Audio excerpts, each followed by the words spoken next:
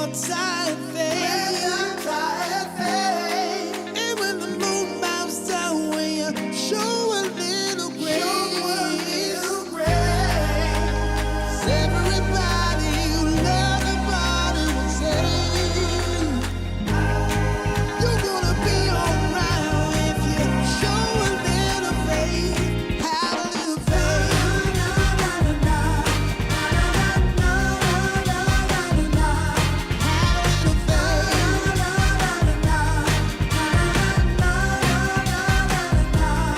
Show a little faith.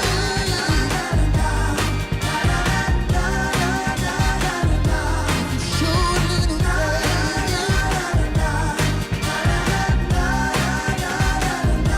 You got to be grateful for what you got. Think it's some more. Gotta be grateful for what you got. Think it's some more. Gotta be grateful for what you got. Think it's some more. Gotta be grateful for what you got. Think it's some more. Get some more. Get some more. Get some more. Get some more. Get some more. Get some more. I said you get some more. Get some more.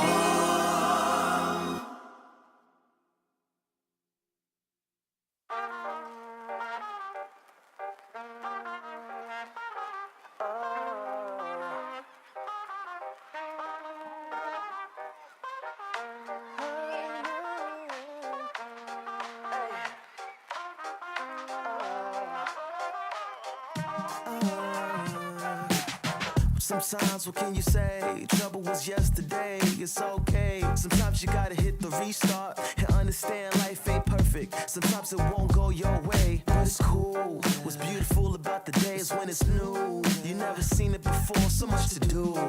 It's all about the timing. Check out the sun, look at the silver lining.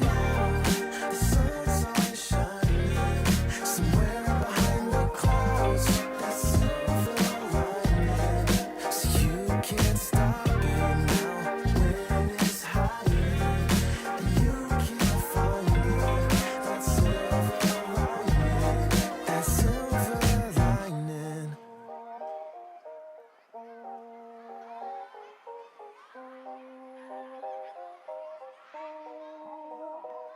I told the black cloud sorry, I can't be bothered. Today I'm feeling like $1 million. Damn, where all these haters come from? Too bad, I'ma just pop my collar, okay? You can't rain on my parade, I'm blowing up like grenades. If life is giving me lemons, I'm selling some lemonade. And keep on smiling, check out the sun, look at the silver lining. The sun's always shining somewhere behind the clouds. That silver lining, so you can't stop it now when it's hiding, and you can't find it. That silver lining, silver lining.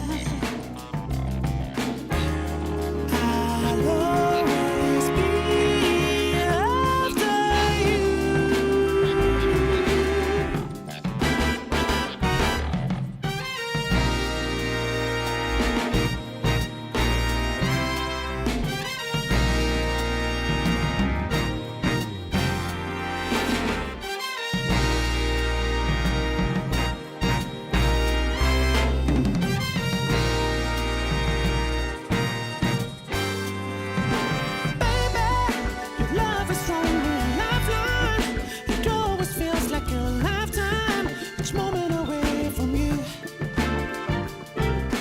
Maybe the time will make us too merry, being so necessary to solve some issues with love. Baby, I wanna feel your sunrise. Never give up, 'cause it's alright every time I'm with you.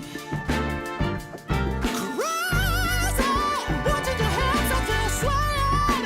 Hear what my body is saying. I know that you wanted it too.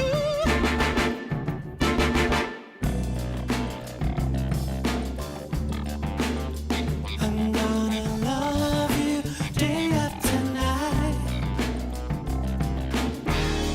I'll always be after you.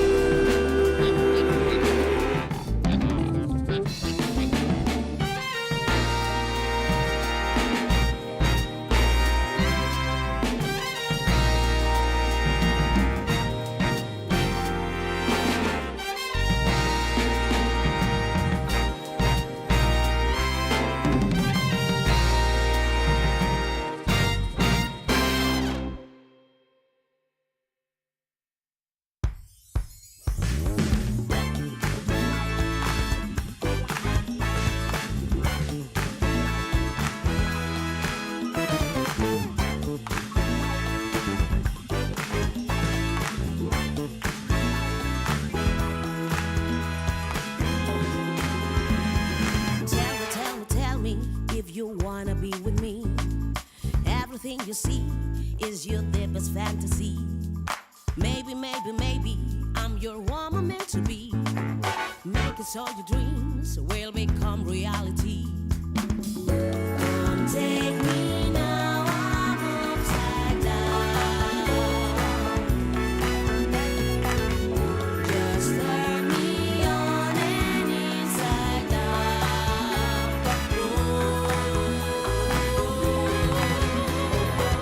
Get in me, all I see. Make me part of your fantasy. Your transgression, your obsession, that is all I want to be. Let me be your goddess and your queen. Everything I do, gonna make your body scream. Get me, like I got you so beguiled. Open up our souls, or the sides running wild. Take me now, I'm upside down. Just turn me on and inside out.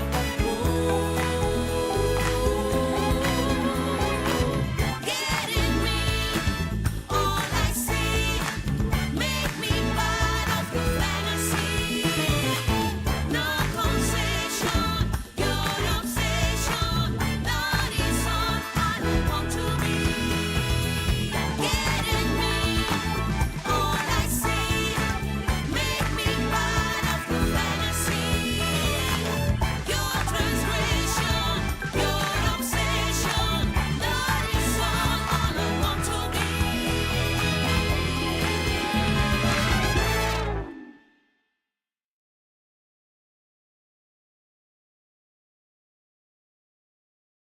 Welcome back to the Golden Spatula Cup, #1 in Inkborn Fables. All right, I'm watching this front line start melting, and I'm a little bit concerned, but the Teemo still firing away, throwing those mushrooms into the back line. Kaisa gets taken out, and oh no, Lokoko might not make it. He's fine. It's Messiah Lokoko, saves him. Nigeria. Yeah, how can you doubt the ghost, Coco? I need to do some meditation to stop having a heart attack here. What are you feeling like right now? I'm feeling amazing. It is good to finally win a JC. I've been here since the beginning of Rising Legend. So yeah, amazing. I'm Lekoko, I'm 25 years old, I'm living in France, I'm a TFT pro player for Gentleman. It was a friend of mine who told me, hey, look at this game, we were playing League of Legends at that time, and at the beginning I was like, not interested, and when I played it, I was like, oh my god, the best game ever, and I'm here now. I've been asked to ask you about cats. What do you love about cats? It's my favorite pet, and I have 5 cats at home, so yeah, I love cats. You having 5 cats is saying enough by itself, honestly. Sandra falls. Looks like that's going to be all she wrote. That Kane doing so much. And Volta, top of the lobby. This may be the end of the greatest friendship we've seen in TFT as the Aurelia is taking down that Edge of Night, like you said, David, doing so much. Able to take down the backline, and double 61 takes the lobby. You know, we're always excited about having more representation, but we kind of cannot ignore the French in the room being just absolutely dominant and everywhere once again. I think our secret is we have an amazing esports scene, and we have a lot of study group. I work with Double 61, Candies, US, Hardball, and so my job mostly is to gather data, bring us like what's the best optimization for this comp, what's best amount.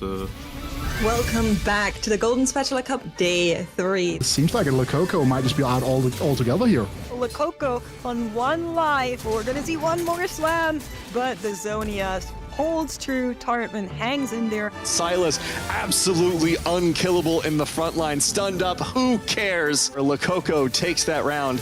This will be our 8 players competing for the title here. Oh no, Mordog, why? This weekend, we're getting Kane.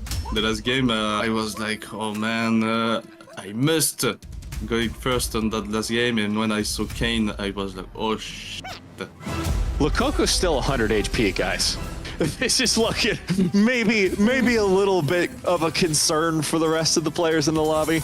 They need to start doing damage to him. A fully upgraded Kane trying to move through these stages here. The healing maybe comes through, but it's not enough. We can see that Dryad composition, and Lococo even moved out his strongest board, just tossing the Odirs in there, knowing that it was the last round of the game and there's no way he can be unseated. Your current position is your final placement, and Lococo taking that entire game. It's our pleasure to formally announce you as the GSC1 champion for Inkborn Fables. I would like to thank, well, first of all, the TFT community, who is really amazing, my studio group, Gentlemates, fans, and Gentlemates, of course, and of course, my family and my girlfriend who are supporting me since the beginning, so to them.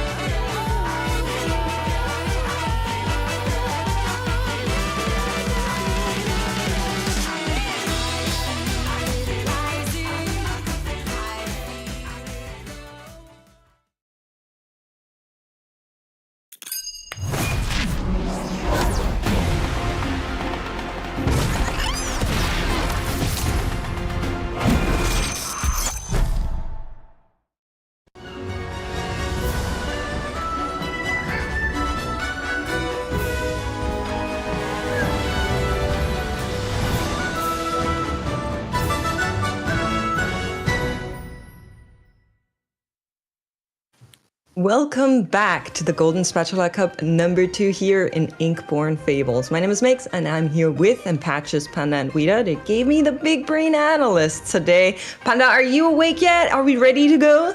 I'm awake. We're starting an hour early, but that does not stop me because I, of course, am a civilized human being that wakes up at 9 a.m. Right, Bakes? You are. I'm not. Wita, you already went and did your chores today, I heard. How's the status? Are we prepared for this amazing final day? I mean, I'm looking for this. I would say I'm about as prepared as I can come. We don't really know what's coming up here very shortly, but I think that we have a great day of action coming your way in terms of the TFT that's going to be on display here. Well, you're already getting a little bit ahead of ourselves here. Teasing our chat what we're going to be having in store later for them, but why don't you give them the rundown of today's journey, Wita? Yes, we're going to be starting with some player interviews here. We're going to have Shircane and Kubixon, another special guest that is currently not on this graphic, so keep an eye out for them. Then we're going to be highlighting some of the players to watch here. There's going to be Vigos, it's going to be Slark, it's going to be Kubixon, and then we have the favorite segment here. We're going to have the meta talks coming up, and as well, keep in mind that the Madrid watch party is now available to get your tickets for that, so keep an eye out for those as well. Absolutely right. Now, what you also need to keep an eye out for is all the crazy competition that has been happening in the last 2 days. You were both here yesterday, but I'll go to you first, Panda. Anything that kind of stood out to you from the games we saw yesterday? Don't say Yorick. Okay. It has to be Lee Sin, I think. We saw 3 games in a row where Lee Sin just dominated the rest of the field. Jules' comp has been incredibly strong, so many different ways to play it. So I think that's really the big part of what that and Hero Augments really were, I think, big stars of the show in day 2.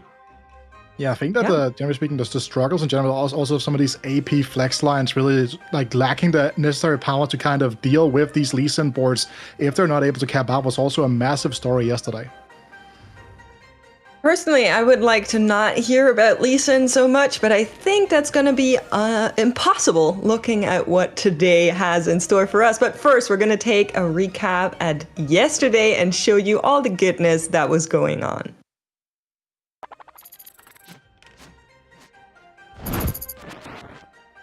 Welcome back to the Golden Spatula Cup number 2 here in Inkborn Fables. My name is still Makes, and I'm here with Niberia and Wita. Now, I hope you guys came prepared. Matt, how are the scones looking? Are we prepared? Do we have them lined up? Are you nutriated enough? We're running low, Makes. I have. No! Thank you so much, Niberia. We're ready to go for day number 2 of GSC number 2. I'll be caster number 2, it seems like. Impetuous Panda joined my caster number 1, Morgan. And Morgan, you know what I'm happy we don't have on this caster desk for games 1 and 2? A component tier list, none of that here. So we are saved, and the viewers are saved as well, of course, Morgan. Either way, we're done with component tier list, so why do we not go now into lobby number 1 or lobby 6 in game number 1, if that's the way I can put it. Especially the Ricochets can do enough. The Nautilus, I think, will not be casting one more time at the very least. 10 already coming out from Kevin Polka. He does have a lot of damage being bumped up to the back line of that Morgana, but maybe not enough to kill her. Went down with such a beautiful cast on the Morgana onto the back line, but not enough again. The trick shot. Still alive, but Wukong, the monkey god or king, is squashing the front line, spinning his way to success. Yeah, getting the third cast might not be just in time if the king is able to take her away, but never mind, she's way stronger with the Godbreaker. This crit was massive. A lot of damage to that front line.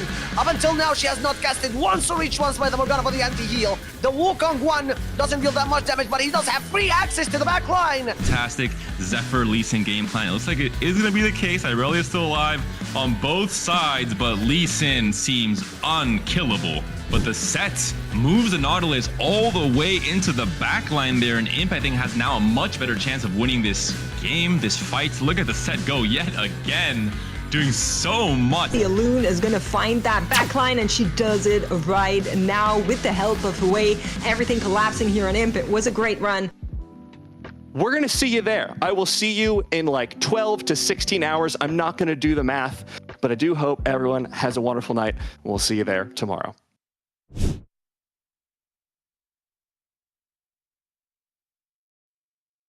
You know, I always enjoy hearing Morgan do these play-by-play casts. He just goes double time and off the rails all the time. It's super, super nice. Not going to be joining us today. Counterfeit is back for day number 3, which I'm also super excited about.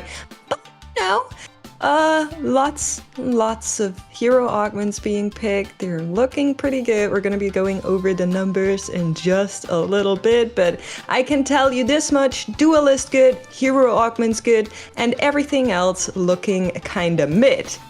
Now, we do have 2 players here with us that absolutely do not look mid at all. They look amazing and are ready to throw the competition under and over today. I think here are Kubixon and Shircane. Hello and welcome to both of you. Thank you for joining us. Yeah, hello. How are you doing? Hello. Hello. We just want to give some background info because I feel not everybody knows all of this. Starting with you, Kubixon, in Runeterra Reforged, you already won a Golden Spatula Cup, the 3rd one. You could tie today with Zaza, our only 2-time Golden Spatula Cup winner. Is that the game plan for today? Yeah, of course. Also, it would mean that I will be first person from Poland to win twice. And exactly. Yeah, that would be nice. So it is my goal for today, for sure. Very good goal. Now, Shircane, I feel like even less people know this. You came 4th in the Reckoning World Championship. You've kind of been at the very top of the mountain before. And recently, it looks like you're ramping, to me at least. Are there any big changes in your approach in the last couple of months? I mean, I play less.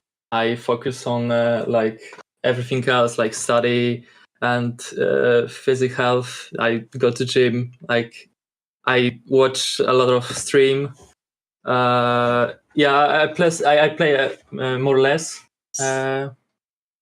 these times. But you research more. You research more. Yeah.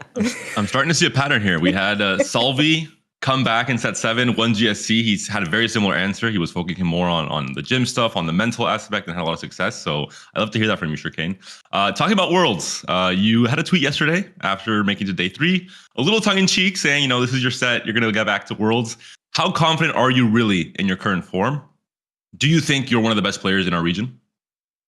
I mean, I don't like meta. This meta, I'm surprised that I made to day 3 because, like I said, I think I have not that good preparation, but yeah, it's my second day 3, so I should be confident. I think I'm still one of the best players, I think, but I wasn't mentioned in your.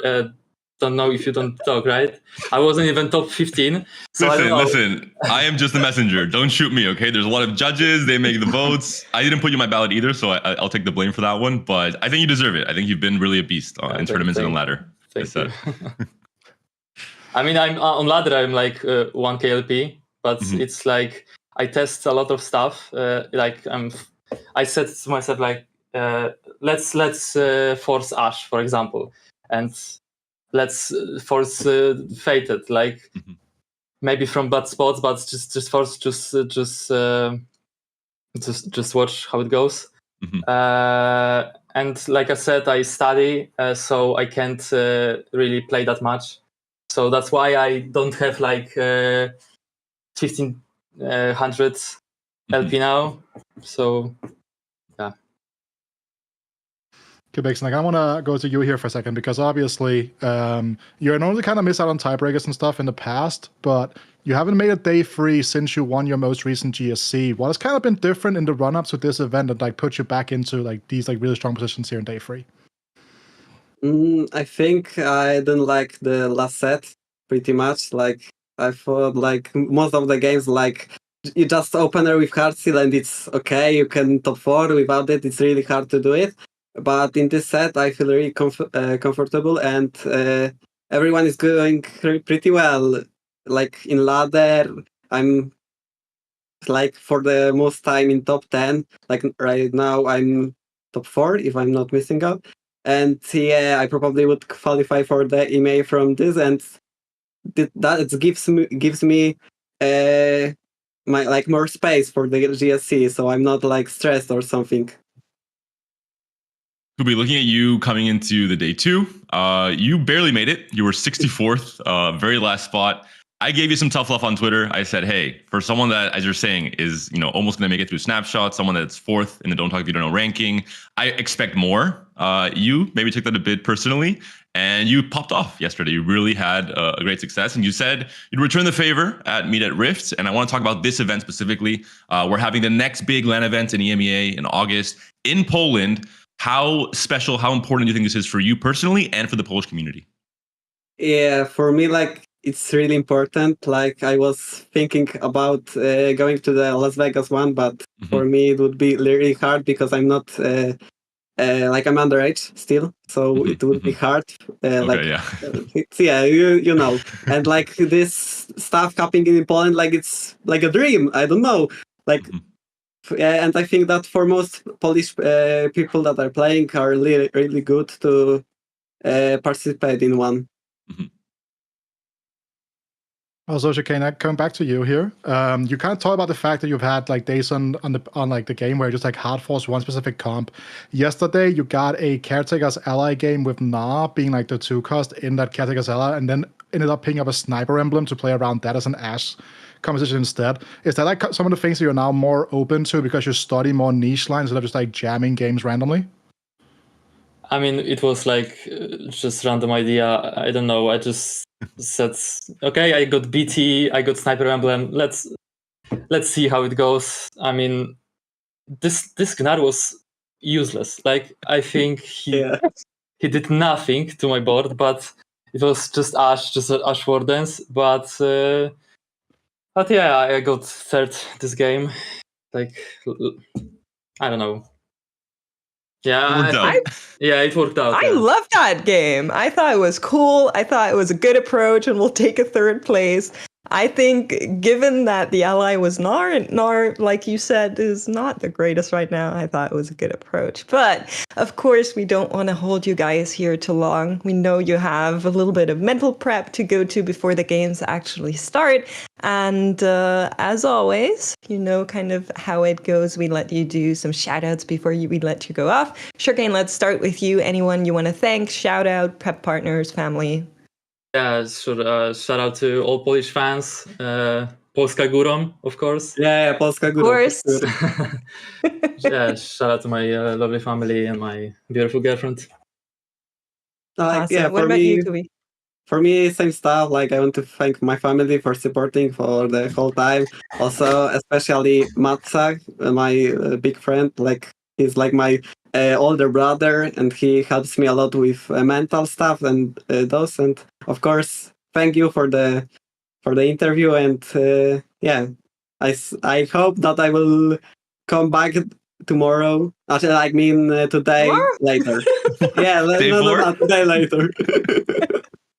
Okay, you seem to have a very different game plan, but we'll see you guys out there. Best of luck on the Convergence today, and we'll be watching. Thank you so much for taking the time to talk to us. Well, maybe we'll see them tomorrow. I don't know. There's a good chance. I love the importance of Polska Górą as a word for the Polish players, because the moment that Shircane said it, Kubixon's like, oh, activated. Oh, Polska Górą. You gotta say I'm still here. There was also like that 1 year with like EU Masters where Pugistar was in the finals. Like Twitter was just Pugistar and Polska Górą for like a week. It was amazing, actually. Like, it's like that way that the Polish scene just like supports each other, whether it's gonna be in any other game or in TFT. It's just absolutely beautiful. I agree. I think that's something we can all take away from that, all the memery and tomfoolery that the Polish community has. But we have our standings ready to take a look at who's actually here today and who got knocked out yesterday. Panda, a lot of big names that we had to say goodbye to. A lot of big names at the bottom, especially French players. We started with 31, I think only 5 in this day 3. So you're seeing already names like Volta, names like Double 61, Kenobi, Yeduzor. Zoro had a great set in set 10, set 11. Unfortunately, on a day 3 for him. So just a lot of big French names and German players as well with Loescher and Salvi. Yeah, and like looking at like how again some other names on this like Orc, for example, right? Who is like not even like he's not even in day 3. We have another Greek player that we're gonna see in just a second here coming through on the graphic, but also something like Shinar, right? His day 3 streak has been broken. Our guy we've seen in back-to-back finals in the most recent GSCs, I believe, right? No longer in with that shot of keeping that streak alive, but And kind of look at the fact that we had a clean 28-point cut yesterday, which I also think was kind of a nice touch to have, so we didn't like have someone tiebreaking out of the situation. So I have to kind of come back here and be a little bit petty because one of my co-casters, starting on Friday, said Spain a greater Germany in terms of player numbers. I said, let's wait for this on Sunday. And here we are, Germany on top, more German players in the competition than Spanish players. Love the Spanish players, don't get me wrong, but I kind of have to correct and contract that statement. Don't I, Panda? All I'm going to say, Makes, is jobs not done. When Safo, Chuso, and Astonishing finish 1-2-3 after game number 7, I'll let you know. I would hope that someone would let me know. But we have more players to highlight today that we do want to talk about. Why don't you start us off? Yeah, we have Vigos here at the top of the standard. So we can see here like a player that's kind of grown up with TFT. You know, as weird as it feels like we're hitting the 5-year anniversary of the game very shortly as well, which is super exciting. For me, a player that I kind of knew about like from the Northern Legends sphere, but the second I saw that he was in Vegas playing there, I kind of noticed the fact that this is the guy that's very serious about the TFT, and now he finds himself in a day free in a GSC and had some pretty good games over the course of the weekend, but as you can see there on the graphics, has been a little bit like reliant on clicking Story Champ and the Midnight Siphon, so I'm excited to see whether or not he's going to be able to keep that up today in this day free. Honestly, I feel like that's its own skill, right? Being able to find those hero augments, we gotta respect it. Game's hard. But what's also hard is Zono Gesang's day-to-day, apparently. Yesterday in the interview, he told us he only sleeps 4 hours each night. I'm sorry, I have to repeat that. That's such a crazy stat to me. And to him, that's part of his success. So maybe there's something to it. Maybe I should try sleeping less, apparently, to get better in TFT. Other than that, I don't think I need to tell you more about him. He's one of the most known EMEA players, and it seems to be that he's in great shape at the moment. And Kubixon, we saw and heard a lot from him already in the interview, but just in case you're living under a rock, this is one of the premier Polish players, was Polish champion at just 16 years of age, and is still, relatively young compared to the rest of the field, but that does not stop him. He has so much experience competing at the highest level. He's an absolute beast on ladder, and he's showcasing that in tournament as well. So I think it really might be a second GSC for Kubixon if he brings his A game today. Well, in that little graphic text, it also says Canvas is the only other player that could get 2 Golden Spatula Cup wins today. Now, I will say Canvas messaged me on Instagram and said, please don't jinx me. So, so far, I've been doing good, and I will keep it that way. We'll be talking to a different player in our next interview.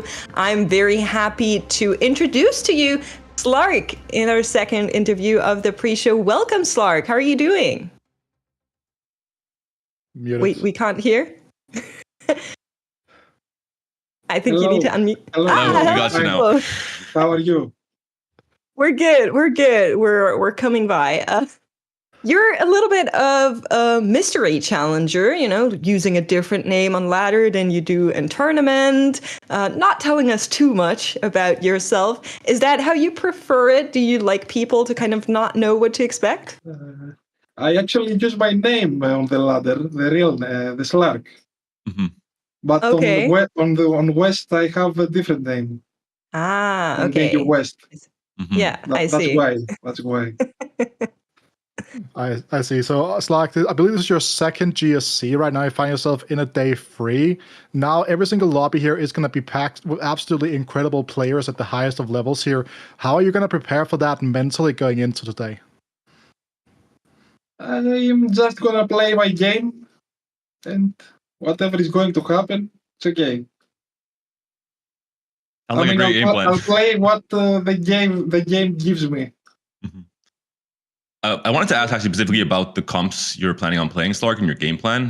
You're mentioning you're playing flexibly. From what I noticed, the comps you played in day 1 and 2, no AD comps whatsoever. You are avoiding Ashe, you're avoiding Kai'Sa, you're playing mostly AP and finding a lot of success with Zyra and with Lilia. Is this just what the game's giving you? Was this your plan from day 1 to play mostly AP? No, the exactly opposite. Because all the week I was playing duelists. Okay. Like forcing duelists. And is that the plan today?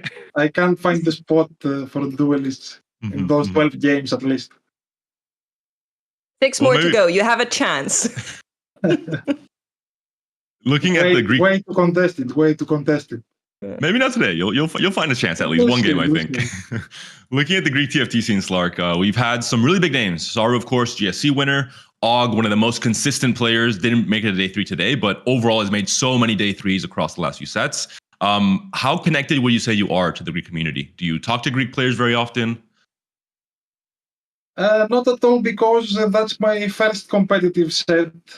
Okay. I played a little bit set 10 and set 8. Okay. And this set I'm playing seriously. And so after now this I tournament, start making communications and talk and stuff like that. I was gonna say, after making day 3, I think now you have the reputation to start, reaching out to top players and maybe discussing the game more and trying to use that as a way to improve in the future and become one of the Greek players for the next few sets as well. Yeah, why not?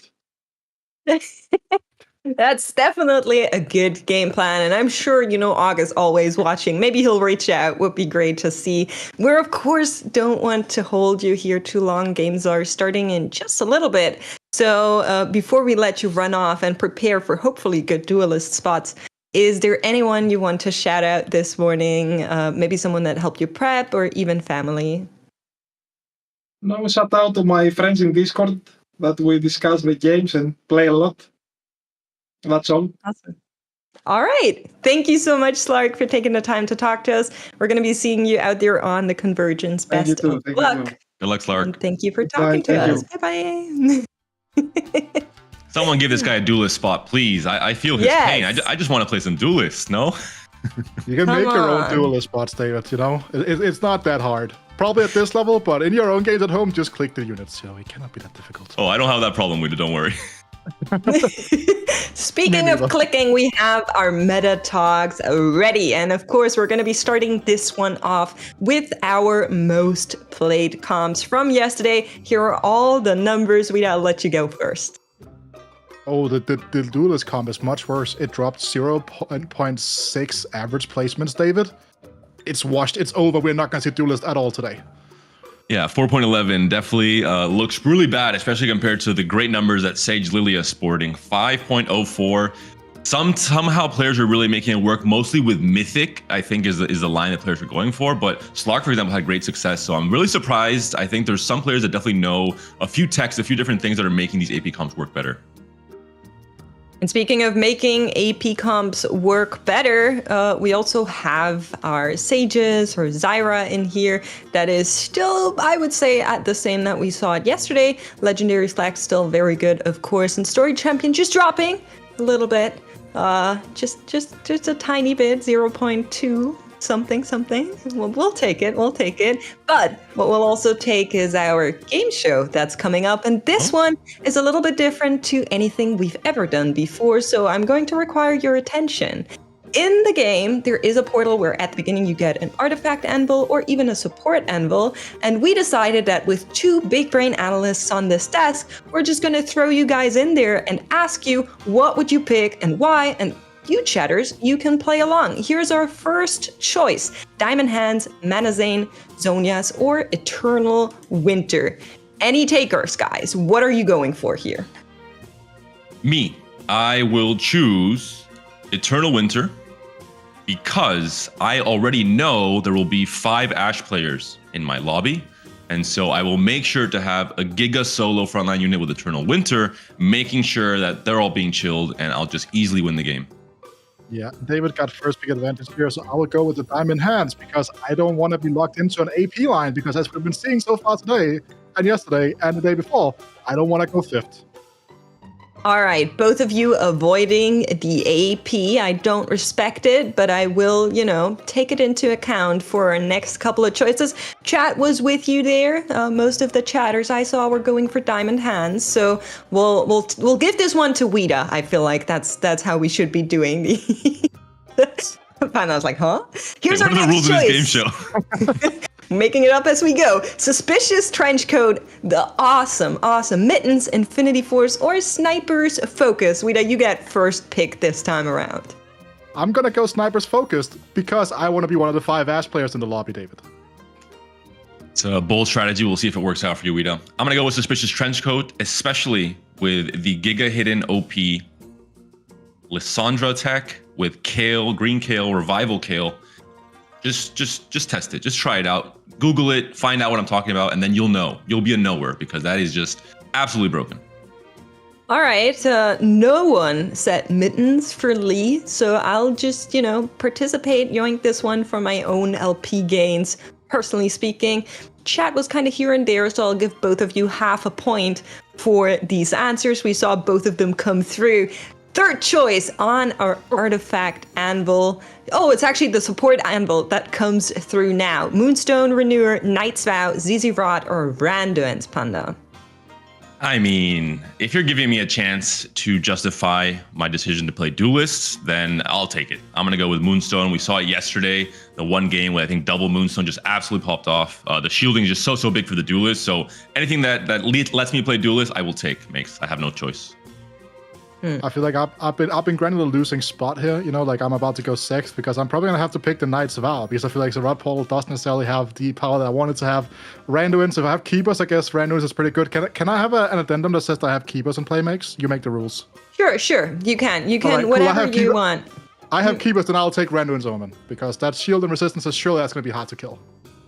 All right, I will, however, give this point to David, tying you both on 1.5 points. As chat mostly said Moonstone Renewer instead of Randuin's with Keeper. It's just a little bit more niche to actually put out there.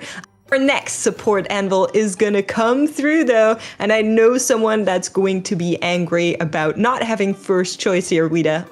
You get the first pick of the litter. I'm pretty sure I'm gonna throw this game away right here, right now, because I'm an enjoyer of the Virtue of the Martyr. I think it's a really fun item for me personally. Like, I really like this item being in the game, so I'm just gonna go Virtue of the Martyr. All right. I'm gonna go with Obsidian Cleaver. The importance, of course, of Shred and Sunder cannot be overstated in TFT, so I'm just playing it by the book, getting that early Shred and Sunder to carry my stage 2 and 3, and then I'll just find Aurelia on stage 4, so no problem. Easy, right? Easy. All right. I think none of you get a point here. Maybe we give both of you half a point. Chet wasn't really sure on where they want to go with this one. Last chance for you to win this game. Our 5th anvil coming through. We're back to the artifacts. We got a couple of spicy ones. Trickster's Glass, Spectral Cutlass, Corrupt Vampiric Scepter, and Prowler's Claw. David.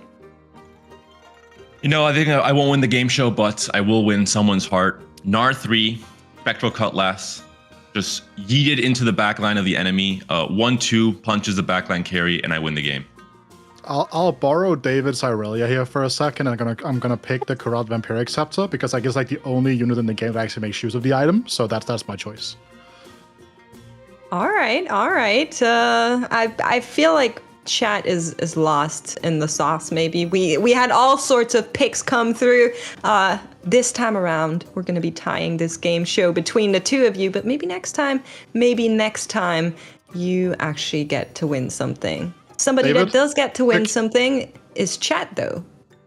No. I'll take the tie. We're not doing that. We're going to be going to our Twitter contest here, and you actually have to tell us why you think a certain player is going to win, and write that in the comments over there on Twitter, and make it creative and fun, and you might just win a couple of X. Yeah, nodding all around the desk. We're very quick here today. We also have, of course, our co-streamers, as always, if you want to check out different languages.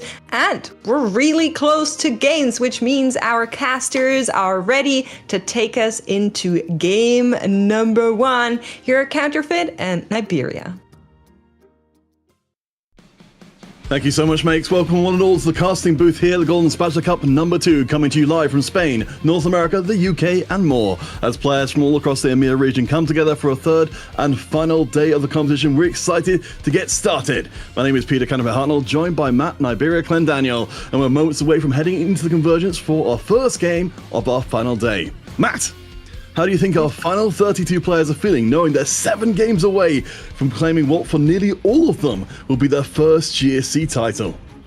I mean, I think it depends on how you're coming in and how you're looking at the scene as a whole, right?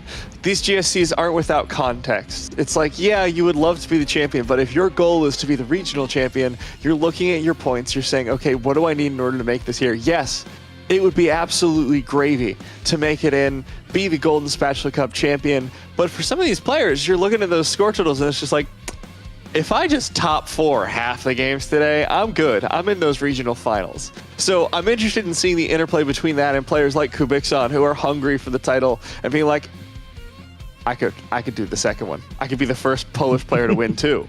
And also, it was very cute. He was like, it's the first Polish player to win too. I'm like, dude, it's the second player ever to win too. Like, that's huge. The important part was the Polish player. I get it. Like, every single one of our Polish players love to represent the region, and for good reason. Earlier in the day yesterday, we had 60% Polish players in the top 10, which was quite the statistic. I'll just put it that way. No, absolutely. I mean, coming in today, I'm so glad we had the 2 Polish players on interview, because I think this may be the first time in Rising Legends we've had the biggest represented country in our third day be Poland, as opposed to, the more traditional France, who've normally, and in this one, France came in with 31 players, but they're still not the most represented country in day 3. Yeah, they were sitting on a quarter of the representatives in day number 1.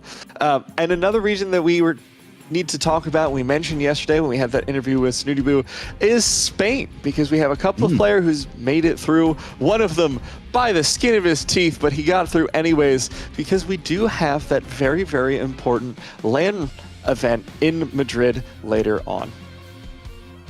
Well, absolutely. You can see on screen from July 12th to 14th, and will be well covered by the co-streamers and players at the event. La Arena Esports. Definitely do go and check that one out. Honestly, the chance to get in and be able to be around other TFT players, or other TFT players, other TFT streamers, and TFT fans to see big events like this is one that comes up very rarely. So I definitely recommend you take advantage of it.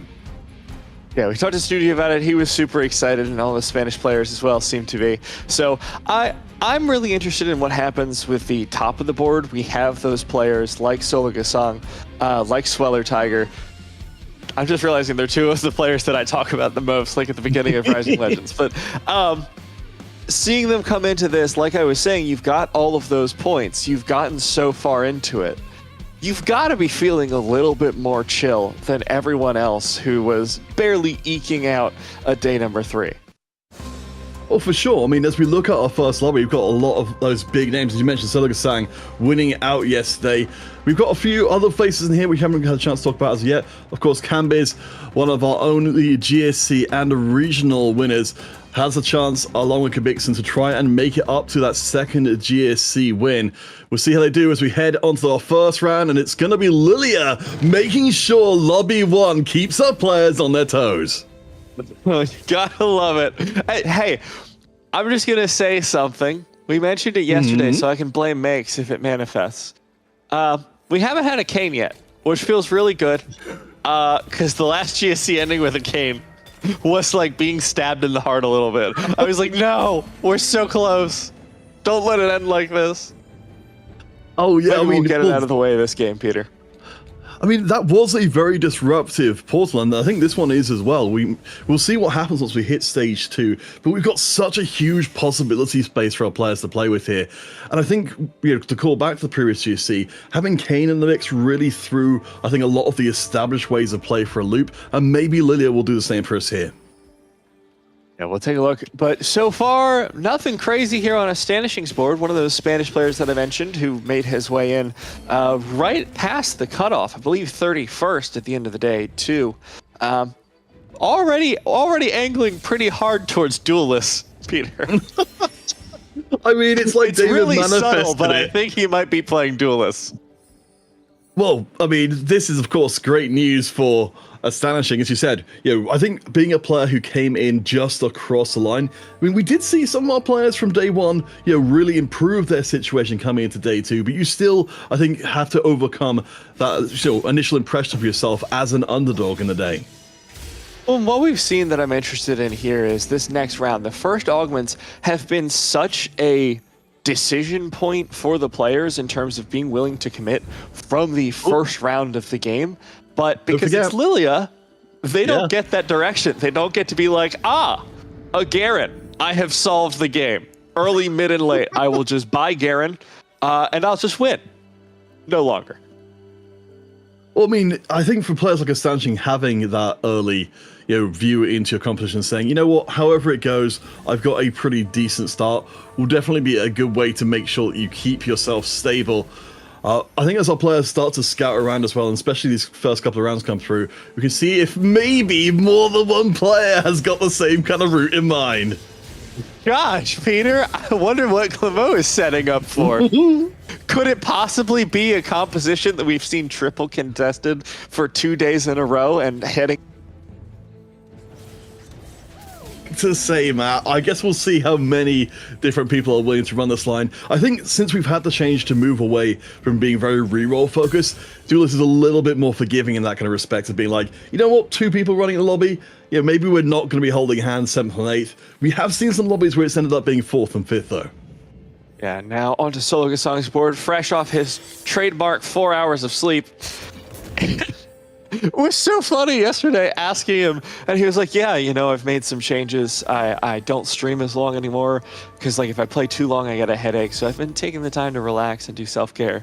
And then not 60 seconds later, he's like, yeah, I sleep 4 or 5 hours a night. It's like, dude. I mean, who's to say how little he was sleeping before that point? True. Maybe he just wasn't sleeping before. 20-minute nap every 2 days. I think that's the thing. Once you feel like you've got a handle on TFT, you want to make sure it stays in your mind. So maybe that's a way to make sure it happens. But I think as was being discussed on the desk before, I'm actually kind of gratified to see that a lot of our players are taking a more holistic approach to TFT player health now, of being like, it's not just about grinding as much as possible. It's about taking care of yourself, making sure you've got the focus that you need to be able to survive through a 3-day tournament like this, especially a 3-day tournament. In this case, it's got 7 games as part of the final day.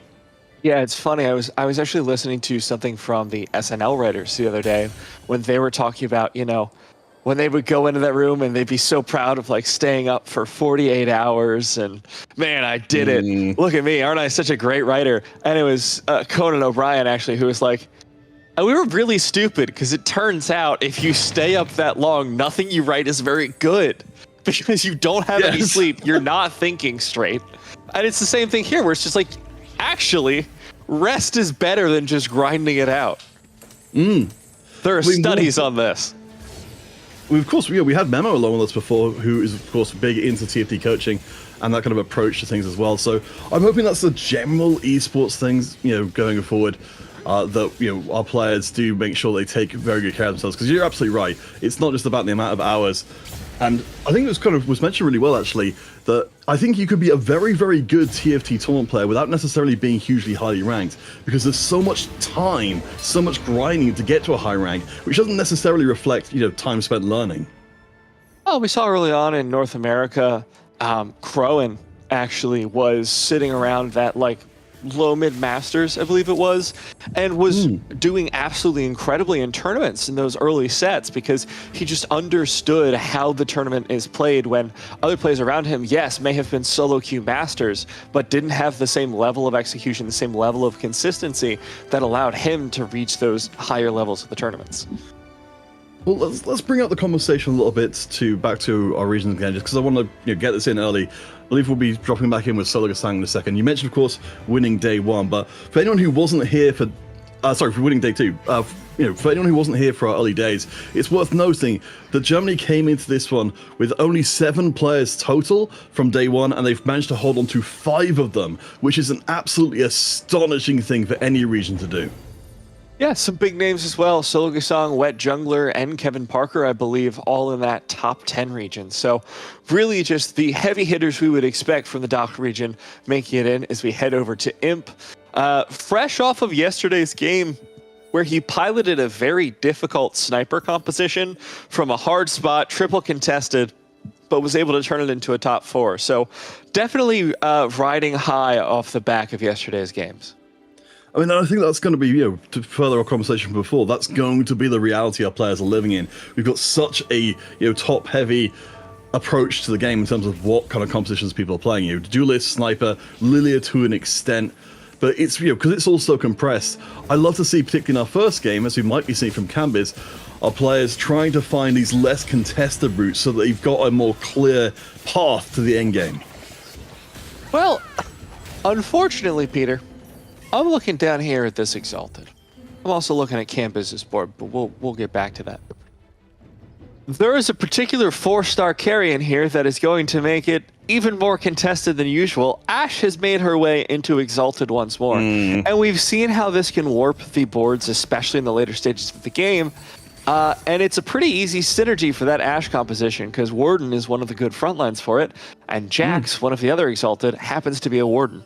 So there are opportunities for that Ashe composition to take advantage of Exalted, which I expect to raise the stock just a little bit. Oh, for sure. No, I have to imagine, the Ashe, Thresh, and Jax together would make a very, very powerful combination. But again, people are going to be very aware of that. Bringing us focus to Kambiz for a second.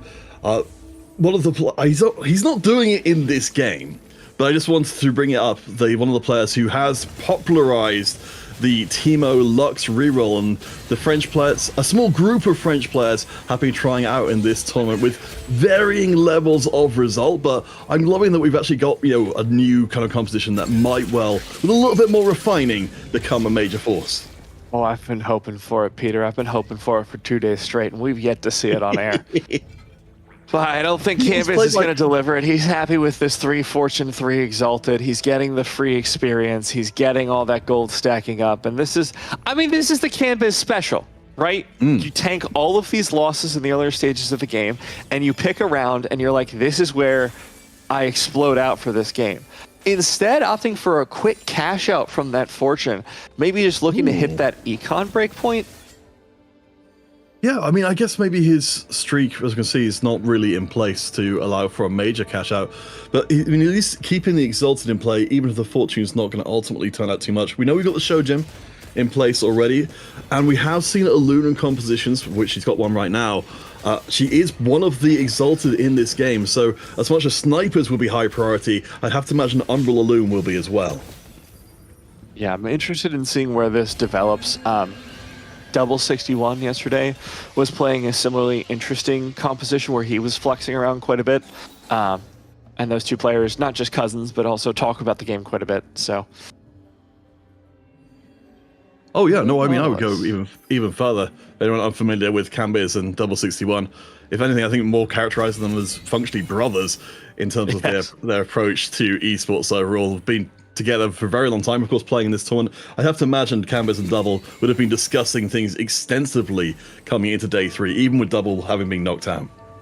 Yeah, Double had some really cool plays, in case anyone missed it, with Golden Remover that really raised my stock on the item, because he was able to just do these rapid pivots around with great success. And Kambiz has been doing those pivots without the remover, so has been swapping units in and out. And we're going to see him take another loss here to Astonishing, who's got an interesting setup. Already set up with that Ink Shadow, but some AP heavy items with 2 healthy in the back. That's really interesting. So, yeah, we're 2 healthy. We've got a couple of players with 2 healthy in this lobby. Yeah, it could be the Teemo Lux. We've certainly seen a lot of Zyra as well be very popular around that 2-cost space. I think it's just, as much as we were in a place where everything was 4-cost before, I think our 2 costs at the moment are pulling a lot of weight for a lot of people. Yeah, absolutely. Travis here, more on the... Oh, well, there's a Lux, there's a Teemo. I'm just saying, we're just going to leave it there. I will say I have never seen anyone signaling Silas harder than this before with those items on the Alawi. Like, this is just scribble Silas over on top and you figured out his mid-late board.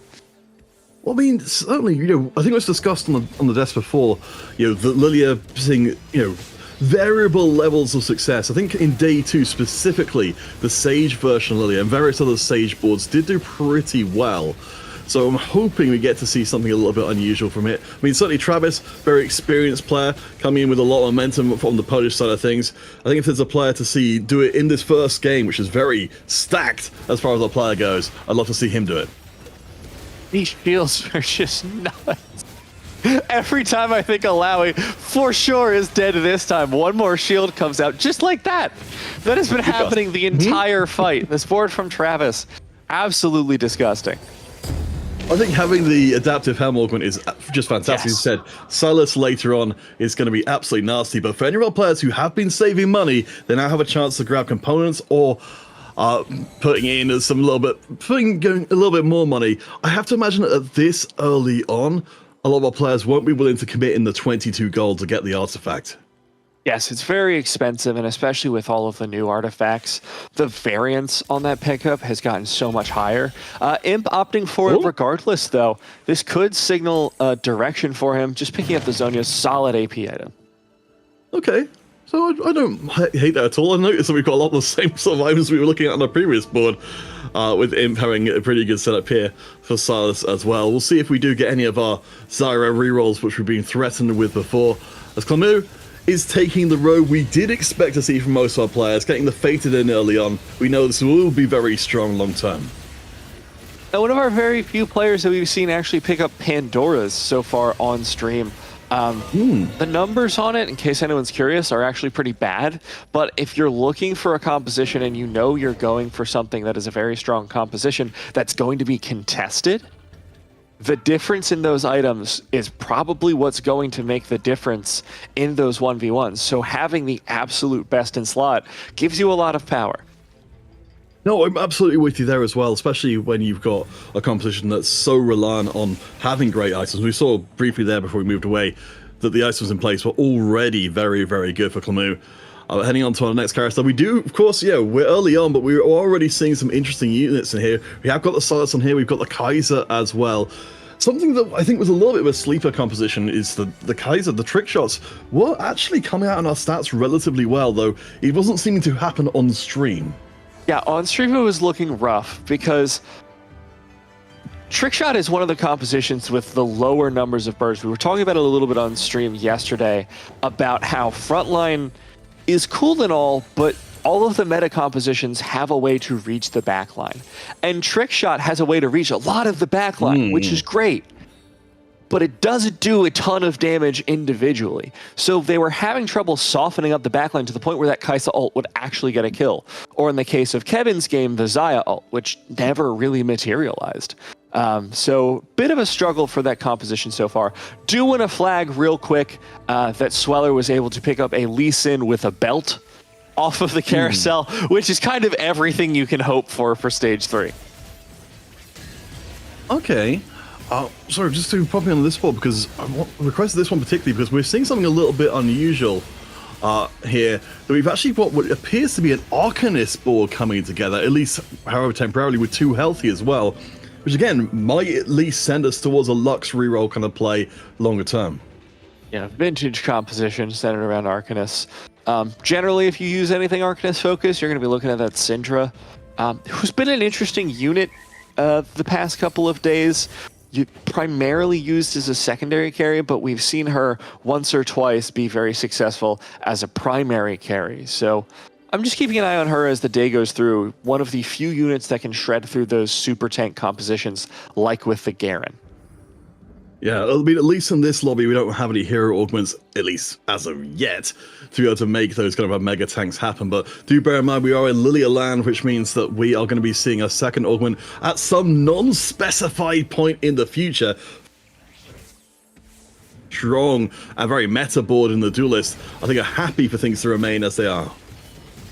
I'm taking a look at the scoreboards, and you can see Sologasang full streaking all the way through stage number 3. Potentially into stage 4, depending on how his current round goes. And Swellers, with that Lee Sin, going a lot better. Crazy how that works.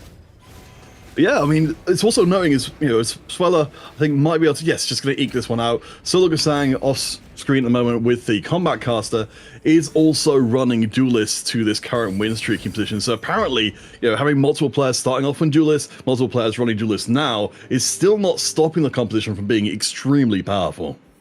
We've seen it contested multiple ways and make it into the top 4. I mean, the final game yesterday was 2 duelist compositions, one fine vintage, one not. So it can theoretically support 2 players, but what we've seen be the difference maker is either combat augments or just hitting the Lee Sin first. Because we did see one duelist composition outperform the other on just an Aurelia one and a Lee Sin one because of the combat augments that were available. No, I'm fully expecting that to be the case. Is we look at stage 4 and we say, well, I think there must be some mistake. Who did away with all our augments? Yeah, this is... We're just playing on the portal that removes augments. Like, that's what's going on here. So, some of these players might not make it to the second augment of the game. It is very realistic that Canvas might not make it to get a second augment, especially because he's had to slam these items on a Zoe 1, he's still on that Fortune, still hasn't made his cash out, and only has 41 HP to work with. Fortune 5 is going to help, but it doesn't solve the problem. No, it I guess at least it does. You know, we saw Canvas on here before coming back out of Fortune and now back into Fortune again. At least he's got the HP coming in, but he is dropping low, sub 30 HP. Remember, one of the players with a chance to get his second GSC title, one of only 2 in the entire tournament remaining. He's taking a big risk here, but that does tend to be the KC style. The cash out will come, 3 components. Not exactly everything he's looking for, but knows that he needs to cash out. He's been prepping this Umbral composition on his bench for quite a while. Able to find a Hui, no less, which is going to help him quite a bit. He's got good items for him. The Shojin plus the Morello. Best in slot for that legendary unit. Oh, gosh. Potentially not going to run him, though. It's got to be so tempting, though. I guess if Canvas was in a better HP position, he could maybe drop some board strength for, you know, inevitability. But I think there's maybe more of a need to just get things online right now. So we've got ourselves a Teemo who's going to be doing Magic Shred duty whilst leaving a 3rd spot for Alun to get a little bit stronger. It looks like it was the right move for Canvas, because even if, you know, however this round goes, at least Canvas isn't bleeding HP en masse anymore. Yeah, those losses were pretty big, and if he can just make it like 1 unit loss or a victory, his health is slowly going to go back up. Actually, he slotted out Fortune 5, so he's stuck. But he has enough to take about 2 more losses, so a healthy enough pool for this stage of the game. And speaking of health, we have got Mosh, who is MO6, just above on the scoreboard. Mosh is barely above on HP, and I have to imagine hasn't got the same benefit of having the Fortune cash out, so at least that gives an obvious target for Canvas to try and leap over. Look at the rest of the scoreboard. Solo is no longer completely untouched in this lobby, but we've still got a good amount of HP across most of the rest of the players. I'm interested here. Canvas was looking to clone the Lilia for a moment, decided to not go down that Mythic Pass because it was open to him. He has the items that work for it, but deciding that he just wants to stick down this Umbral route against a very powerful Lee Sin from Zbrojson on that duelist composition, as we mentioned earlier. Well, I think the thing you brought up earlier, Matt, which is really crucial in this kind of situation, is Canvas doesn't have a great way of dealing with a single big carry. We've seen this, with the Lee Sin. We'll see it with any hero augment champions which come through. You need to have, I think ideally for Canvas, we're finding maybe a Rod on the next carousel to get an Archangels in place that gives you kind of the ability to deal with these Omega units.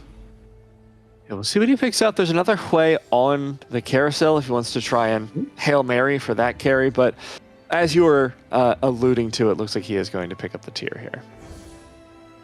Oh, okay, interesting. We'll see what happens for that longer term. Notable as well, a little further up on the table, as we'll keep our eye out for Canvas. Imp, fellow Frenchman, doing a pretty damn good job right now, has actually managed to lock down the Zyra reroll composition, which we saw briefly before, and is on a tear up the lobby. Well, Moshnia going for the rare Infinity Edge on an AP unit. It's not as bad as it used to be. You do get that crit on spell, and you do get that additional damage, so it's not the worst, but generally not a sign of a player who's feeling confident about their spot. This is fascinating. So this is the 2 healthy ball from before, which we thought might turn it into a Lux reroll. It looks like, I think much like it was for Canvas, the situation has become a little out of control. So all we've really got is a bunch of extra HP on the front line. and maybe that's enough to buy time for Syndra to scale up and get the job done. I mean, we'll see. This is Travis's board with that fully adapted Sylas in the front line, doing a pretty good job of tanking all of these Syndra ults. Has taken 4 in a row now before falling. But Travis just doesn't have any backline damage, it looks like. Just relying on that Morgana and the Zyra, neither of which have done particularly anything for him, really. No, I imagine maybe if we see the Morgana starting to get more itemized, that'll be more of a problem. But this is kind of interesting because in this lobby, at least, I don't believe we're seeing very much in the way of, more backline focused things we were talking about before. I don't believe there's any Lilia players as of yet to help sort of punish backliners and force them to build, either more tanky or more, some sort of healing item to avoid getting sniped. No, Kivas here has a pretty decent setup. Like, he's got the units that he wants, he just doesn't have them 2-star. He's got very strong units, very little synergy. But running up against Moshnia, he might have a chance. That board was not particularly impressive when we just saw it the round prior. And this Sylas 2 is doing quite a bit of damage to this front line. Yeah, we can see it's getting through pretty quickly. At least we do have a Lune able to access the backline eventually. Once the front line starts to get a little bit more disrupted, you can see that she starts to get the hits in. But unfortunately, I think the damage isn't... No, eat my words. Kambiz stays alive, managing to push Moshnia down. These two are fighting tooth and nail to not be the first one out. Literally, it was just that ult timing from Aurelia. One more auto, Kambiz would have gone down. But that burst was able to take Syndra low enough that Alune's spell actually had the execute. So, really, really fortunate timing there for Kambiz, but he is holding on by a thread at this point. Yeah, it's not looking good at all. We can see them side by side against each other. I think there's a little bit of reorganization going on from Kambiz's side of things. Do bear in mind, of course, we are heading into Stage 5. We still do not know where our other 2 augments are going to end up landing, because Lilia has been making us be very patient in this game. It's the TFT version of Where's Wally? Just hunting down. There we go! There's Wally. I'd also like you to look, Peter. Can you read through the graphic where our next augment is? Oh my gosh. I wonder if this is actually the furthest that the game will allow you to push augments in the game. So back-to-back augments. For any of our players who are, say, on low HP, they're now going to have to deal with potentially vastly stronger boards coming in. Just one more round. I'm interested to see what Moshnia picks up, because he did have the opportunity to just get some raw gold for a last-minute roll. Did not take it. We see Travis did get Dynamic Duo. I'll be interested in seeing... Hold on. That's a Ribbon 3. Yes! I'll take it, man. I've been waiting for a Ribbon carry for ages. I want to see what she's able to cook with. I mean, she's got Thieves' Gloves, but yeah, much more buff than she was before. So Imp will be taking that one. We'll just try and keep track of where everything is. So Kambiz on the right-hand side has 1 life remaining. This is a Zyra board from Imp that's been tearing up the lobby. But it's looking like the damage is just creeping in. And as Annie left in, the Zhonya's ticks through. 1 more cast. It's not going to be good enough, Kambiz. You can see it's extremely... I think it's going to be just relieved... relief to have made it through the round, because we have had our first elimination. Moshnia is out of there. Kambiz at least secures the 7th. He needs combat power. There's no question about it. You just take whatever gives you the most power immediately. Going for that magic wand, AP across everyone on the board, it is good for literally every unit in the game. So this should give Kambiz a relatively decent spike in power. So we move up to Astonishing, who has quietly been dominating the lobby for the last couple of rounds. Yeah, Astonishing, making good use of the... It's kind of interesting because we've got a Zoe-Zyra combination we'll be seeing in just a second, but it's not, as far as I can tell, well, I guess we'll get to see when we see the bench. I don't know how close we are to getting these up to 3-star. It looks like not really at all, but it's still working extremely well. This has been something that I've been dealing with the last couple of days. It's just like, my idea of board strength is sometimes so wrong. I would expect this board to not be doing fantastically into this lobby, but here we can see that he's on a 6-round win streak and running into that hopefully terrifying Riven. I'm curious to see how it's going. So far, so good, as that Zyra is just able to free fire into Astonishing's backline. So there goes the 6-round win streak. I think I figured out how it's been streaking so long. Didn't run into Imp. I mean, if we are going to be seeing a Lilia board in this lobby, I would expect Astonishing to be the one who make it in there, because yeah, we can't hit the 3 stars anymore, but this itemization is pretty transferable. Clémo is going to have to make the hard decision to get the Ashe 2 online. We've now got 3 players on a single life. We're really starting to see people drop here very likely soon. That was the right choice here for Clémo. You know, that Ashe 2 is such a huge power spike. So we'll see how the matchup goes. Like you said, we got 3 people on single digits, so could even run into our top 4 this very round. For Dan Clémo, who has run into Astonishing once more. All right, I mean, maybe this is a chance. You see Clémo just taking the moment. They're kind of, you know, here in day 3, I think we're going to be seeing a lot of these as the day goes forward. That little hold breath moment where you say, is this the moment where my day turns into a really hard day where I have to climb up after a bad first result, or can I squeak my way through to a couple more points? The Ashe 2 is doing her work, and I think, yeah, against a non-3-star backline, Clémo has managed to make it across the line, but Cambis has not. He goes out and he will be in 6th. I'm going to be honest, Peter, from Cambis' spot, I'm taking that 6. I am celebrating that 6. He did not find a strong enough cash out, and that fortune didn't find a strong enough roll down. He was in a dire spot for a little bit, but able to pilot his way safely to 6th place. You take that win. Drivers, Cat Meow Meow from Poland also going out in the same round, trying to run a more Sage-centric board. Did have a Morgana too, but yeah, I think it was pointing out before, the augments for Travis also betraying a bit of a sense of desperation there as the power comes in spades. Clémo, you noted right back at the beginning of the game, picking up that Pandora's, making sure the items were exactly what he was looking for. Hopefully they'll be good enough to get him into top 4. Yeah, what he needed was a strong front line that can't easily be taken down. That's going to be satisfied by the Ornn. And then he's just been able to, I believe, find these items for a set, which are pretty strong. That Bloodthirster is going to do a lot of work. And if that set ever gets to a set 2, it's going to be pretty damn menacing. We'll see how it does up against the duelist, Ghost Duelist board here. You see the Ashe is going straight onto Lee Sin. She's not the best at doing a single target damage, especially against a unit that has the Bloodthirster and the fully stacked Titans as well. I mean, he's just able to roll up the side line there, and I think it's going to be very tight. I think the Tristana as well, being a secondary damage source, means Clémo, that's going to be disappointing. Sweller taking a loss in the previous round, but that means our top 4 is secured. Yeah, Sologasong, Imp, Astonishing, and Sweller all going to make it into the higher half of the lobby as we move over to see Solo's board has picked up that Tristana 3 we saw a couple of rounds ago. Deciding what to do with the rest of the rolls. Doesn't quite have enough gold to push for level 9, but not under enough threat to really worry about rolling just yet.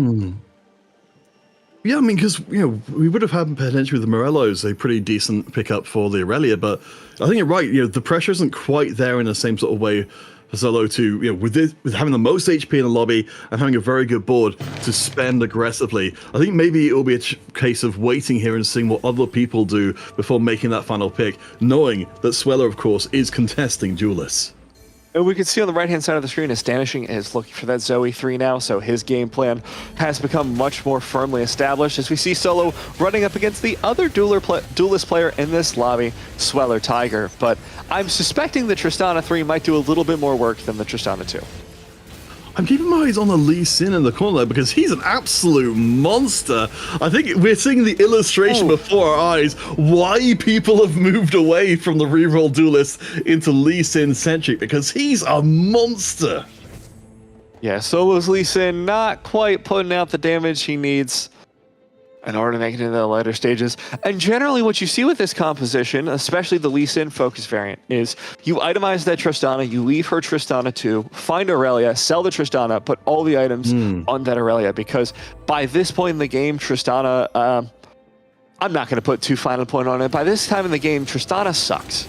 because she has to jump forward into combat, which means she starts getting, secondary splash damage, but she does that throughout most of the game. Her damage just starts to fall off. She doesn't have safe access to the back line, so she's usually focusing that front line, and Aurelia just does the things the duelist composition needs so much better.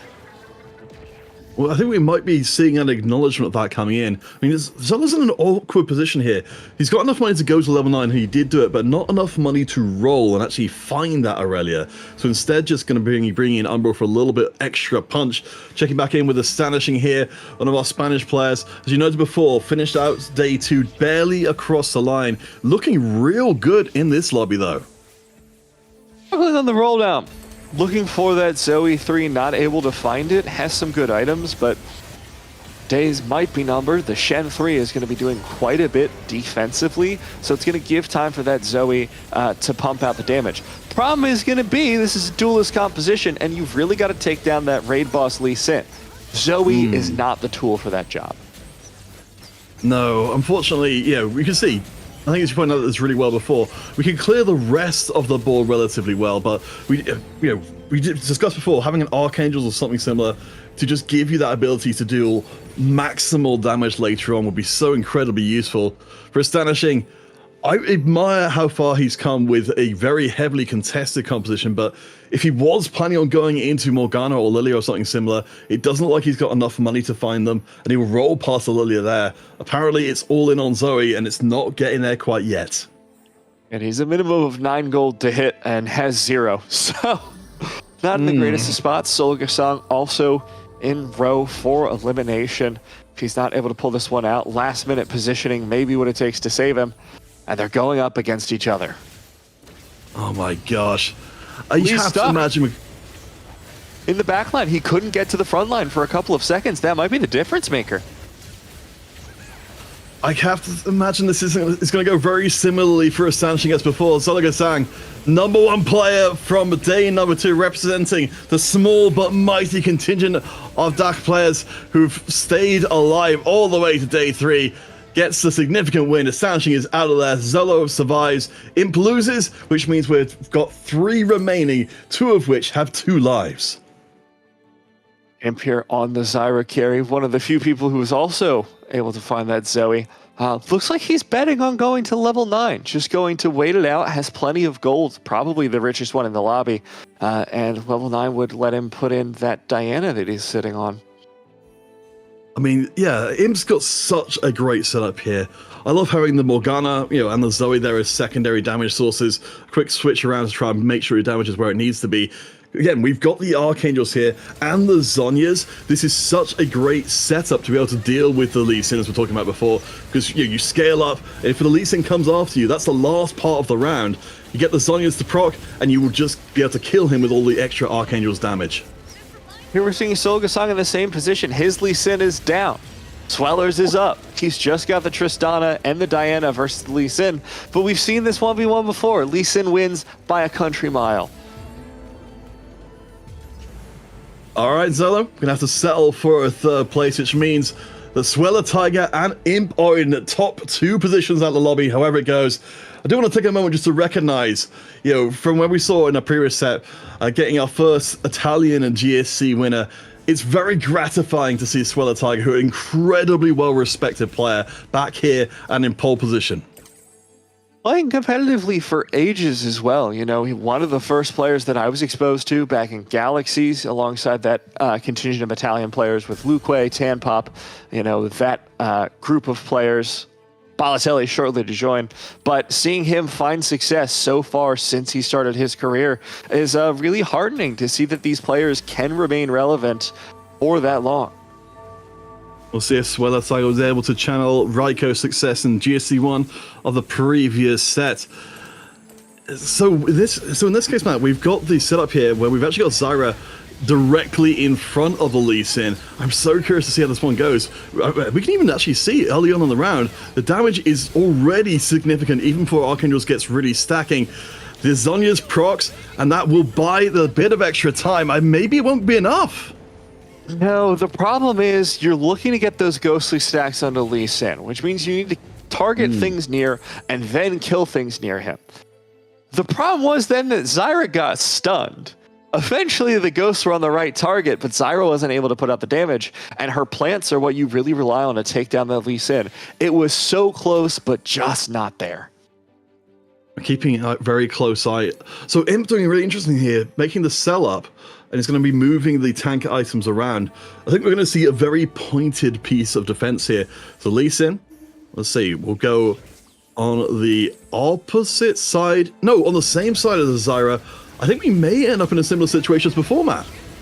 Yeah, Ghostly not going to go into the Lee Sin. Zyra targeting away as best she can. Lee Sin down to half. There goes the Bloodthirster shield. There goes the Steric shield. And there goes Zyra. She's still got one Zonia's available. She goes golden. Lee Sin goes down. The plants start firing away. No way. But not Aurelia. Too little, too late. Sweller Tiger takes first place in round number 1. Ooh. You can see that Sweller barely aging facial expression at all. I think it's the dawning realization coming across his face, because that was a hell of a final round for our first game of the day. Again, congratulations to Sweller, especially in a lobby that was so contested on the duelist side of things. To get the first place just illustrates how good of a comp that is. Yeah, and I think it's an important thing to remember pulling forward, because we have seen this yesterday, we will see it today. It's about getting the stronger Lee Sin, it's about getting the better combat augments. It's cool that you have a 3-star 3 cost, but it doesn't matter if your Lee Sin can't stay alive for the entire fight. So we'll see that throughout the day, but what we'll see just now is going to be a break, an interview with Clémo, and then the analyst desk to break down game number 1.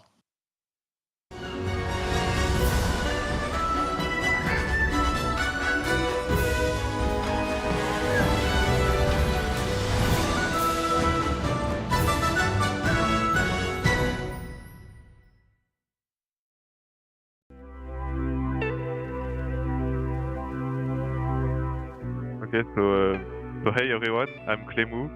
I'm 21 years old from France, and I've been playing TFT since set 5 and competitively since set 7. So set 11, I really love this set because I really disliked set 10, and since the start of set 11, so I kind of took a break in set 10, and since the start of set 11 I've been playing a lot and enjoying the new mechanic a lot, and I've been doing well in tournaments as well. So I think the EMEA system is very good, probably the best in the world, because TRCs are a lot of fun to play in.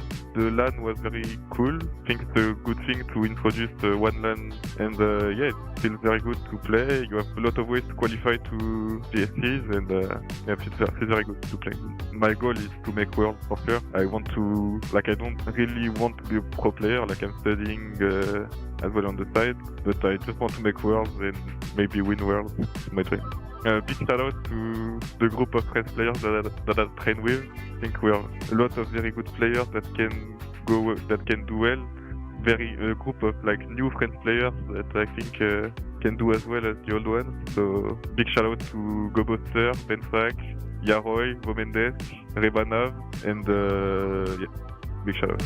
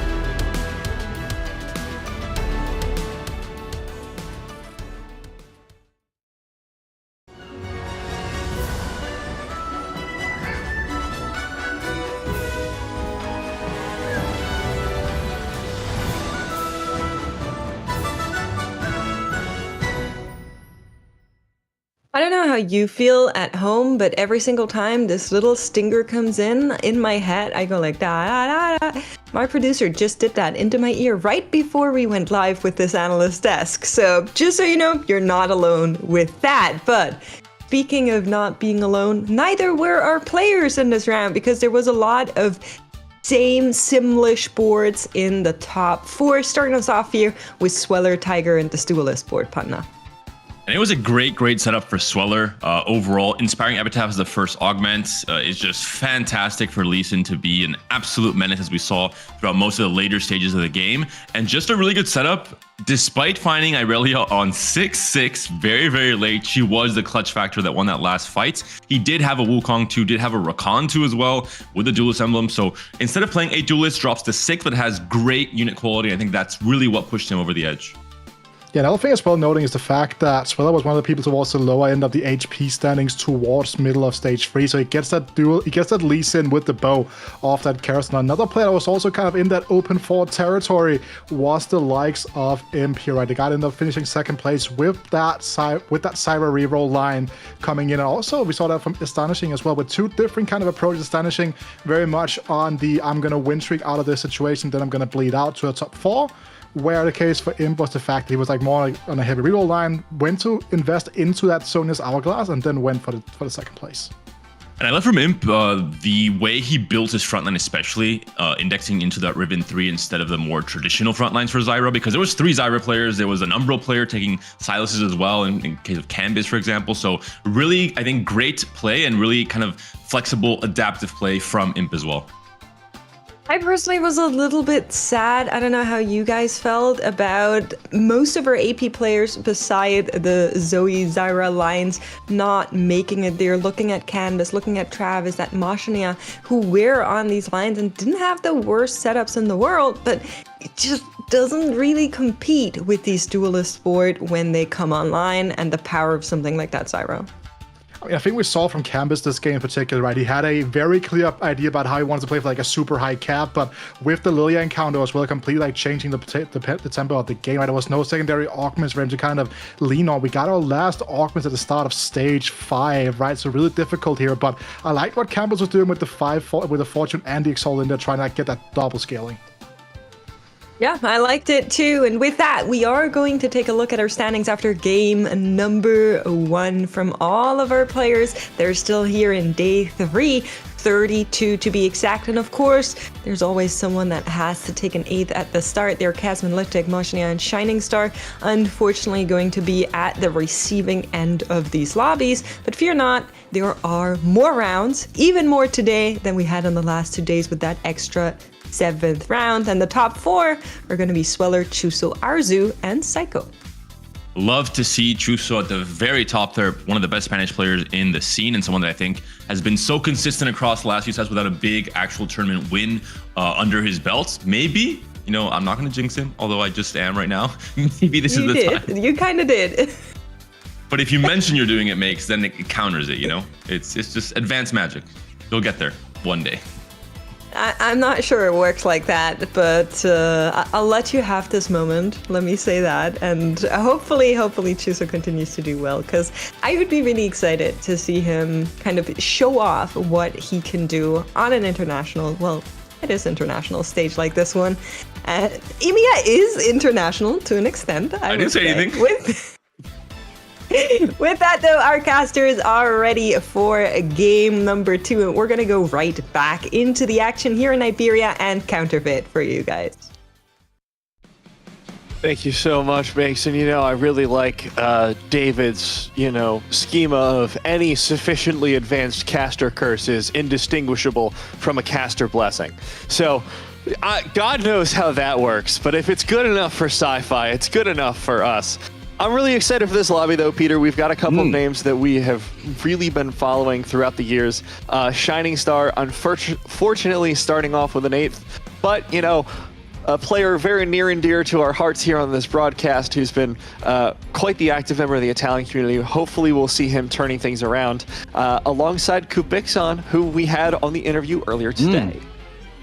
Yeah, I mean, speaking of Shining Star and Kubixon, We've got a lot of players in this upcoming lobby who hugely improved from the day 1 to day 2 performance. I think we've got Kevin Parker coming up, who was 61st coming out of day 1, who was posted on Twitter being very pleased with himself for coming in 5th in day 2. I think that's what really matters. Days 1 and 2, it was all about getting across the line. Day 3, it's about learning the lessons from those days, applying them, and getting the really big results you need. Well, and this is also kind of tangential to the reason we never say we're surprised if we see Double or Campus go out early. Right, because the way that they play the game is so much like, okay, I'm going to play on a knife's edge, and I either pull it off or I die. So when they do succeed, they succeed very hard. Campus, of course, GSC winner, multiple time day 3, top 10. An incredible player all around, just accolades out the ears. Same for Double 61, regional and world champion. And it's because of this play style that allows them to go like 1st or 8th. Higher peaks than anyone else, but God, those troughs sure are difficult. Yeah, and I think that's the kind of decision you make as terms of your approach to tournament. I mean, I'd imagine for our players as well, that may well vary day by day. Days 1 and 2, it's just about getting across the 50% line. Today's approach has got to be different because the cuts here are much, much more brutal, and we've got that 7th game at the end of the day that will only have the top 8 players as part of it. And I think that last lobby actually can be really revealing. Because you have those players that get there by being that super consistent top 4, maybe top 3 player. If you're good enough, you can find that consistency. But the one who takes it home is the one who's able to get to that top 8 and also take a first. They are two very different strategic paths. And it's always interesting to see how that shakes out when we get to that final lobby. It's like, okay, this player's top of the points, but I don't see a single first place over the last 3 days. So I'm not sure how this one's going to go. Yeah, I mean, certainly, I think that's a good time to bring in, particularly with players like Kevin Parker, who we will be seeing in its next lobby. Definitely has the experience of being in that kind of situation. For anyone who's unaware, one of the kings of Las Vegas, along with Malala, playing it on the big stage. They're playing for big money. In this chance, our players are playing for the golden tickets to the EMEA Regional Finals with, of course, the Tactician's crown, aka World Championship, beyond that as well. So the kind of decisions they make in these upcoming games, while in of themselves seeming small, can absolutely affect what kind of future they'll be looking at. I want to bring in as well from yesterday's games, Etra and Flame was able to pull off some really cool plays with that Midnight Siphon, was contested on it. This is the game that last game of the day, so it's fresh in my mind, but also such a weird game. 2 Midnight Siphons, 2 dual snipers in the top 4, and Etra was actually the one to come out on top with the Yorick contest by clever use of an Umbral Hui coming in the later stages of the game. So really cool pivot from him, really cool heads up play of knowing like, okay, I don't actually roll for the Yoriks here. I wait for a little bit. I push levels and I try and find the advantage where I can. And that's where the 2 Umbral players diverged, because one of them found a way and was like, okay, this is my way through. This is my way into that top 2. Yeah, and sometimes those are very hard to find directions. Worth noting in this lobby and across the tournament as well, these players are playing against each other for a second time. That's why we'll have points all the way from 8 points down to 1 point for Shining Star. Arzu will be the player who won the previous lobby, one of 2 Tunisian players from MENA. Of course, Arzu did very well in the last Golden Spatula Cup, managed to make it to top 8, so maybe, much as we talked about for other countries, this could be the GSC that sends MENA their first GSC crown as well. Well, it's been a long time coming with MENA stalwarts like Bricks also in this competition. But like you said, haven't been able to bring it home. So we see our first portals coming out. Arzu, conscientious objector, does not want to vote for the portals. I respect Too good for portals. Yeah. I like the fact he moved around a little bit, saying, no, I'm not AFK, I'm just actively this is a choosing choice, not to do damn it. this. What we do get chosen is Golden Prelude, so if you are in the market for a hero augment, Matt, we have just set up the board to allow for it. Yeah, I think it's really funny. I think it was Weedo who brought this up day number 1, but it's like, gold augments used to be where you go for the least variance. Right? Well, silver. But silver is just like, all of them are pretty meh, and then there's one or two that are absolutely incredible. And for a while, Gold was kind of in the same spot where it was just like, yeah, I mean, you'll get something. But now everyone's like, oh God, not Gold. Not the most common type of augment in the game, because you have those hero augments that are so game warping right now. Well, I just want to take a second to talk about Kevin Parker, because we'll definitely come back to the augments in a second. Look at this start he's got on 2 Kianas. We've got a 2-star Malphite as well, and be able to bring in a Kha'Zix. I mean, if we're looking for the stars to align in a somewhat more unusual composition, the Heavenly, then maybe we'll get it. Kubixon as well in an interesting spot. 2 out of 3 fortune, and the 2 fortune that he has are the 3-cost fortunes. So his odds of actually hitting fortune in these first couple of rounds is rather high. Gosh, we did see. It's such a risky spot. I mean, Kubixon used to see 3 points, so came in the bottom 4 in the previous game. There definitely could start to be a little bit more appeal in trying to take something a little bit more risky and at least try and reset your first couple of rounds of play, but I don't know. It does, we are in day 3, and if you start to fall behind the pack, as we mentioned before, you need to be one of the top performing players in the tournament to make it into that final lobby. All right, let's see as the first augments come out. I suspect those first 2 are 100% getting re-rolled. Spiring Epitaph has actually been performing pretty well, both in the tournament and on ladder. We've seen Slammin' picked up once or twice, but not exactly common. Epoch actually has been more common by far. Okay, so go for Epoch. I mean, so we've got the fortune in place for now. Well, that's what I was kind of hoping for Kubixon to find, is something which has a long-term potential for him. And I think this makes sense. You've got the XP coming, you've got the rerolls coming to a lesser extent. So you get the fortune, and then hopefully you can move up in the XP, move up in gold, and get yourself a strong board long term. I think what's going to be interesting is these first few rounds he might not be able to lose, because he has to level up here. Well, decided to level up here, and has 2 3 costs on the very first combat round. So not actually going to be stacking up fortune from the start, which could be detrimental to his play. But I don't think it's going to be a huge difference maker at stage 2. So we'll see. It's a little bit unfortunate. I mean, it does highlight for us that we have got other players in the lobby, like Shining Star, who are trying to take a more economic route. Hopefully we'll get a chance to see it a little bit, but the first augments coming in, we've seen some pretty clear direction being established. Kevin Parker, for example, picking up Extended Duel, means we know that he's not going down the Heavenly route, but the Duelist instead. Vigos picking up Slammin' means we'll be seeing, in fact, there's a couple of Slamming players in the lobby, so I think there's a lot of, potential XP and economy being pushed in, as we'll see on the right-hand side. Also seeing a very uncommon augment, unless I've been asleep for the entire set.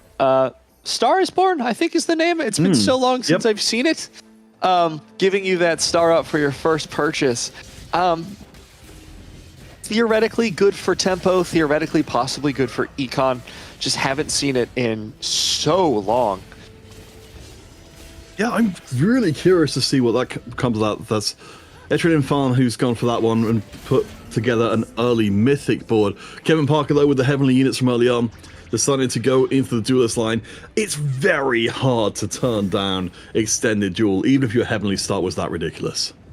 Yeah, Extended Duel, one of those augments that is absolutely incredible for that Duelist composition. I've talked about it earlier about how important those combat augments are for this composition, especially in the mirror, and Extended Duel is exactly one of those augments. Yesterday we saw Lytic able to win a 1v1 against another Duelist player that had 2-star carries with just a 1-star Lee Sin and just a 1-star Aurelia because of that augment. Thank you very much, Observer, for highlighting there our 2 Slammin' players, along with the Epoch we saw before for Kubixon. That's a lot of extra economy by way of XP being pushed in, as we actually were able to get to see what Etra's up to here. So it looks like, I presume, we have cashed in on both aspects of the Stars Are Born. We've got ourselves a 2-star Yorick and a 1-star on our little Cogmore friend, which is immediate strength, but it'll be fascinating to see how this develops longer term. Yeah, and it's also like how much immediate strength. Cogmaw's fine. He's not going to be, world ending. What is interesting is that Etra is holding more Cogmaws, more Malphites, and more Caitlyn's. Because we've seen Kog'Maw reroll, but this is not the spot for it. So I'm interested in seeing if that's just going to be a placeholder, perhaps for Invokers later in the game, so that you can still have a Kog'Maw for that Mythic trait. Yeah, honestly, I'm fascinated as well. Certainly, we've seen it be very popular when you've got 1 and 2 costs who are just absurdly good, and getting the 2-star online is going to get you across the line. If anything, based on some of the compositions we've seen, I would have thought like something like Shen would be, or Zyra would be the kind of units you'd be fishing for there to get a really strong board in from early on. I also just want to point out that carousel was fascinating. 2 of the last 3 items available, BF Sword and Bow. Something's going on in this lobby. I'm not sure I can quantify it yet, but it just stands out as odd to me. Well, that's some sort of shenanigans are happening here. I mean, I'm sure players like Kevin Parker will be very happy to pick up the aggressive items that they're looking for. A small note as well, as you can see in the bottom right, or sort of bottom middle right, is our Exalted in play. So we've got to start figuring that into our conversation as well, where Darius is an Exalted, which of course would help the duelists, but for the rest of them, it's looking like it's somewhat more off base in terms of units for the Exalted line. I mean, I could see an argument for a legendary soupish composition that involves Soraka, Lissandra, and Galio.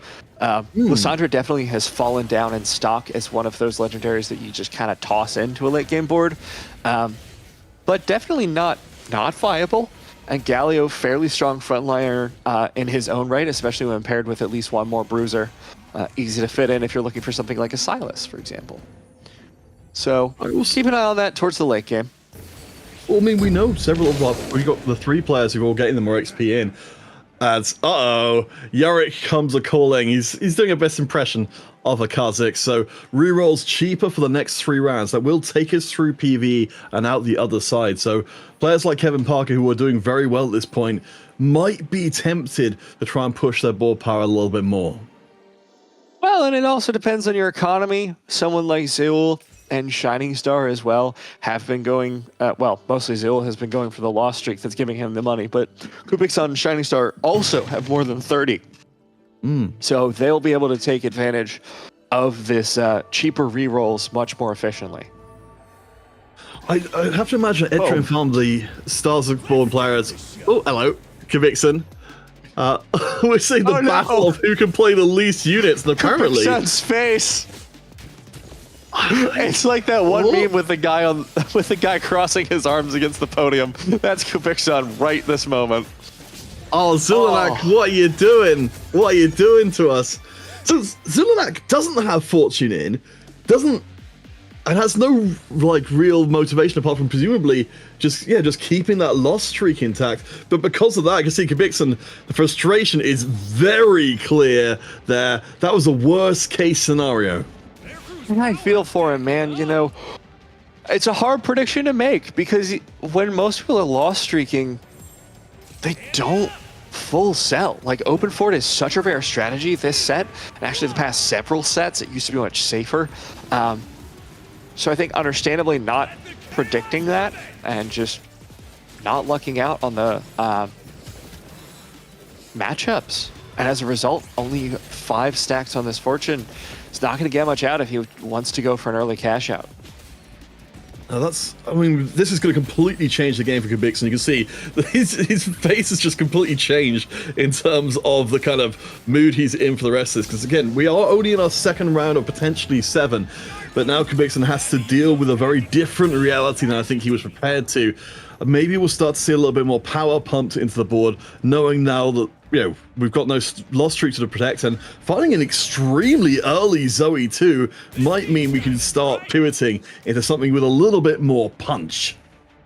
Yeah, he's happy with those rolls, man. I mean, getting 2 stars on, I think it was only 3 or 4 rolls through, is pretty effective. Able to put in the Ghostly as well, so he's going to have combat power that will, if probably not surpass most of the boards on here, but rival them enough to soften the losses, which he's desperately going to need now that he wasn't able to get those loss streaks in stage 2. Because remember, he also won his first fight of that stage. So he is just down on Fortune stacks. It's interesting, Kubixon has kept the Fortune in, and notable as well, Zulanak now no longer going up against the other Lost Streaker, has also padded out his board with Duelists as well. So I think at this point, Kubixon is going to see that the rest of the lobby is starting to gather strength en masse. We've got multiple different Duelist players who are starting to bring their 2 stars online, but up at the top as we get our second on in, it will be Silver. Taplast is currently rocking things at the top with a sniper composition, managing to stay ahead of the brawling in the center. Sniper composition, not exactly shocking. Going past Young, Wild, and Free, though, which is telling that he's looking for combat more than he is for utility, because that would allow you to get your best in slot on your carry pretty much guaranteed.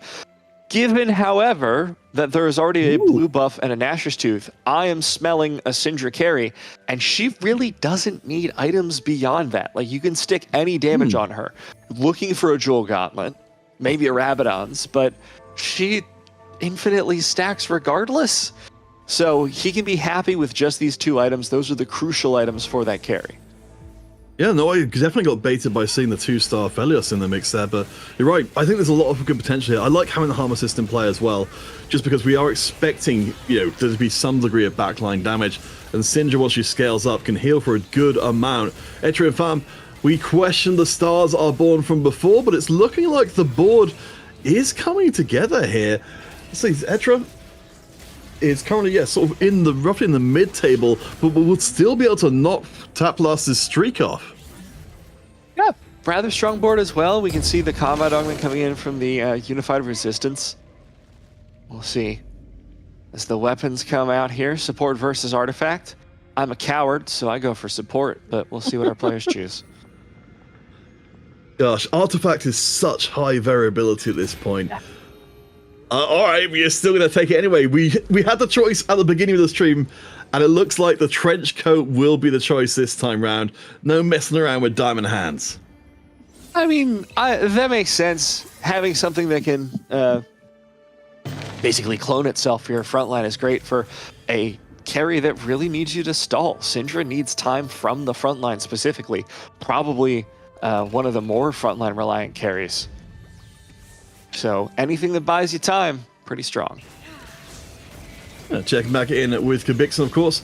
Back on the loss streak end. Notable that Zulanak has maintained a 7-round loss streak with that duelist ball from before. So we're very much in a lobby which is defined by its loss streaks. Kubixon having his cut by Zulanak, and Zulanak managing to maintain and rake in the gold. I was really expecting this board to do more, Peter. I'm going to be honest. I thought Kubixon would at least take out like 1 or 2. That was a brutal loss. And he doesn't have the fortune to show for it. Even worse. We do have the spatula on this carousel. Maybe that changes some minds around Kubixon. See if he's willing to go through. Okay. I was kind of looking here to see if any of our players are picking up the 4 costs in particular. Etra going for Lilia, which we know, presumably that Cogmore composition isn't forever. Kubixon picking up the Kaiser. Maybe we're seeing the beginnings of some strategies emerging for our players who are taking the less traveled routes in this game. Yeah, interesting developments coming out here. I'm curious to see what Kubixon does with this Kaiser. I could see it becoming a later game pivot into Bruiser Trick Shot, since that's a very clean line from the Fortune. Meanwhile, Vigo picked up an artifact for that Silas, picked up an adaptive helm, so very clearly signaling that he wants to stay in this Umbral to some degree. I'm kind of curious to see where we go with this one long term. I mean, getting up to level 7 is always fantastic, of course, to chuck in that Lilia and get Invoker 4 online, so we're getting a lot more casts out of our Loon than we would be otherwise, even if the other ones aren't itemized. I think this is a pretty solid board, especially when we're going up against Zulanak, of course, who is still looking, I believe, to keep that loss streak going. Yeah, I was frozen for a second. I was like, did he find vintage? Because I saw the renewer on the Tristana. No, just picking one of them up, knowing that support is so good for duelists in particular. And we're seeing the power of this composition from Vigo, really relying on that Silas. Remember, Umbral gives you that execute, gives you that shield for him, but Invoker isn't a slouch either. Giving Silas that extra mana lets him pump out more damage, lets him stay topping up his health as much as possible. So we can see just how much power is held in those two items, plus the synergies available as we come in with a Zyra encounter. Oh, all right. This is going to be a huge turning point for our players. If the components... I think this is sparring gloves. Double TG. Oh, yeah, no. I think that's going to be one of the best choices for our players, just because it gives you the most flexibility. Otherwise, you're really stuck in a spot where you may not be able to put together items you really want to be playing. I gotta be honest, Peter. Feels so good to be right for once. I was like, well, now that I've said that, maybe he could be going for a tier, a little bit more mana, because Invoker's good, but is it good enough? But no. Double TG going to come out to secure his win streak, keep him stable here. 40 gold, 2 win streak so far. Yeah, and the itemization, which is landed on that Lilia, is particularly amazing for our first time out. Getting Invoker 4, providing a lot of extra damage here. Do you see that the Fated on the other side? In fact, gosh, we got Fated Emblem being tripled out there for our friend Ornn. We know that Ornn, an exceptionally powerful user of that trench coat, means that Vigo will not be able to keep that win streak going.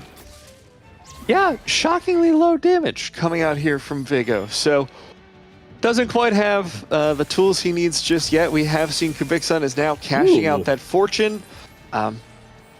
Was correct, he was going into that trick shot route. We'll see if he sticks with it. Does have to go for a roll down at 4-1 if he wants to stabilize. So we'll see what his choices are there. Just saving up gold for the time being. I think these walls dropping here are going to be very, very important, because we do not have the Kaiser items quite as of yet. We might be able to get them. All right. It looks like we've got... not really. Yeah, at least... Well, we've got... I guess we've got one good item. Maybe we're going to go for the Shojin and Last Whisper, but... Kubixon's definitely in the most precarious position on 30 HP. Finding the Kaiser too, though, well, maybe that's enough good news. Yeah, that'll do. Maybe just going for the eye edge plus a little bit of fill, or maybe itemizing the team a little bit further. There are options available. It's not the end of the world, these items. The blue buff there for Teemo is going to go quite a long way for spreading out that damage. I mentioned earlier, the weakest part about Trickshot is that Kai'Sa really can't do much on her own. The enemies need to be softened up before those bounces really help. And that Teemo, that is his primary job. Even if we don't get to see the Teemo Lux reroll, which I'm hoping we get to see, the most rare of beasts, we can definitely see that with the 3 items, Teemo's doing a lot of work with a front line this strong to keep Kubixon in place. That's Ettrian Farm taking a loss there. I'm breaking his win streak. Just take a quick look on the right-hand side. Shining Star, in a lobby that's really been hard to keep streaks going, is building up his streak, currently on a 6-round streak with just 21 gold left in the bank. Rather healthy as well. Remember, there are 2 people in this game who have picked up Tiny Titans, so these are not the fully representative health totals, I'll say. We've got a 3rd augment coming in for our players, particularly Zulanak and Kubixon on low HP. These choices are going to be absolutely crucial. We can see that both of them be the best friends combat caster, raw power being injected into the compositions because they may not have a later on to look forward to. Yeah, the double best friends there from Kubixon just gives so much power, especially for a composition that relies on getting those casts off so fast. And Kevin Parker, in the meantime, on this duel list, it is going to be the Kiana 3 variant, which we haven't seen very much so far this weekend. Yes, I personally call it doing a Barry Bannon, because he's the one who popularized it to me personally. But it's very, very good. I mean, we've got a Cannot Die variant build here.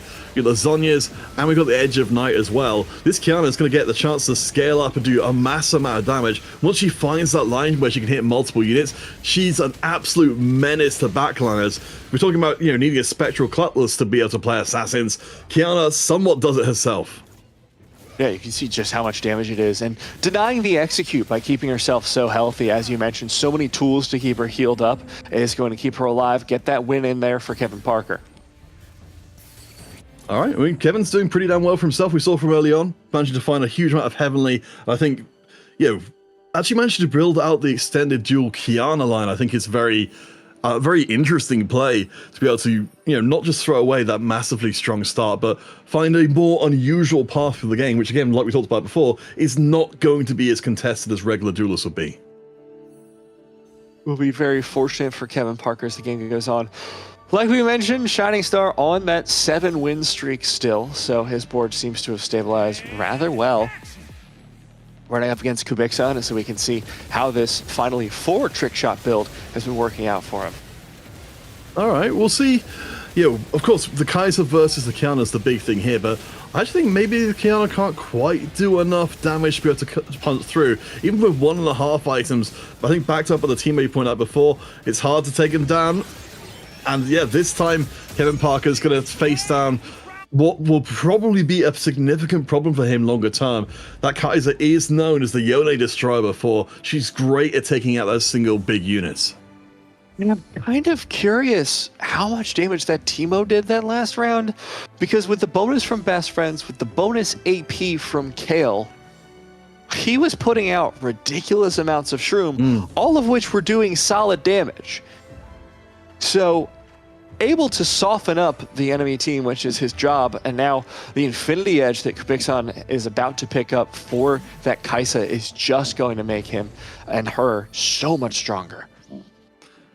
All right, well, let's check in with Shining Star. I think we were just off the tail end of his win streak, and he's moving into the Sage part. So we've got ourselves a very heavily itemized style. You mentioned the Adaptive Helm from before, with the Death Defiance, the Rabadons in there as well. So a lot of punch and a lot of survivability. But Arzu is going to cash out Fortune on this round. So apparently he's been sneaking that one under our radar. And look, is even more Silas is coming to visit.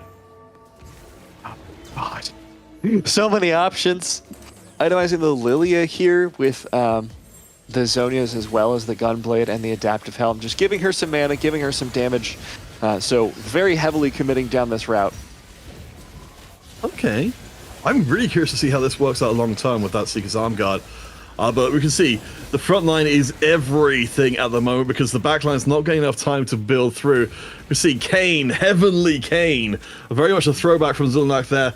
But in a lobby where Kevin Parker found every single Heavenly unit imaginable early on, it wasn't a lobby I was expecting to see somebody else find and make a Heavenly board work. Yeah, I'm with you. One of the strengths of Heavenly, however, is like, yes, the stars technically matter, but if you find one Kha'Zix, you're getting that crit buff. So it's a little bit easier than other compositions to execute on with just a few of those units. As we see Shining Star back on this board, the Sage Storyweaver set up for that triple carry that he's got cooking. Yeah, we can see on the bench that we've got some clues as to where we're going to be going longer term. Certainly getting the Morgana in would be fantastic, but I think at this point Shining Star is playing things out nice, slow and steady. You can see it's doing pretty decently well, even up against the more developed boards. See, Kubixon has managed to get the Infinity Edge onto the Kaiser, and we're starting to see, even at 2 items, noted the double best friends from before. I think Kubixon managing to reach PBE will be able to bring that Kaiser fully online. Shining Star can stay pretty comfortable here. Plenty of gold, plenty of health, just off that lost streak. 71 gold, not exactly shabby. Still stuck on the Silas 1, but hit level 9 and you can roll down. You'll have pretty decent odds of getting those 2-star forecasts you're looking for. Yeah, I really like Shining's position, particularly with the Raining Gold and the Golden Remover as well. Especially if you're going to be keeping hold of some of these units into your late game board. I think, really good position. Having the extra 1 gold in per round, I think it's really easy to underrate how much gold that will end up being. As for Etcher and Farm, the player with, I think, the least a predictable path through this game, is down to 13 HP, Matt, and he's going to need to get some wins in immediately.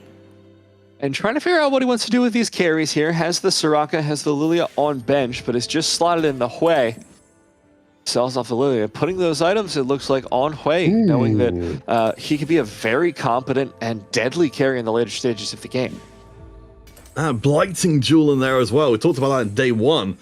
Given enough time, this Hui will be able to rip through pretty much anything, but Silas is one of those kind of answers to having this big backline carry, because he'll just walk straight up and start getting to work. Yeah, you can see immediately just walking on the front line. Etcher realizing that his positioning was not exactly premier as he immediately leans back, putting his hand behind his head. but I do believe he will survive this hit. I think you're right. It's going to be tight. Oh. No! Oh my gosh, it must have been by 1 or 2 HP getting knocked for that, because I was with you. I thought he'd get away with it, but I thought he was going to there was so much potential there. Dragon Lord coming in here for Shining Star, so heading up pretty steadily for the stage composition that we signaled earlier. Going to be able to pick up that Lilia 2. As we head back on to Kevin's board, has picked up a Tristana 3. Something that I would argue little contentious, given the prevalence of the Lee Sin focus, but if you've already spent so much time on a low level rolling for Qiyana, it's probably the best use of gold, rather than trying to push those levels when you were struggling so much in the mid. I mean, I think you're exactly right there. That's the big problem you've got with re-rolling the Duelist, particularly, is that you get late access to the Lee Sins, and the Lee Sins will be very highly contested. But as you can see, Qiyana is doing a very, very good job. I mean, you know, we can see, she just walks up, deletes the backline, and while Tristana may not be the monster that she had been in previous setups, she's very, very adequate as a support to clean up the job. See how this comp develops. Going to be looking for the Aurelia in the late game still. Meanwhile, Zulanash on this Heavenly Lee Sin Kayn combo composition we mentioned earlier. Red buff Rageblade Soraka is a new one for me, I'll be honest. But I don't think it's terrible. Like Shimana Reeves. Oh. And especially when she's going to be gaining AP during the round as well, and has some Moonstone Renewer for a little bit of extra shielding. I mean, it's ultimately still going to be, you know, the Kayn and Lee Sin show, but I like having, you know, the backup there, particularly at the backup on the opposite side, or rather the side very far away from the Lilia. We'll see how these two melee carries can cut through an Annie, who is the kind of mega tank that can potentially hold them in place. Lilia finally starting to get kills. We've seen this problem for Arzu's board previous. Well, as I say that, Kayn immediately walks back and murders her. So maybe it's not too late, early to say this, Peter, but I think with Lilia positioning, really crucial, it turns out. Yeah, I think maybe this is why we're seeing some of our players having, you know, more of a struggle with it, particularly on the Mythic side of things. I think maybe, you know, you brought it up much earlier on in the cast, being able to deal with these big, you know, melee bruisers, even if you've got the positioning right, is going to be tough. But if you've got the positioning wrong, then you're instantly toast. Yeah, I'm not sure how the melee carries keep just slipping through the front line. I'm not sure if it's just too soft of a front line in front of that Lilia, but she really is just not having a good time. All right, Vigo, we'll see how you do here. Managing to find into Umbral 6. That's absolutely enormously important. We are 1 away from a Loon 3 as well. No, we're not. We're on the 3-star. Vigo is on a single life, as is Arzu and Zulanak. But finding everything he could hope for. This is about as strong as he's going to get. I had to sell out a lot of value for that, but it's worth it. That 3-star carry is coming from heaven at that rate, as we see going up against... Dude! I feel like we're bullying Arzu. Every single matchup has been against his board for like 4 or 5 rounds.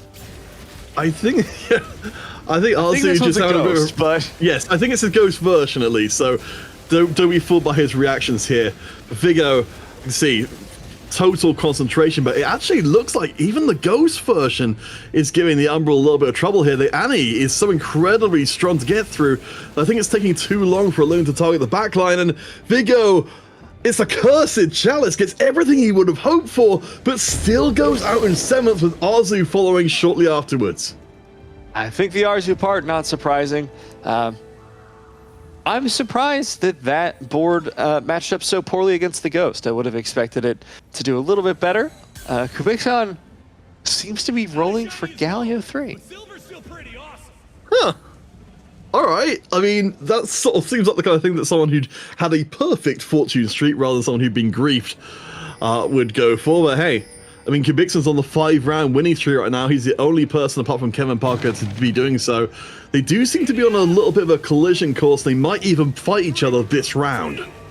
Yeah, 1 in 3 chance for Kubixon to lose his lead. For his health to plummet a little bit.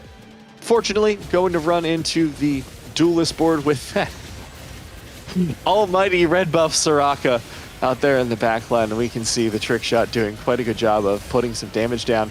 But kind of like I'd mentioned earlier, you need to get them low enough for one ult to kill them. Just not happening for Kubixon's board, as that Kayn just keeps healing up. Kubixon barely surviving against the Ghost.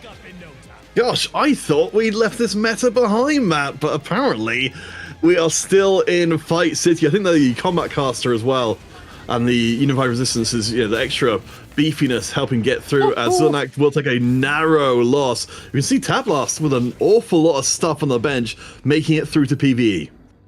Yeah, this is being played on a knife's edge right here. Shining Star able to pick up that 2-star frontliner. Kevin Parker on the full win streak.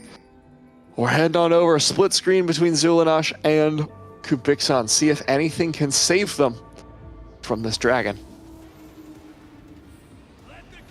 Have a quick look through the benches to see. You mentioned, of course, Kubixon with the potential for Galio 3. It seems extremely unlikely at this stage. Maybe Kubixon will sell up and try for something else. At least we've got the extra items coming in. Let's see. So we've got fully itemized for Kubixon in the backline. Really, we're looking for, I think, just a little bit more tankiness, and we're finding it for the Silas. Over on Zulanak's side of things, our two big carries are already itemized. Our backline carries itemized as well. It's only really Wukong left to do. Meanwhile, on the left-hand side, able to hit that 2-star Xayah for Kubixon and the 2-star Riven. Less exciting, but still useful, as Zulanash on the right-hand side going to be the final form for his board, more than likely. All right, well, we'll see if an unitemized Xayah can get the job done. I think the effort being put in before to get the Teemo online might end up biting, because being unable to transfer items as the Kayn walks straight into the backline. Kaiser is untroubled so far. She's cutting through most of the rest of the board, but 1-on-1 or 4-on-1, maybe she can just about do it. Zulanak will get denied and sent packing. That's a big win out there for our believers in trick shots. Literally just a melee diff. Like, if Kayn had walked half a second faster, that would have been over for the trick shot board. But fortunately enough, no issues there as we head over, check out the abandoned now Galio 3 potential. Yeah, I think that was always going to be thrown out in favor of, something like getting the Xayah 2 online. I mean, it does mean Kubixon's got a chance to make this board a lot stronger if he finds the Thieves' Gloves or something similar for immediate or very long term, if that even exists. Up against Shining Star representing Italy with an absolutely astonishing level 10 board. He came in dead last in the previous game. He's made it to the top 4 this time round. I don't know if he gets through this particular round. It's going to be very dicey, and he does! Shining Star makes the elimination on Kubixon and punches his way into top 3. Which matches what we've been seeing throughout the weekend. Like, Lilia on her own, not actually that good. She really needs that secondary carry to help her out, like this Morgana. Sometimes we've seen Syndra fulfill that role, but once she has that additional mana, once she has someone else to, again, soften up the opponent so that she can burst them to 0, it just does so much for this composition. And especially when I shout out the Adaptive Helm on Nautilus throughout the weekend, one of the strongest, one-item combos for the frontliners. Oh yeah, absolutely. I mean, I think he's very much been described as a less of a tank and more of an ability with legs. Up against Taplast, though, who has got that Syndra, which has been cooking for a while. Massive single target damage, but the Death's Defiance is buying a lot of time for the rest of the board to come online. Frontline does collapse, though. Shining Star has got enough HP to survive this round, but will not get a surprise win this time. Goes low. Kevin Parker getting the win means Shining Star may have to settle for 3rd place.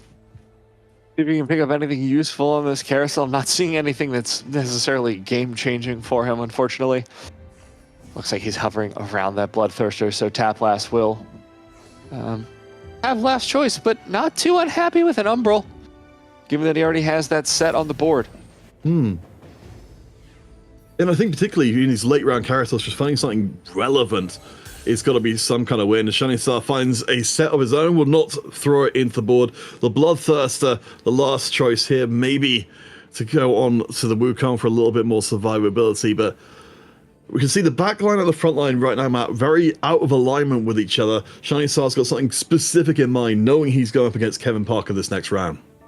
Yeah, this is potentially the problem that we saw happen for Arzu multiple times where those melees will go through. Fortunately, Shining Star just using it as bait and trying to predict the angle, but we see a 2-star Aurelia in that backline for Kevin Parker. So this Lilia, this Morgana have to work fast before it starts popping off. And there the ults go, right onto the backline. Aurelia is just getting absolutely evaporated. But meanwhile, the melee carries have gone forward and Shining Star falls to that massive 3-star Kiana. Yeah, I thought maybe I got baited into it with the... But I think that's the whole thing with the duelist. There's too many different Omega carries. I mean, in this case with Kevin Parker, the double random wins the red buff as well. I mean, that's a massive amount of extra damage, but Lee Sin and the Kiana, these are problems that need to be solved. And I think in this case, now we're getting on to do our final 2. For Taplast, I mean, it's all about the Syndra. The Azir, 1.5 items so far. Where that Syndra damage goes is going to matter immensely. And it's important to look at the Kiana as well. She has 2 different ways to dodge out of that Syndra ultimate. So if she's able to find her way into the backline, it is over for Taplast. We can see the Aurelia starting to fire away. Kiana still healthy. Finally pops down into that first Zonia's. I believe has also already popped into the Edge of Night. About half health. Tries to get into the backline. Gets denied. Here comes Lee Sin. And down goes Syndra. Lee Sin, one last kick. One last round for Taplast. And Kevin Parker takes first place. The High Roller t-shirt in tow. Not going to miss a chance to throw in the branding. This has been a very good tournament for high rollers in general, though. You know, managing to get through so many members to the final day. I think you've got to take the chance to take the spotlight. Yeah, absolutely. Can't wait for them to plug their merch if we have an interview with them at the end of the day. We've had it happen before, so we'll see. In the meantime, we have something incredibly relevant for you. Before we head over to the analyst desk, we've got a break with an interview with the one, the only, the first place in the second lobby, Kevin Parker.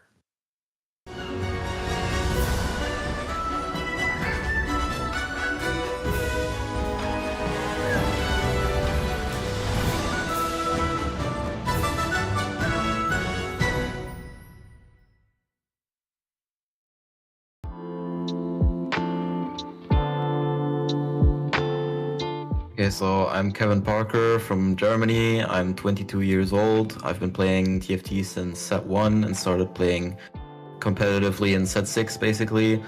I went second at the TFT Vegas Open and 7th at regionals in set 8. And yeah, that's me. So I like the changes that ladder players get more spots again, even though this time I actually qualified through the TRC. Usually I qualify through ladder, but this time I was lucky enough to make it through the TRC, so I didn't have to, you know, sweat on New Year's Eve to try and get the GSC snapshot. So yeah, I was pretty happy about that. I mean, I think the best advice I can give for other competitive players is to try and not think about the circumstances of the tournament too much and just you know, playing your game without, you know, thinking about those other factors, which is an easy thing to say, not that easy to do. But I think that has helped me a lot in Vegas, especially because the stakes were so high, but I stayed calm and collected the entire time, and that's what led to my strong performance, I would say. Well, shout out to my mom. I don't know if she's gonna watch this tournament, but she's been my biggest supporter since day one. Shout out to my girlfriend, of course, especially for supporting me in my journey as a streamer and player as well.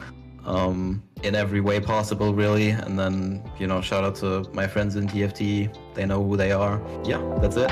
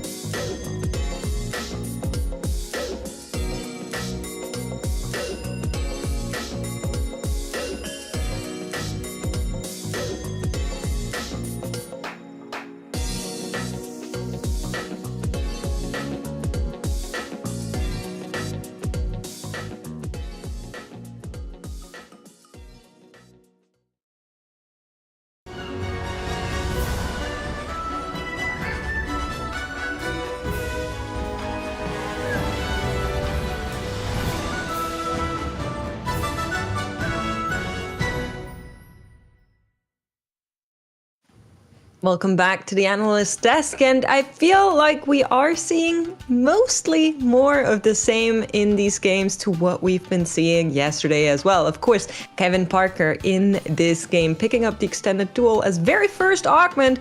Pretty clear direction from the start. Everyone else knows, all right, if you go down this route, you're going to be contested, and that was the case, Panda.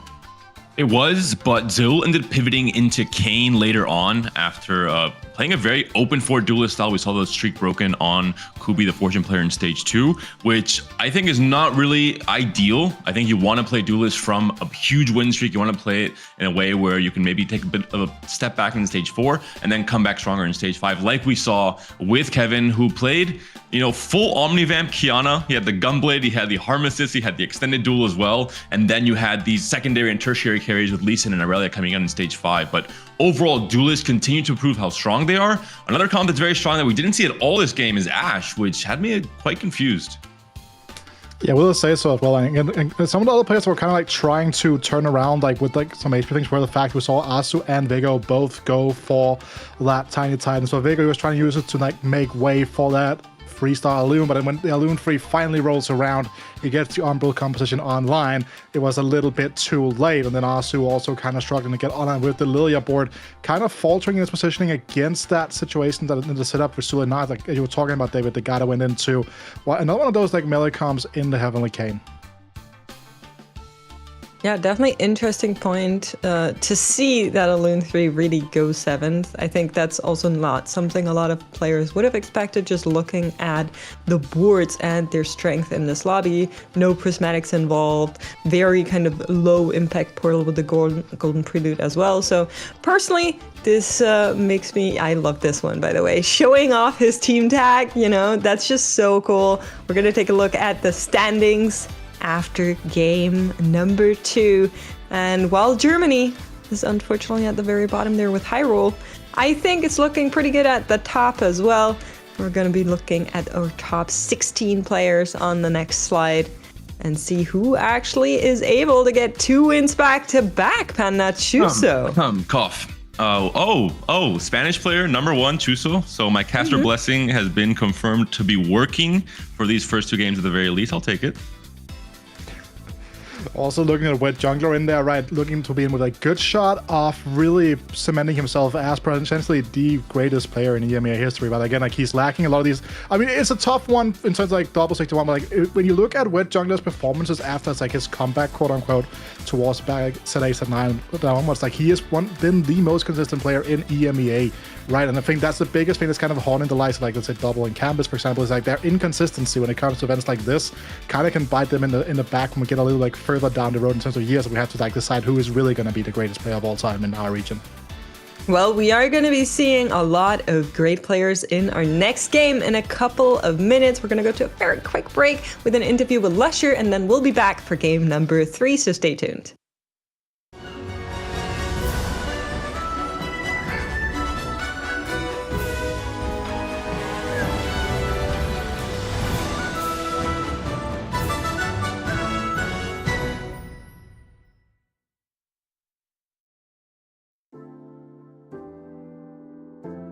Hi, I'm Loescher. I'm 29 years old. I'm from Germany, currently living in Norway. Streaming and competing in TFT in my free time for quite some time now, and really psyched to be part of the next GSC again. Show some dominance.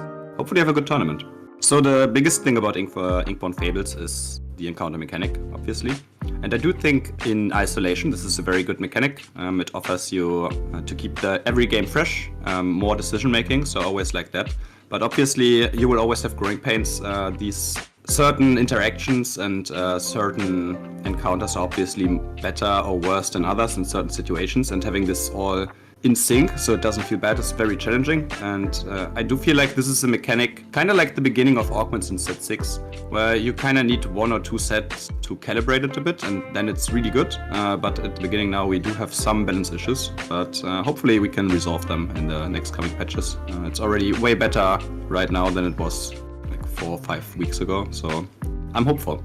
I want to give a shout out to my Twitch chat, who's always there shit talking with me, which is why I started streaming in the first place, to shit talk with people. And also all of the players preparing with me, most notably then Zaza and Ilya. But also Nomi, who is doing quite some casting on the side with me for some more German-focused event, and that's always really fun, and I really enjoy doing that. So I would just like to give the recognition for that here.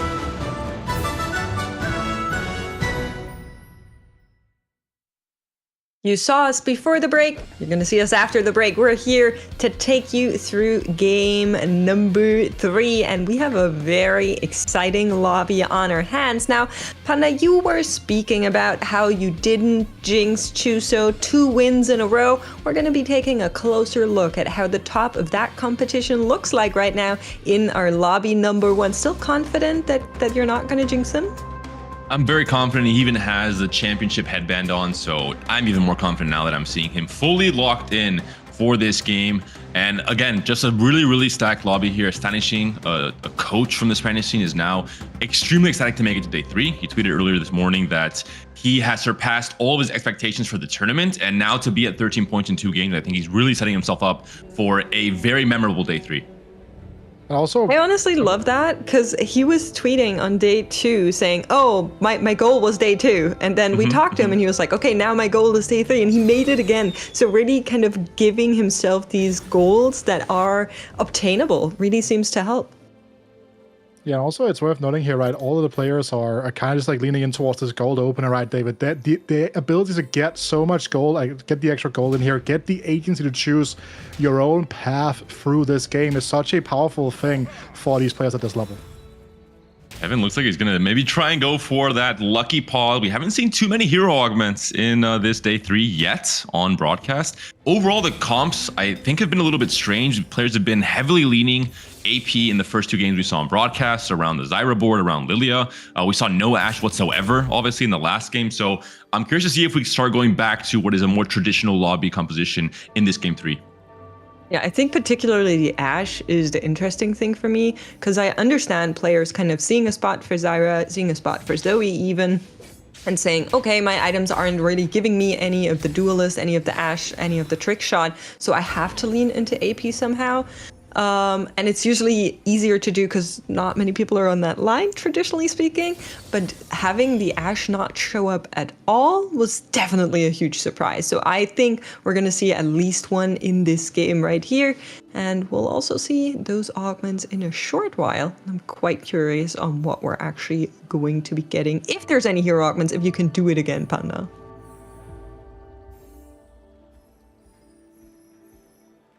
Ashing holding on to...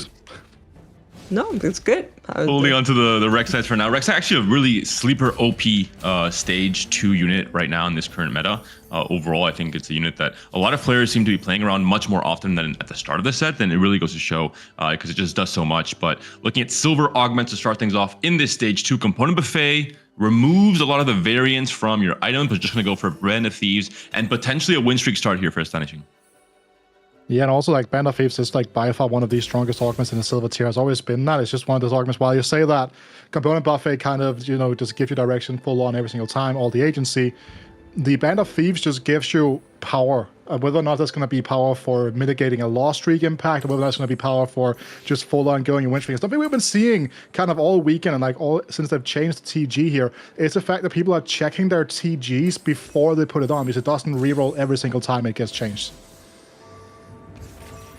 Yeah, absolutely right. Alune online as well with that. Shojin is going to be helping in those first couple of rounds to get some damage out there.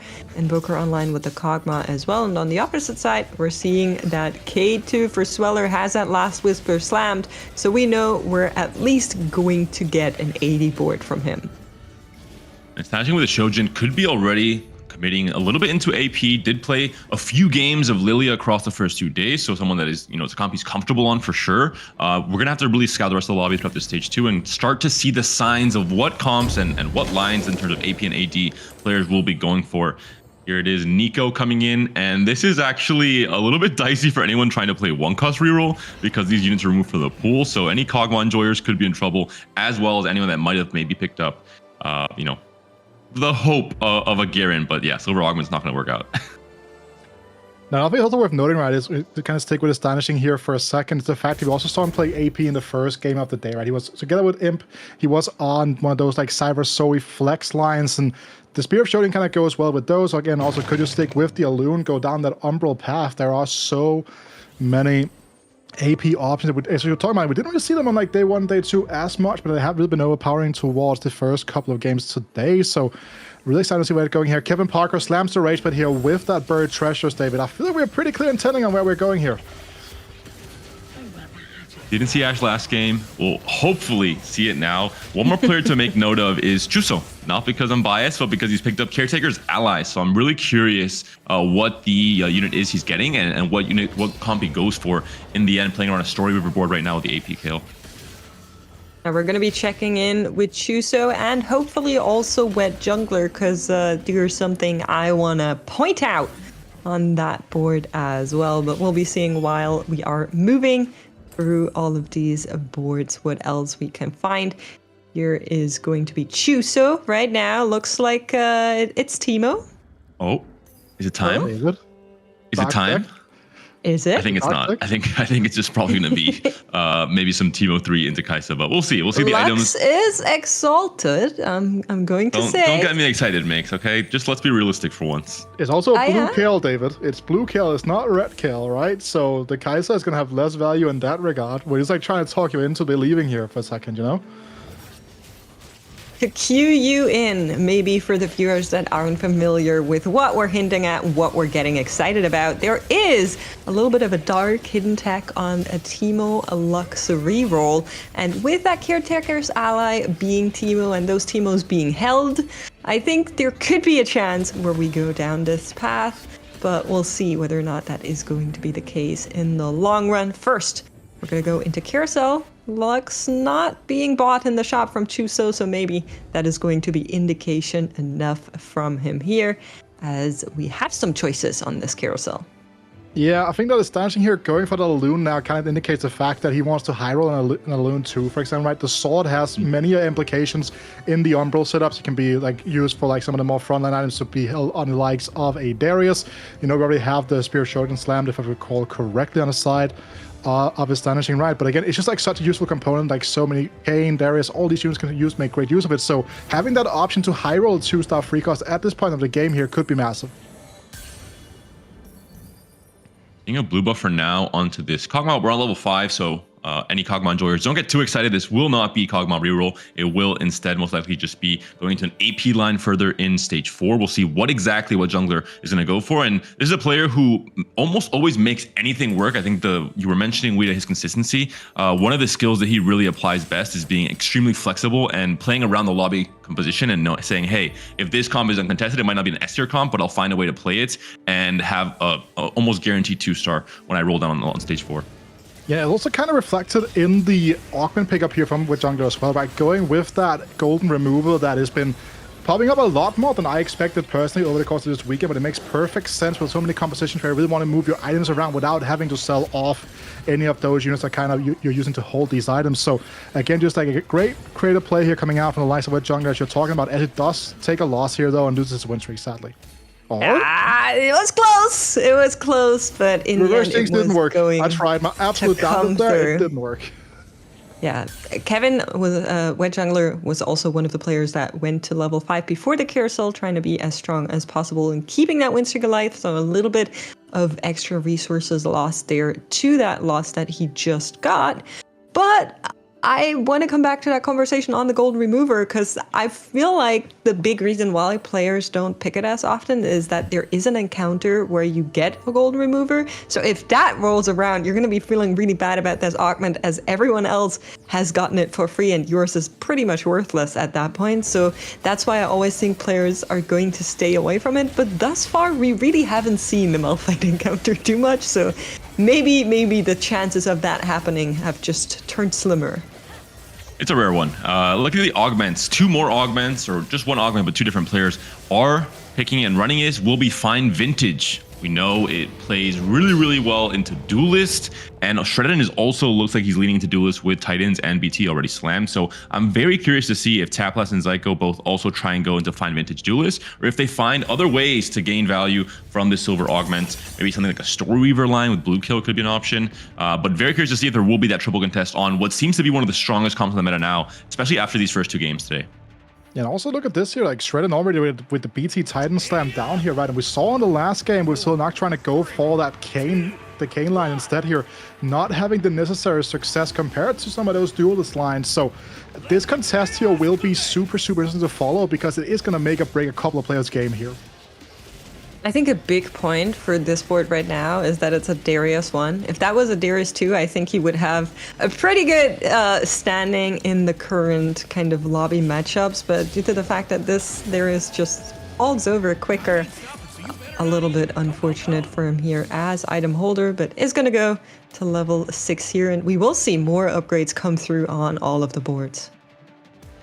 I'm curious to see if with the gold opener, any players start pushing levels much more aggressively. We're seeing here for Shredden 3-1, level 6, 50 gold to work with. So we might be seeing definitely a lot of roll down on 4-1 on level 8, but maybe even someone pushing 7 on 3-2, maybe even pushing 8 on 3-5 if you had an Econ start as well.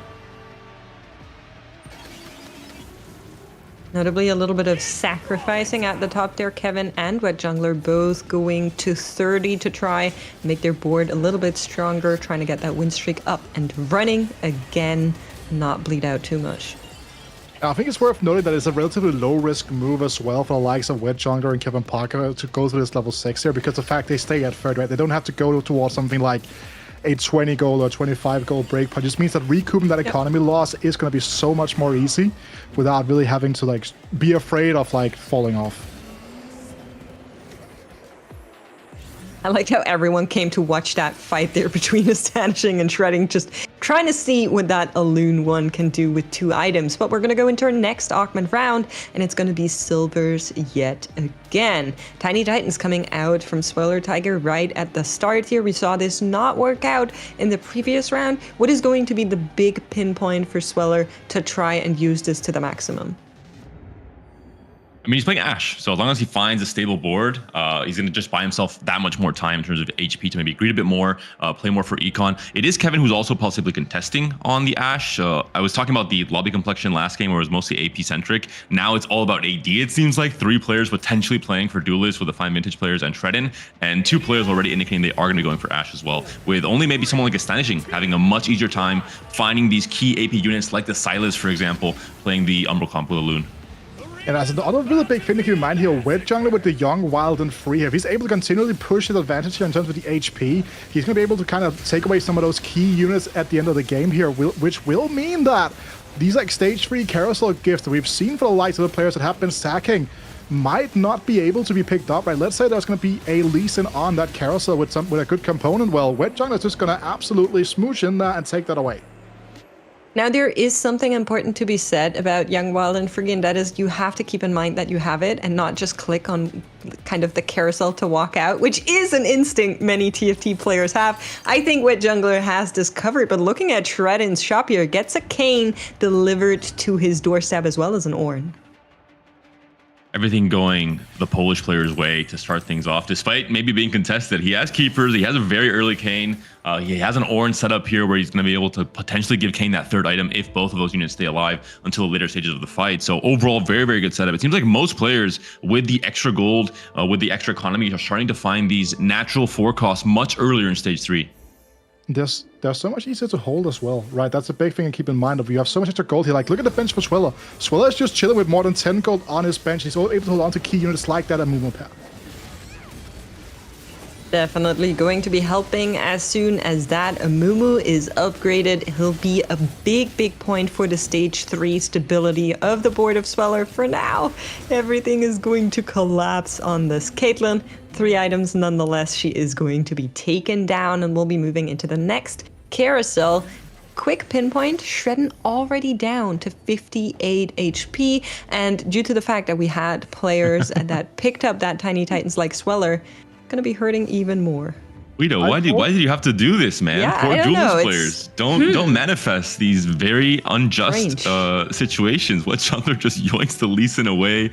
Oh my god. Okay, these players are very, very unhappy. It is only going to be Zyko playing for Duelist with Fine Vintage. It seemed like Taplast is actually playing for that blue kill. So very curious to see what this Vertical Store Weaver looks like with the Fine Vintage specifically and what kind of artifacts or support items rather Taplast tries to go for. I'm also curious on what Chuso's game plan is, because we were talking about this board earlier on with the Caretaker's Ally being the Teemo. Now in that carousel overview, we did see that the Teemo is itemized. We're currently on 6 copies, and we're starting to also hold on to Luxus here.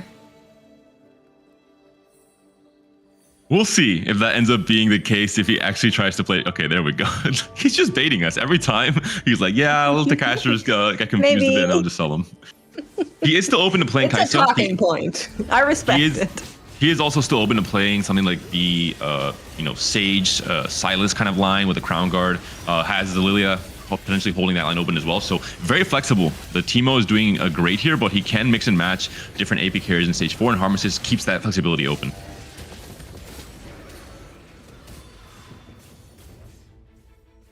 Not enough to beat the board from Zyko, who is just getting more and more of those fine vintage procs in the back there. I think we saw one come up, but I didn't catch it fast enough. Chuso just jiggling around this board trying to stabilize. There's something to know about Zyko as well as the fact he went to level 7 on free.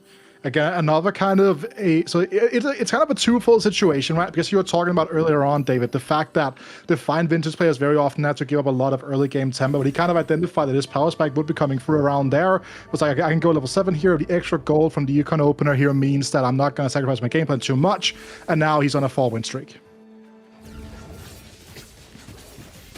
Astonishing. On the opposite side, we're speaking about these Umbral board. Now, the first couple of forecasts coming around, we kind of always hope that the Silas is one of them, but hasn't found that one just yet. He's going to rely on just the Alune 1, not even the Alune 2, to try and deal as much damage here, but looks to be working out. He's trying his absolute best to win this fight for Chuso, who is going to sit at a pretty healthy middle of the pack, 78 HP. So coming to stage 4, still a pretty big disparity between players like Astonishing and Shredin, and 2 players still above 90 HP Wida. So maybe we saw it from Kubixon in day 2, where you can now take your foot off the gas in stage 4, really play for that high econ, and then come back with a very, very strong board in stage 5. For Kevin, that means playing around Ashe and maybe potentially, actually, both Kevin and Sweller are playing around Ashe, so both Ashe players very comfortable coming to stage 4. And that's going to be such a weird dynamic to work with as well, right? Because it's kind of like a game of chicken. Like, okay, are you rolling? No. Are you rolling? Exactly. Can we handshake 4-5, buddy? We're both really healthy. Can we handshake 4-5? Prismatic Orb coming through there for Taplast. Let's see what we're going to be getting here.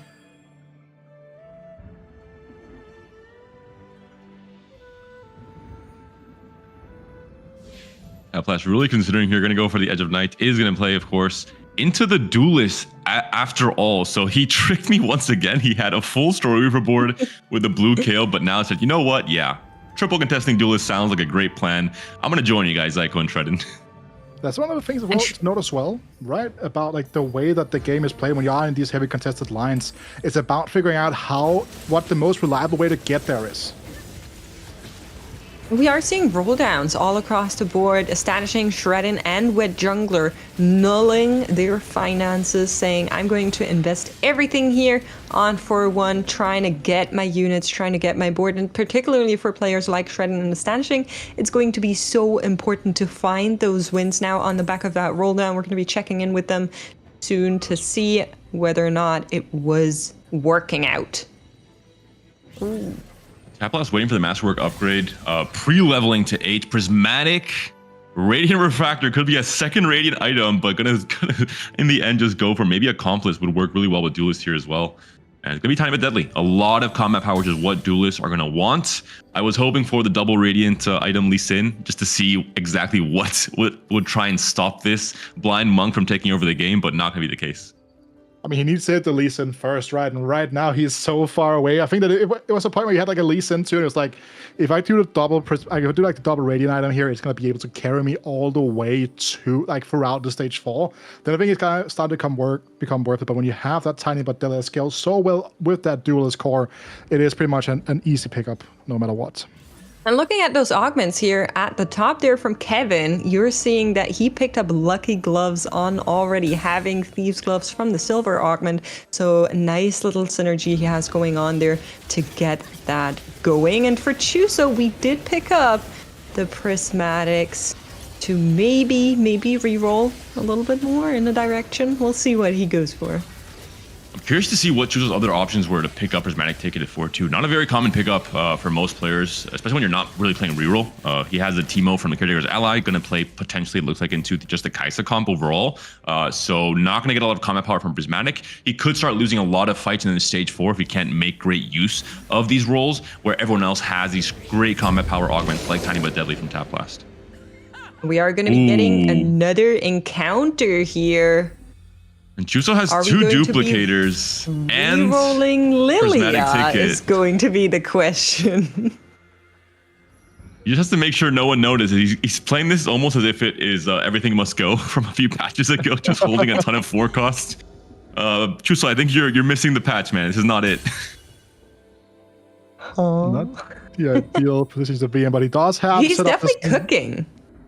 Yeah, rolling over the bar too here, not necessarily going to be the upgrade he's looking for. And also, like, there's a ridiculous amount of rolls he's put together prismatically. He has no goal. He just rolled like 10 times in a row. I don't even know how to figure out what the math is on that, but does find some of those big frontline upgrades here. I do assume that once we see the Silas 2 come through as well, we will see kind of a switch in the front line. Goes up against Kevin Parker. Kevin on a 7-win streak for Chuso. This would be a massive win after how much gold was just committed. He kind of needs it, and seems like Teemo and crew are going to be able to get this one going. Teemo 3, the star of this board, supported by a Kaisa 2 and Lilia 2. Well, supported by Shen, right? Shen was just feeding Teemo mana the entire fight, basically. Like, good job, Shen. You're doing a great job. Well done. He was. For Chuso. Shen is just like just has strong feelings for Spain, you know? Like, he really wants to see Spain succeed. Sounds like someone I know. I wonder who that could be. Last choices here in the carousel for our players, and another glance at all of the boards that we're seeing right now. Wet Jungler notably has a more Morellonomicon on the way. already a legendary on board, so that could be a spicy board once he actually gets it up and running. But we need to keep our eyes on the players that are at the bottom of the table. Psycho going 9, rolling down there. Shredden seems to have stabilized on the back of that 4-1 roll down, and Astonishing seems to kind of just up and down, flowing through these rounds, not being able to really make something, but the Way 2 comes through on the right-hand side. I love this from Zyko. 6 Duelist has Exalted fit in as well, with Irelia being Exalted and fits in a Rek'Sai. Really made great use of his gold in terms of not rolling on 8s and trying to battle the other Duelist players for a Lee Sin 2. Instead saying, hey, I likely won't hit anyway. I'm going to go 9 instead, find a power spike by adding an Exalted, and then hope that I outlast the other Duelist players and can find the Lee Sin and the Irelia 2 upgrades later on. Yeah, and a big thing to note about Psycho's playstyle in general, right, is the fact that when he made it to the championship in Runeterra Reforged, it was very much on the least flexible way possible, right? I don't think that I'm kind of stepping on anyone's toes by saying that, but like when I spoke to him in Berlin when I went to the watch party down there, right, it's very clear to him like that is like not his playstyle, right? Like his playstyle is just like playing whatever he believes is the best thing to do on a specific patch. He is a very strong flex player, right? Which was also one of the key kind of skills that you needed to have back in Fate when he kind of shown through for the first time on like the international stage. And I will say, Hullbreaker Irelia makes her very tanky for being Irelia 1, so she is going to have that sustain to stay in there. On the opposite side, we'll see that board that I was talking about earlier, going into the Mythics for Wet Jungler, but sitting on a lot of duos, not being able to upgrade these units. And the consequence of that is just that the board crumbles, takes another big hit as we are going to be moving into Raptors. Wet Jungler, our ex-Vice World Champion, is going to be on his last life. And a little bit sus, the game plan from Wet Jungler, considering there are 3 Duelist players. They'll be very, very fast fights. The Radiant Morello not going to do as much as, Hui similarly is a much slower kind of AoE type unit. Not going to be a great matchup against Duelists overall. No, also like worth noting that like Wet Jungler here is in a pretty good spot. Like, he's 15 points out of the first 2 games, but again, these are the players that you need to kind of beat all throughout today to be with a shot off winning the title. And a big thing looking at this board is probably the Exalted. Okay, we switched back. 3 Udyrs. Okay, Zyko. Okay. That just doesn't want it. No. But Wet Jungler is now finding those upgrades. We saw the Rakan 2 previously come online. We're now seeing the Nautilus come on this board as well. And I think a big part in this board is trying to play around the Exalted. We're seeing it from Psycho. We're seeing it from Wet Jungler, kind of assembling these mishmash boards around the legendaries to try and get that extra damage spike from the Exalted. A couple of pings coming through as well. I think it might be on Shusa. I wonder who it is. Maybe the Everything Must Go player who's holding every single forecast he finds in his shop. Just like, did you read your Alchemist correctly? I don't see this in the one here, but I actually want to talk quickly about the way that Psycho kind of managed his components right here for a second, right? Because he could have gone for like another support item if he wanted to, but he knew that he needed to be able to open himself up to the likes of that Titan's Resolve for the Lee Sin. Unluckily for him, kind of he whiffed on the sword, so couldn't get the Sterix Gauge in there, right? But even then, like, he still has 2 items Lee Sin now. Has pretty much best in slot support items as well. We're going to be seeing first player knocked out here.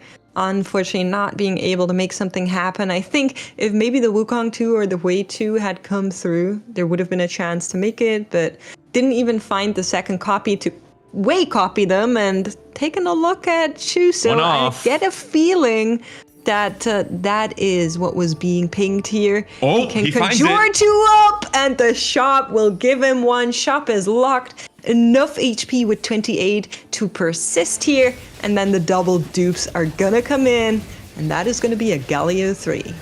And what a ballsy play. Without finding a 3-star forecast, this comp and this game plan does not make any sense. You are basically risking your entire game on making use of these double duplicators you got from the Prismatic Orb, and in the end it pays off despite the pinging, despite everyone trying to unite to stop this. He finds a massive upgrade. This could be a 3rd win in a row for Chuso if he's able to take the win here against the 5 Mages players especially, who are still streaking in the case of Zyko, 4 win streak, and 7 win streak for Shredden. So the Duelist once again popping off. Another big thing to note as well here, right, David? This is like another one of these skills we've been talking about a lot when it comes to kind of being able to close out tournaments. The fact that you need to identify when you get given these high rolls, that you need to kind of like identify how you get to this point here. Again, like recognizing this prismatic line was such a critical thing for Chuso's chance of winning the tournament. And Chuso is going to go up against Psycho. We've seen the power of the duelist boards before, but there is one giant chicken with a huge protection circle coming out. Savior's protection is just going to annihilate half of the board that Psycho has assembled. Second one comes now, does not hit the Aurelia. The Galio getting confused, getting distracted, and that is a big issue with this unit that he just always plans. But in the end, the Angry Chicken will find its target. It was pretty close though for a 3-star forecast. I'm telling you, once these duelists continue to start scaling with Fine Vintage, there are some boards that might be able to beat this because there isn't really that much backline damage. We see the Kaisa, no items whatsoever, and just the TG on Silas, and I guess the Teemo with 2 items. I think one of the reasons why Chuso played for this out of trying to get just a 3-star with Prismatic Ticket is the fact that after Wolves, he had no Kaisa items, basically. He had no great components to build for this Kaisa, so he knew that this was maybe his only chance to salvage the game. We are seeing 2 players eliminated. A little bit of a taunt there in this carousel with the Umbral emblem. Stanishing, who was on that Umbral line, not being able to pick it up as he took a 7th Taplast following suit. I think a little bit too dizzy all throughout the game, not being able to find that direction, not being able to find those units. And Redden says, I'll just take the Lee Sin too. I'm good. Why play Heavenly Kane when you could like play 6 duelists, 6 Heavenly, David? Just the best of both worlds, at least for my playstyle and my comfort comps in this set. What I'm seeing here for Shircane as well, the Radiant BT on the Lee Sin means that he's going to just survive for that much longer against this Ashe. Once she does click onto him and takes down the side unit there on the side, and Lee Sin immediately onto the Ashe. Huge pathing there will win this fight, and the Ashe player starting to suffer. Both Kevin and Sweller now down to under 30 HP. Yeah, it also looks like the entirety of the setup here for the likes of Shredden. We're looking at Keepers and we're looking at that Aurelia 2 already, and now goes for the support item Armory here. That Aegis of the Legion could be a really interesting buffer here when you are as clumped up as you are already. No downsides. Getting upgrades for our top 5. Everyone trying to make it into the top 4. One more fight between them and that dragon that might get another upgrade for these boards out. Chuso and Kevin Parker on the line. Now for Chuso, we know he has that Galio 3, which might look fraudulent, but is going to help for a big part of these fights. For Kevin Parker, the story is a little bit different here. We're going to be seeing him go up against just that. The Galio 3 on the opposite side. Point in case for Kevin is at least the carries are on the opposite side of the board. They're not going to be hit here straight away, trying to stay away from the Savior's protection, but the Teemo will find its target. And unfortunately, after that previous first place from Kevin, it is going to be a 5th here. I was saying Kevin was an Ashe player. Apparently, he's still item holding a Sivir, so I think an acceptable 5th place for Kevin here. Never made the transition into Ashe whatsoever, despite having that Rageblade Slam, playing for Exalted instead. And now we have a top 4. 4 different nationalities, 4 of the big countries in EMEA fighting for a win in this game 3. And this is the lobby 1, so all these players are continuing to cement some great results to start things off. The big fight that I'm looking out for here is going to be the fight between Chuso and Shredding, right? Because Shredding right now on a 10 win streak, and the strongest board in the lobby on paper is going to be the one from Chuso. But we have seen before that when you have these boards that have like this amount of power in them, like these duelist boards have, that there is a chance, because as you were talking about before, David, Galio 3 is not necessarily the start of the show. This is not like a Kaiser that just nukes everything. There is time to work with for these duelist boards to kind of work into it. For Chuso, mostly it's just finding the backline items, especially for Kaisa, is going to be the big pivotal, I think, part of him trying to find these wins in stage 6. Upgrade for Psycho gets that Lee 2 online. Such an important unit for these duelist sport to get out that damage now. Not only Aurelia in the backline, but also the Lee in the front line are going to be helping this board come together. We're going to be seeing how that shakes out. On the opposite side, we have Shredden here, 10 wins. Can he find number 11? And it is going to be a 1v1, well, 2v2 between Irelia and Lee Sin. And Shredden knocked down, Sweller knocked out in fourth, and her top three are in. Keep in mind, Chuso is on 2 wins, game 1, game 2. This could be his 3rd win in a dominating fashion throughout this Golden Spatula Cup Day 3. Also, nothing to note, David, here, right? Like a very interesting itemization chart that came through on the likes of the Lee Sin on Psycho here, right? Gone for the Corrupt Vampiric Scepter on the Lee Sin. So that's not going to be that memory. That's not going to be that disruption, like trying to slow down that Galio. We're just going to see pure raw damage when that fight comes to shove. And pure raw damage coming out from Kaisa as well. She doesn't have an item yet, but she has a tattoo at the very least. Gonna add a little bit more. And the Teemo, of course, now with the Rabadon's doing a lot more for this Galio to just stall out and just wait for the Teemo damage to slowly trickle through all of these units. And this is one of the big fights to really see who's gonna be the stronger player coming to stage 6. It is gonna be Chuso for now, understandably so, with a 3-star Galio. And, you know, I love duelists, but once again, 2 duelist players in the top 3. Maybe this comb's a little bit too strong, Makes.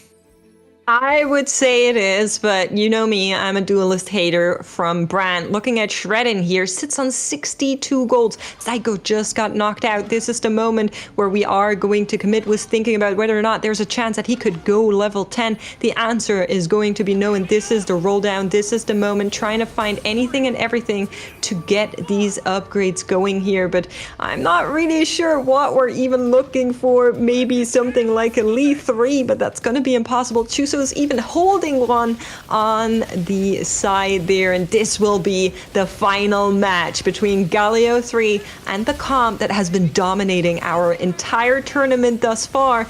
The front line and back line just completely crumbles from that Savior's protection, and Chuso with the Galio 3 takes his 3rd lobby win. Just nods approvingly, you know, no big emotions here. We stay focused, we stay on track, and just get those points. So Makes, your thoughts around my caster blessing? We won't would you talk say... about it. Oh, it was just all luck, right? Definitely nothing to do with me. Okay, but Chuso, very, very happy with this start. Of course, 3 wins in a row. We see that very, very little in a day 3 of a GSC when competition is, in theory, so close, when all these players are so talented and especially so comfortable on this patch. All of a sudden, Chuso comes in, 3 big wins in a row. He was fist pumping, he was nodding his head. He can't be happier. Approving knots all across the board. Just need Galio 3 to beat those pesky duelist boards. Easy as that. I'm curious what our analyst desk has to say about this game. We're going to be back after a quick break with an interview with Taplast, and then we have game number 4 for you, so stay tuned.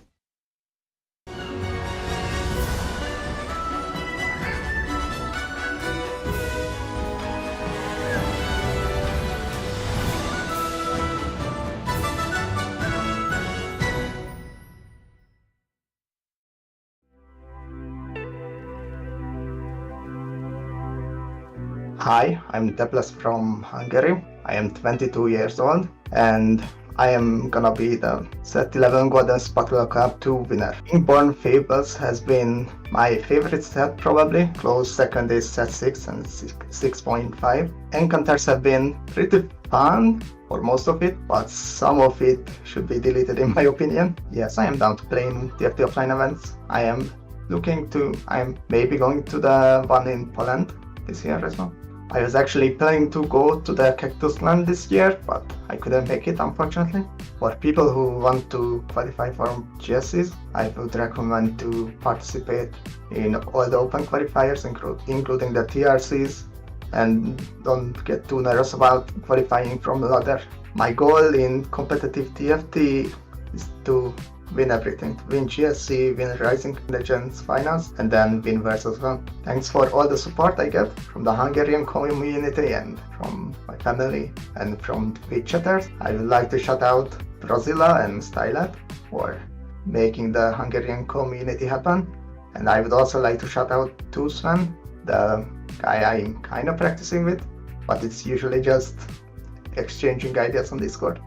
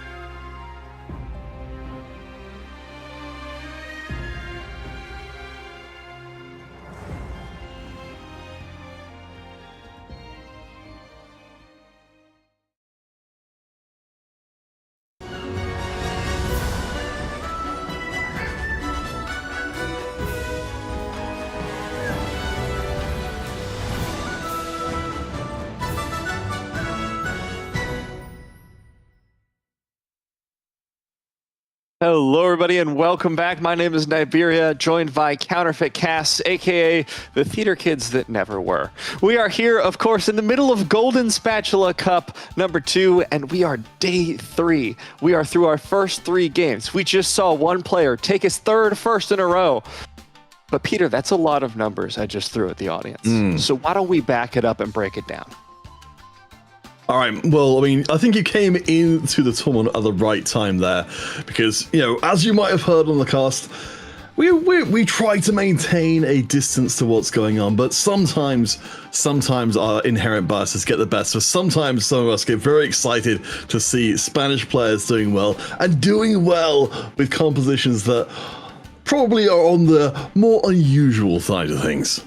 I mean, that's always been my favorite. There's one composition that oh my god, my Mundo shirt is... I picked this because it wouldn't green screen. This is yellow, by the way. So, I don't know what I've done. I'm so sorry, production. I had no idea. But I'm gonna keep it. I kind of like the waves through it.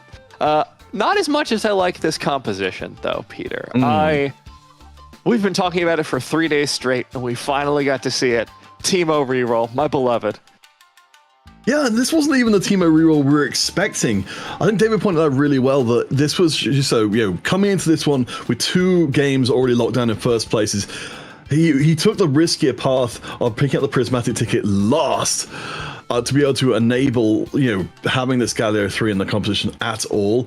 It wasn't the Lux Teemo reroll we've seen being done by Cambiz, but just finding this was the route less traveled in a lobby very heavily contested with similar compositions, I think it was a really smart play for do so. Yeah, I'm glad that the choice was not made to pursue duelists. The 4th time, I think it is, based on this lobby. We had 2 fine vintage players both trying to go for duelist, and I believe even one without. Yeah, Shredden there at the top also going for duelist. So that part of the lobby, not a surprise at all.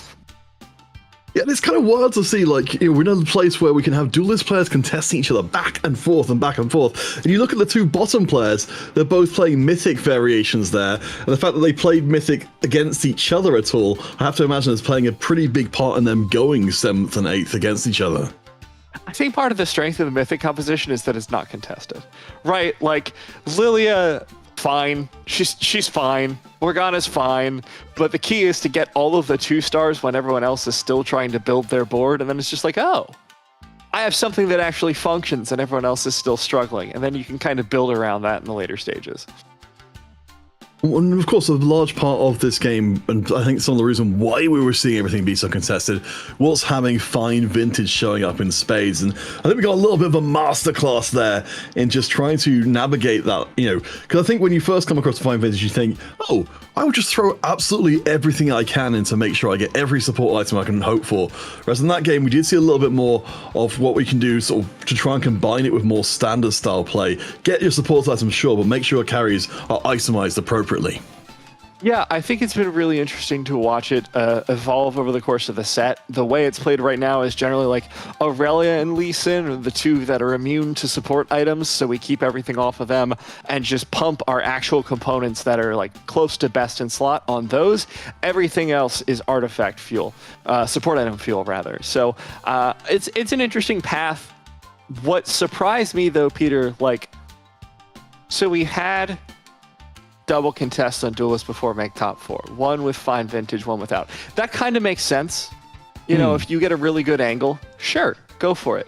And if someone else is fine vintage, well, it's like, well, it's fine vintage. I've got to go duelist. 2 people picking fine vintage and a 3rd one also picking duelist.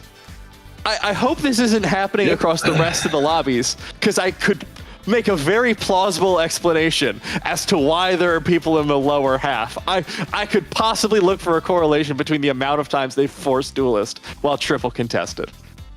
Oh boy, I mean, that's the thing. This is the world we live in, Matt. But we got players like Slark, who did very well in a previous day in the bottom half here as well, though did pick up a good game towards the tail end. Remember, of course, we are going to start cutting players away soon, so the chance to get in to that top section of the tournament is closing rapidly. Of course, at the top, we witnessed it ourselves, Jiso going completely undefeated, but there are several players close behind.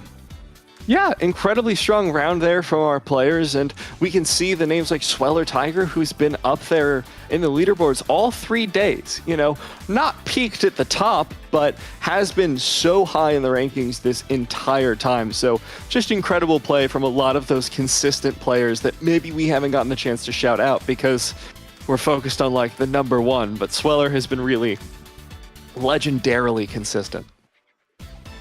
All right, well, I mean, I'm really excited to see what these guys have got for us. We will be going to a new lobby for the next game, of course, as we close in on our first cut of day 3. We're going to be doing a lot of those as we go through. So we've got our casters ready and rocking, ready to go. We head into the midpoint of day 3. Take it away, guys. Just give me a second. I still need to rig the chat poll so that Rising Legends mod Caden is going to win and not Caden. If you haven't voted, you should, just for the funsies of it. And speaking of funsies, I expect our players to do something more fun than triple contest duelist this time, Panda. Well, I have some bad news for you, Makes, because I think this is just more and more confirmation as we go along, especially if players are maybe looking at the results in other lobbies or looking at the main broadcasting games, like, hey, I'm trying to see duelists top 4 every single game from 2, sometimes 3 players. I think it's going to make it so that more and more players try and go down this line and get away from AP, because overall Lilia and Zyra have not been performing at a high level today. Unfortunately. Oh, I think we're gonna have the first mute him. of our day. Yeah. Technically the second, okay? Technically the second, because we did have one during the interview as well. But hey, that doesn't count. Slark is not a caster. You feel I've been doing this for 4 years for TFT podcast. I would know like when to not be muted, right? But that's kind of like what we're supposed to. It can happen, right? That sometimes you overlook some things, and sometimes you overlook who's contesting you on the lines in TFT. You know, that's almost as if there's a pattern there. Mistakes can be made, that's for sure. Part of the deal. Was there anything you wanted to say about maybe not seeing duelists, Sweeta? I'll let you have that chance if you're going to make that point. I mean, I quite like duelists, like I'm a duelist. Wrong answer! Me and David are kind of the same at heart in that regard. Right? We see eye to eye on this. We don't see eye to eye on my pasta antics. We do see eye to eye on what is the most fun comp in CFT. Well, I did until this game 3. Now I'm starting to maybe want to see a little bit more variety, and something that can bring variety is hero augments. We haven't still seen any hero augments on main broadcast for this day 3, despite them being obviously incredibly dominant. We saw in the stats at the top of show, Garen, Story Champion, 3.0 average in 28 games in a GSC. That is just absolutely crazy for any augment, really. So we'll see if we'll have some gold augments starting things off. I feel like you're trying your best to jinx them into existence, but what is going to happen is the Ashe encounter, so everyone knows what's coming for them in this lobby here. And we also have a good spread of our players in this competition coming through. Looking at Arat yesterday, no, I think the day before that, he won a snipers game with an Ashe one. It was 6 snipers he had set to, but it was an Ashe one as carry, and he took a first. So maybe we can finally see the Wardens come back up into shape and deal with those pesky duelists. I think it's safe to say that we can see what the consensus about this encounter was at the start of the game. If you looked at Sweller's camera right before we switched into the game, it was very clear what he thought about what is going to happen this game. And right, David, it puts so much more pressure on the way you want to play, right? Obviously, this is not the one we get surface as well, right? It would have been absolutely horrific for a lot of these players, right? But there is something to keep in mind here now, the fact that it's much easier to kind of map out whether or not you can consistently lose a win streak, and also means that the players that are going for something like a fortune might be target creeps a little bit more, for example. It is a very taxing encounter, though. It adds obviously a layer of complexity in terms of positioning, but also in terms of just so much more work. You have to be scouting all the time. You have to be min-maxing every single fight, because you do have the information to succeed in min-maxing, which means that it's going to be a tough game for some of these players who, on ladder, you can maybe ignore it a little bit and be like, oh, whatever, it doesn't matter too much. But this is a tournament. This is a day 3. You have to do everything in your power to try and win this. Absolutely right, and there is someone in this lobby that has a chance to not only win Golden Spatula Cup, but win it a second time. That is going to be Canvas.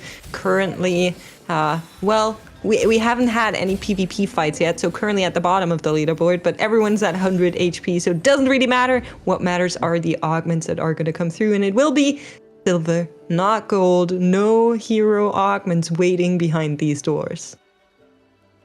And Slark does have the potential for Fortune, but Fortune is a double-edged sword on this encounter. You might think, hey, I know my matchup, I can make my board even slightly stronger in some cases, guaranteeing I still lose, but it also means that anyone that has their eyes on trying to stop the streak and sacrifice maybe a fight loss in stage 2, like we saw with Zbrojson and Kubixon a few games ago, has a much easier time to do it. You kind of have a target on your back all of stage 2, basically. Hear me out there. We just roll middle here, we hit branching out, and then we get the Fortune Emblem. Down? You're clearly a much better player than me, Wida, at TFT, because I am not down. That does not sound like a good plan at all. Sweller did pick up a little bit of emblem shenanigans. For Trav, it's going to be more of what we've seen before. Golden Remover going to come through here. And generally, a lot of Envolts, just judging by the augment choices on the right-hand side there. Gnar 2 as an opener here for Travis, though, while we haven't really seen Gnar reroll be a big thing, right? Only really seeing him in that one comp from the likes of Shircane yesterday, right? It's worth noting that Gnar 2 at this point could just be manifesting a great win streak for Travis, right? He can just stay level 3. This Gnar 2 should do a ton of work.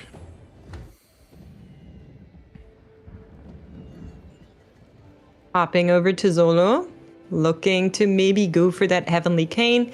We saw it in the previous 2 games. Be attempted, worked out pretty decently all throughout, specifically when you flex in the Duelist as well if you have those chances.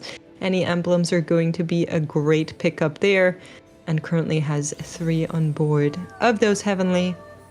Not too shabby of a start, I would say, with that Darius too. We're seeing the relative strength of 2 costs in this current meta. 3 different players on Caretaker's Ally trying to use these key 2 costs either as maybe the stars of their comps in terms of like Zyra or Teemo we saw from Chuso last game, or potentially just as a way to guarantee a kind of free 2 cost and then play around a 4 cost carry instead in stage 4. I'm just gonna say this is the second game in a row that I have just foreseen the future, okay? I don't know what's going on. And the best thing is there's no Reforge on defense either way, so Shining Star reforged into the Fortune Emblem while having a Zoe and a Kabuko, okay? Like I said, Wida, you must have been a very good player to come up with this plan, and Shining Star, I can confirm, is also a very good TFT player. So I just played set 9, David. That's what all I did. You have the Earth genes still from set 9, but Shining Star going to have a very, very easy time with this stage 2. We mentioned, though, the importance of the Ashen counter and how that could affect the game plan. And we once again are going to get a little bit of help all throughout these boards. For Zologazang, it's going to be a Kog'Maw 3. Nice little upgrade in the backline to try and get some extra spread damage all on these boards, as we are going to be moving through them towards that carousel. Now, again, as previously mentioned, is not the time to be re-rolling 1 cost, as these are now out of the pool.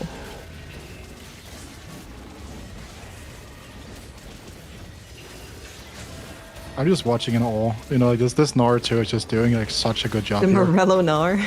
I was very curious to see what Travis would do with these items, considering that he just didn't slam anything for that very first fight with the Gnar 2 upgrade. But we're going to just, again, slam items for tempo now. Has the remover, of course, so can take them off the Gnar and can potentially finish off a Titans on this carousel here with the healing already from Hodge. Looking at that carousel, there is a spatula on the Aatrox that could be interesting for players to go for. Slark, thinking about it, needs to be quick now, and we'll get it. I think it's when there's spats on the carousel, I feel like if you have the option to kind of weigh up the interest of other players, how willing are they to go for the spatula, right? Means that you kind of get an indication of where some of these players might be leaning, what are the intentions, right? They don't want to go for one of these craftable emblem lines here. And with the fact that Campus was kind of hovering towards it, that might be some sort of indication that could be something we need to keep an eye out for. My goodness, this board from Travis, Gnar 2, Thresh 2. We're at 2-5 still. 3 faded online now as well. This is a very scary board to face. 0 gold, though. That's the one maybe downside on Travis's game plan. Yeah, I can tell you what Travis would say if we had asked him about this spot. It would have just been, just hit kind of angle, where sometimes more dog giveth and sometimes more dog taketh. Travis, somebody that definitely knows that. and goes up against Shining Star's board here. Still on that fortune angle, we'll be expecting to lose quite a couple more rounds.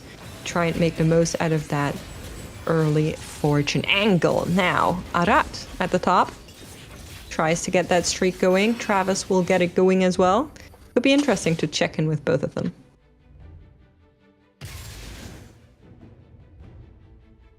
Now that seems to be leaning towards Duelist. So really great to have a win streak start when you're playing for Duelist, because you're just going to have that much more HP to maybe sacrifice in stage 4 until you find Lee Sin 2 and all your other board, or all the other opponent's boards start spiking. For that though, if he knows that Travis is in his pool, I think he almost is guaranteed to take the loss and not get the 5 win, but not going to be the case for now. No, we'll just go up against Canvas here on the likes of Travis. So a pretty nice and pretty free way here throughout stage 2, which to be fair is kind of expected with the way this setup has panned out, but it is very important to see like whether or not, like how heavily Travis is going to invest into the economy, because if he doesn't get any gold here on the Crux, he unironically might be in trouble. Yeah, wait, I don't know how to say that word. I will stay away from it, but financially in trouble for Travis. On the other side, we have Canvas, who is on that Alloon. He's trying to get that Umbral on the line. Holds one Yorick as well, but for now, it's not going to be enough, as we are going to be moving into Krugs, and I'll be maybe opening up a dictionary. This is one of the downsides of finding a 3-cost upgrade to 2-star in stage 2. In some cases, it's actually correct not to upgrade specifically units that are not really carries, that are not really that relevant, because you just lose so much econ. Holding 9 gold for a single unit on your board in stage 2 is sometimes very detrimental in terms of the snowballing effect of the interest. Yeah, it's what we in the business refer to as a theoretical high roll, right? Like in the fact it was like, it is a high roll, but it isn't really a high roll, you know? It's a high roll, but it's not. It's too warm for these jokes, Weta. My brain cannot comprehend what's going on. But I know that for Canvas, we're gonna get nice little upgrades here. Finds that rod very important in this comp, and you can always make use of a crit glove. I think Rabadons would have been the preferred here, maybe, but should be fine with getting this as well. Now, Arat and Travis are the 2 players that are in 100 HP. They might be meeting soon before we go into this augment, and that could be a big factor in how they approach the next couple of rounds.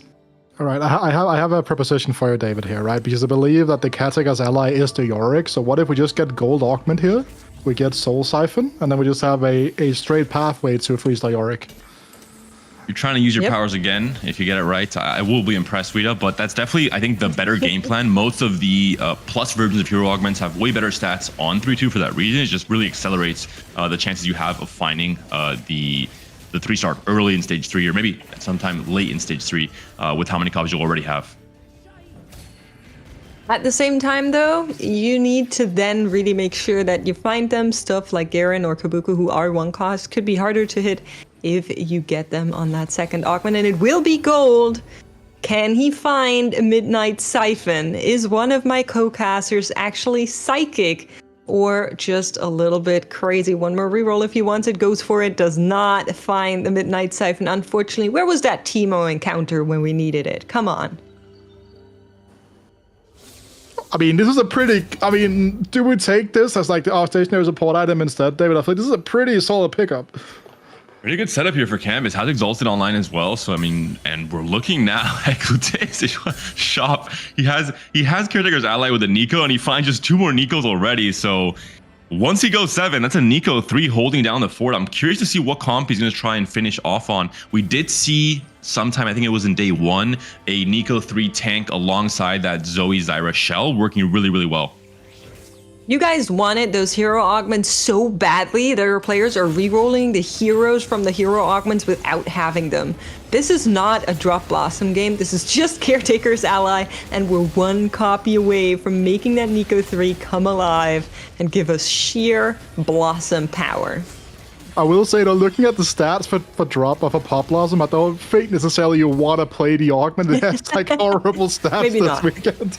He's like a 5.2 yesterday or something like that. Like by far like the weakest of all of the hero augments, it seems like in that regard.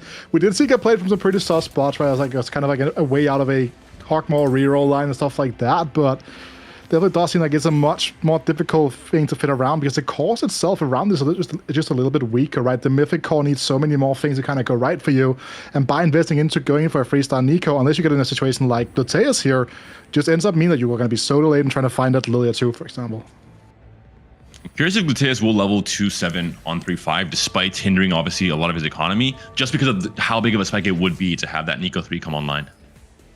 Can I just quickly say, Mortdog, why are there still 100 HP players on 3-3? 2 of them. I can tell you why, haven't met Makes. yet? They picked some great gold combat power augments to continue this win streak, especially for Travis. He picked up 2 healthy. We're going to work really, really well with that Gnar. Yeah, but they should have met, is what I'm saying. I understand they're strong, David. Thank you. We don't. The first rule about TFT makes is that we don't talk about matchmaking. It is known. We only talk about hero augments and Lee Sin. Those are the 2 topics. That's it. Oh, and fortune emblems. Let's And not fortune forget emblems, those. Of course. How about the golden removal and the likes of Travis actually now having real items on the Gnar, you know? 3 spatulas on this carousel. Oh, one of them Slark? on a Lee Sin. Playing the long con, picked up the spatula in stage 2, knowing, of course, with Weeda's psychic powers maybe spilling onto the players, that there will be more spatulas to come. I'm all used up apparently, right? Because I didn't speak the Midnight Siphon into existence, right? So maybe that's where maybe like he Midnight Siphon hit my power instead, you know? He definitely has a free Tactician's crown now to get one more unit on the board for him. And Candace and Rat both picking up one spatula to make an emblem out of it. Lots and lots of upgrades. Speaking of, Bloteus finds that Nico 3, and for Shining Star, we had a cash out, it looks like. Bloteus gets the Nico off of just the carousel. Doesn't have to go 7. A bit too many Nikos to work with even, not finding the full value from the caretaker's ally. Yeah, not necessarily ideal, but it's such a big power spike at this point in time where it's like, hey, now you can kind of go for a more eco-centric game plan for the rest of this stage and then go 7 on 4-1. Play a more traditional game in that regard here, but look at what Swiller is doing, David, right? Vertical story, we were essentially in the mix here. And maybe Shining Star, I think, not too happy with the fight loader, and he's like, wait, he's contesting my units. And it's going to be the case, Zoe, for both players on the side for Shining, finally able to revert this loss streak, is no longer with the Fortune Online right now. 8 losses, 41 HP to work with, and now try and bounce back. Well, see, this is kind of the storyline of the Italian TFT players since the ages. They like playing the same lines. That's why the Blender Mafia came to be. And so I'm not too surprised to see both Sweller and Shining on similar angles here, but someone has to back off, I think. I don't think Zoe can sustain 2 of these comps.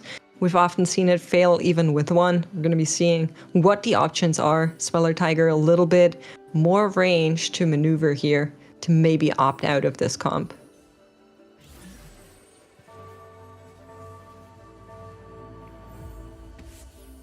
It looks like Slark is also going for Zoe as his current carry with AP kill. So 3 players already at the least going for this same line. We saw the problems with this, Weeda, in the first 2 games where players were going for the Zoe, the Zyra, the Lilia, and all players were almost always ending up in the bot 4.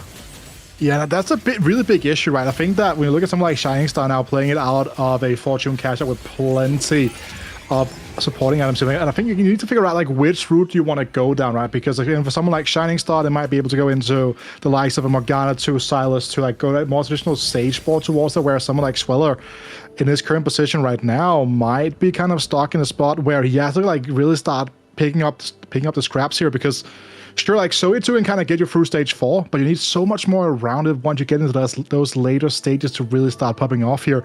I don't even know whether or not a transition to something like a Syndra board here is even completely out of the question just yet, depending on how these roll downs pan out. Well, speaking of roll downs, I expect them to come around in that next stage for the players that actually need to make something happen. Going level 7 and Sweller, one of them that might roll here. Slark, another trying to maybe stabilize here, is on 2 copies of Lee Sin, but not on a duelist board, so a little bit of an awkward spot to navigate. This is a comfort zone as well for Slark. He played these compositions very much yesterday, right? Has been avoiding all of those AD lines that you were talking about on the interview, right, David? It wasn't necessarily a conscious decision for him. He was talking about he was like a very big believer in duelists, but he has confidence. He has the ability to navigate these spots. He's been in these spots plenty of times before, so really excited to see whether or not he's going to be the one making it out here.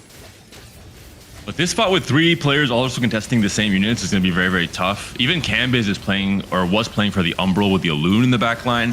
So that's going to be another player holding Siluses, for example. I'm curious what Gluteus is doing with that Nico 3 front line, if he's going to go into the, what we've already seen before, the more natural kind of Zyra and kind of Zoe, the same line again. So it seems like there's 5 players roughly in the same unit pool, which could be very problematic for the rolldowns and their upgrade in Stage 4.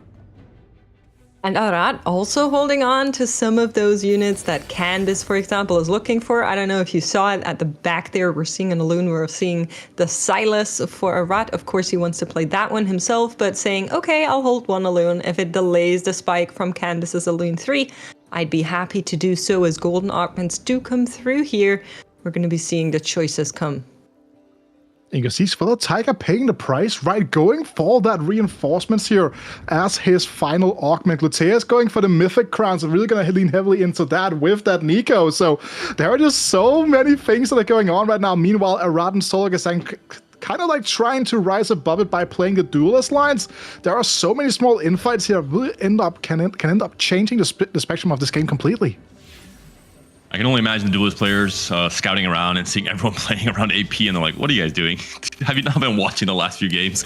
Duelist is the comp to be looking for as often as possible, and looking at maybe Gnar being the comp for Travis. Not on Caretaker's ally, not getting these Gnars for free, but just had the very early 2-star, giving him a lot of direction and maybe the chance to top 4 this game of the comp we haven't seen too often. Dryad reroll. Yeah, I mean, it seems to be looking like that is the case. I'm still somewhat surprised that he's really choosing to go down this route. In my impression, he was just going to play this for tempo for now and then opt out of it as soon as a later board comes around. And we might be seeing that happen soon. He's on 30 gold, level 6, so definitely has committed quite a lot to this line already. Yeah, but it's worth noting as well, by not a lot of the units for Travis are contested. Meanwhile, here a lot of components being on-off. You're looking for something like Rods here isn't necessarily that bad for Slark, right? You have the ability to go in towards a lot of these AP lines. He's still lacking that shred, so getting half off an Ionic Spark while having leftover Rods here can also be a great thing for him in terms of just keeping up the tempo, get the scaling, and if we see Travis hit that 3-star Kindred. Yeah, I agree. I would have gone for Robert on Rod here as well. Might be thinking of whether or not Cloak is an option. We'll see what it is, and it is going to be Cloak. Oh, the double spike here for Travis, actually. Both the Gnar and the Kindred coming through, so that's going to be a massive spike turn for the Polish player here, and that is like kind of what he's been praying for. With all these 2-costs being taken out of the pool, his chance of hitting went up massively, and now he's going to try to play ahead of the curve for the rest of Stage 4. Perfect items as well. BIS on the Gnar, BIS on the Kindred, missing maybe something like a Nashor's, for example, as that final item. We'll see one of the comps that was nerfed, that was kind of more of a support trait with the Syndra comp the last few weeks, and now it's just the full-on Dryad reroll. With 2 healthy specifically, it is one of those augments that really brings this comp up to that next level. We'll see if it can really fight against the meta comps in this current patch. Yeah, that's what I wanted to point out there. I think it's a big point in his decision-making. Despite finding those Gnars early, then seeing that 2 healthy, I think, is what kind of locked him in to this line here, as we are going to be going into yet another carousel. Did Sweller pick up his reinforcements just yet? I think not. Just looking at the board, I think is looking for that Lilia potentially to try and get her upgraded as fast as possible. Currently on 27 HP, and it seems like one spatula might be left over with how many we had in this game.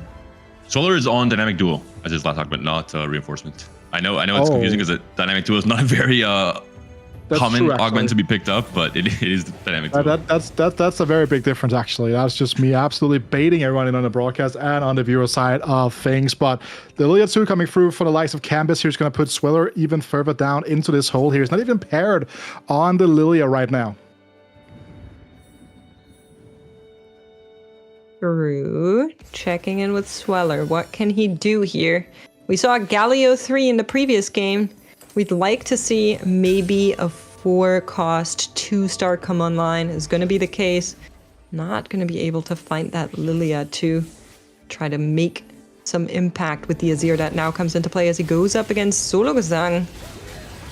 Does have the Lee Sin 2 online. I think this is going to be a hard matchup. I have a feeling Solo was waiting to, roll down heavily on this 4-5 round because he's on a 4-loss streak, but I think that's going to definitely be turning around considering he has that Lee Sin 2, has the fully itemized, and Diana just chasing just on around. I think that Lilia just does not have enough DPS to take down this Lee Sin. The positive note is that it's only a 2-unit loss, but in the current standings of health, I don't think Swaller can take any more losses, even if it's just a 1-unit loss. 17 HP and 8 gold to make any moves here. Does have an Ionics if that's an item he wants to slam, but already has one, so really quite unfortunate. Back against the wall, 1 Lilia does come through here, but still 1 copy short of actually upgrading her all the way. He knows that Shining Star is going to be the player that comes up next thanks to the Ash encounter early on, so trying to position for that as best as possible.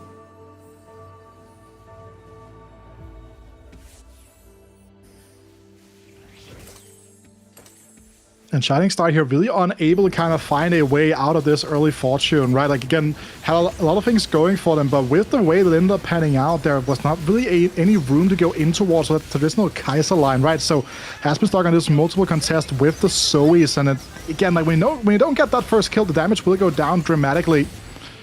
And you can kind of see now this Illaoi in the front and just kind of putting in so much work that this backline just gets a ton of time to work with, but it's not quite going to be enough. Illaoi trying her absolute best, but another big hit on Sweller, a 9-loss streak. Both Italian players, their game plan's not really panning out. As I mentioned earlier, 3-way contest on the Zoe Zyra line, 2-way contest on Lilia. Every time we've seen this happen, most of these players end up in the bot 4. It just has not been working out today.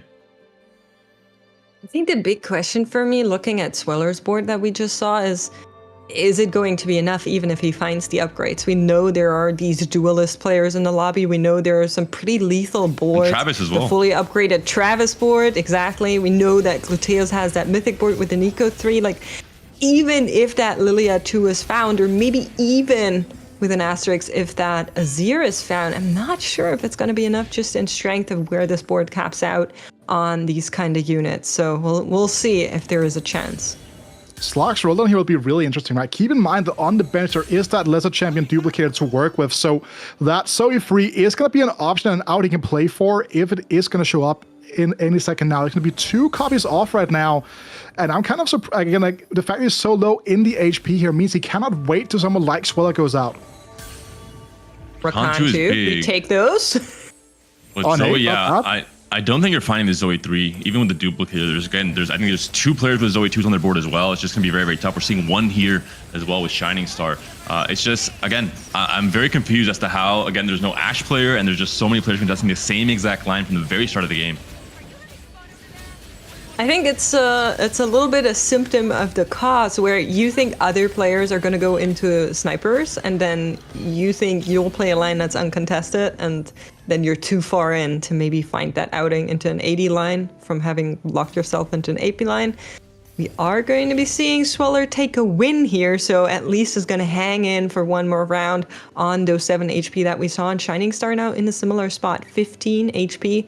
Stage 5 could be the end if he loses.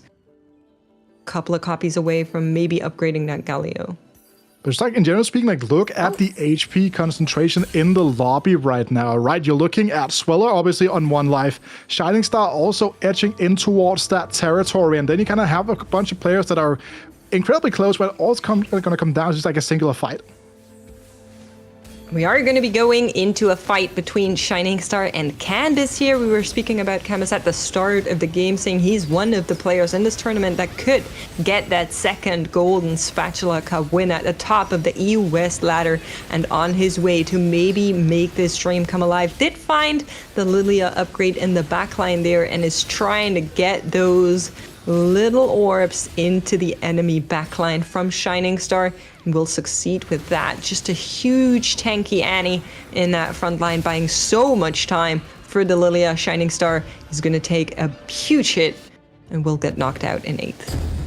The moment that fight started, I think Shining Star knew he was in deep, deep trouble, considering that the Zoe was locked into the Annie, and the Annie was not going to die anytime soon. The ricochets not going to really do much in terms of Zoe popping off the damage, and also the build on that Zoe with Gunblade and Morello not really helping her get ricochets, not really helping that DPS come through.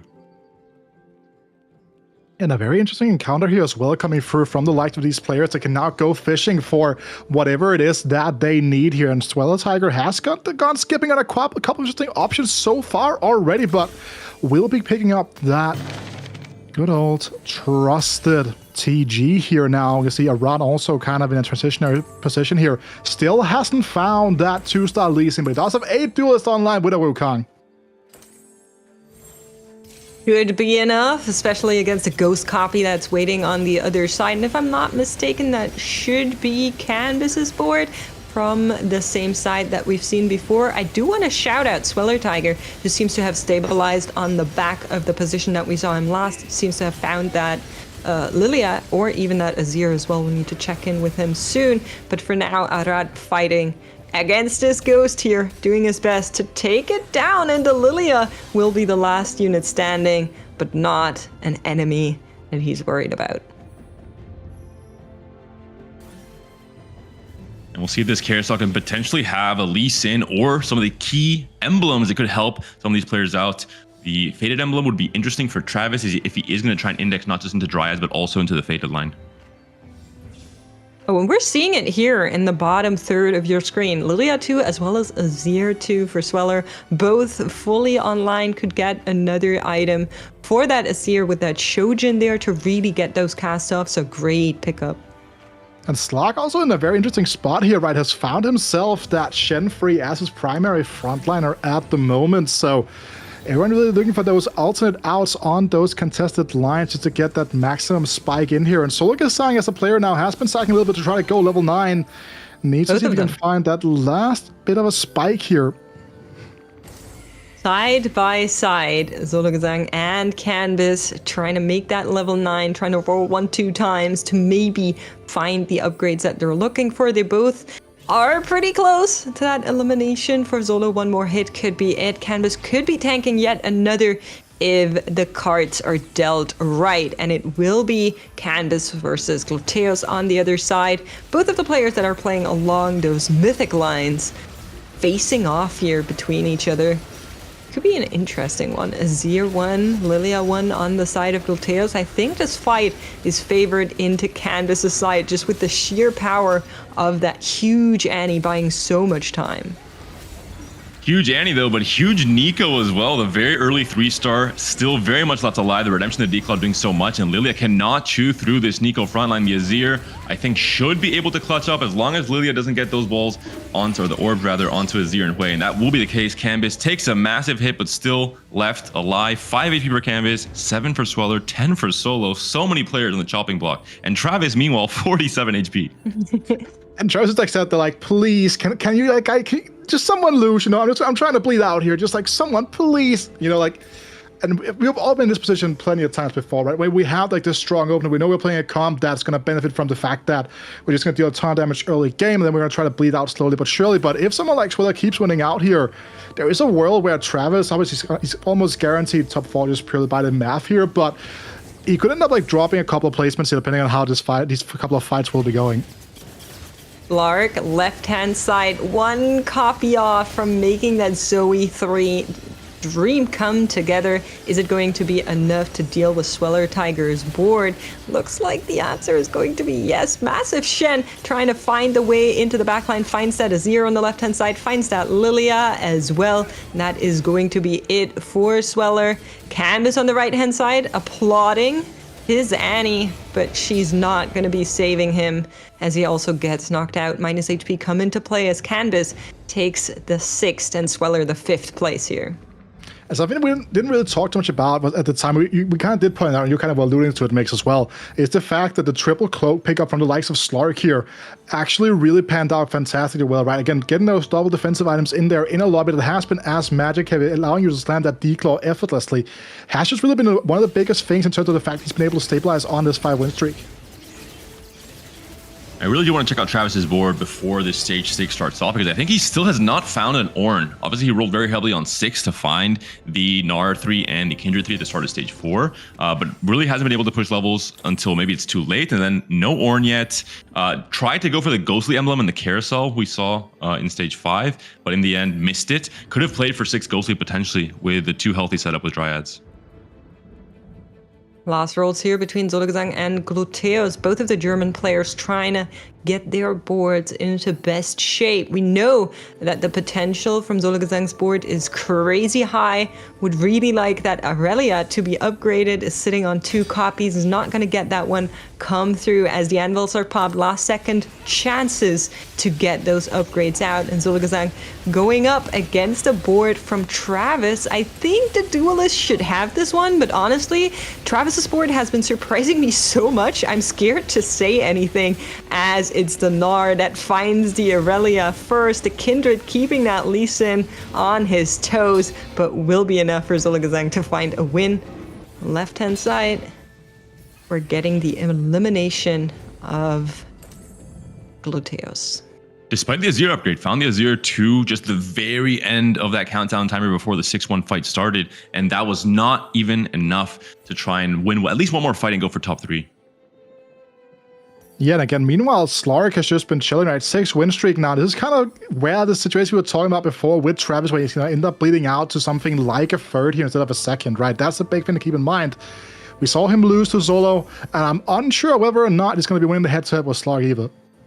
And here is the reason for that. Slark, finally, with all of the other AP players getting knocked out, finds that Zoe 3. You're seeing the ghost copy on the opposite side, if I'm not mistaken. It just zoned in, and that Zoe 3 can do a lot of heavy lifting.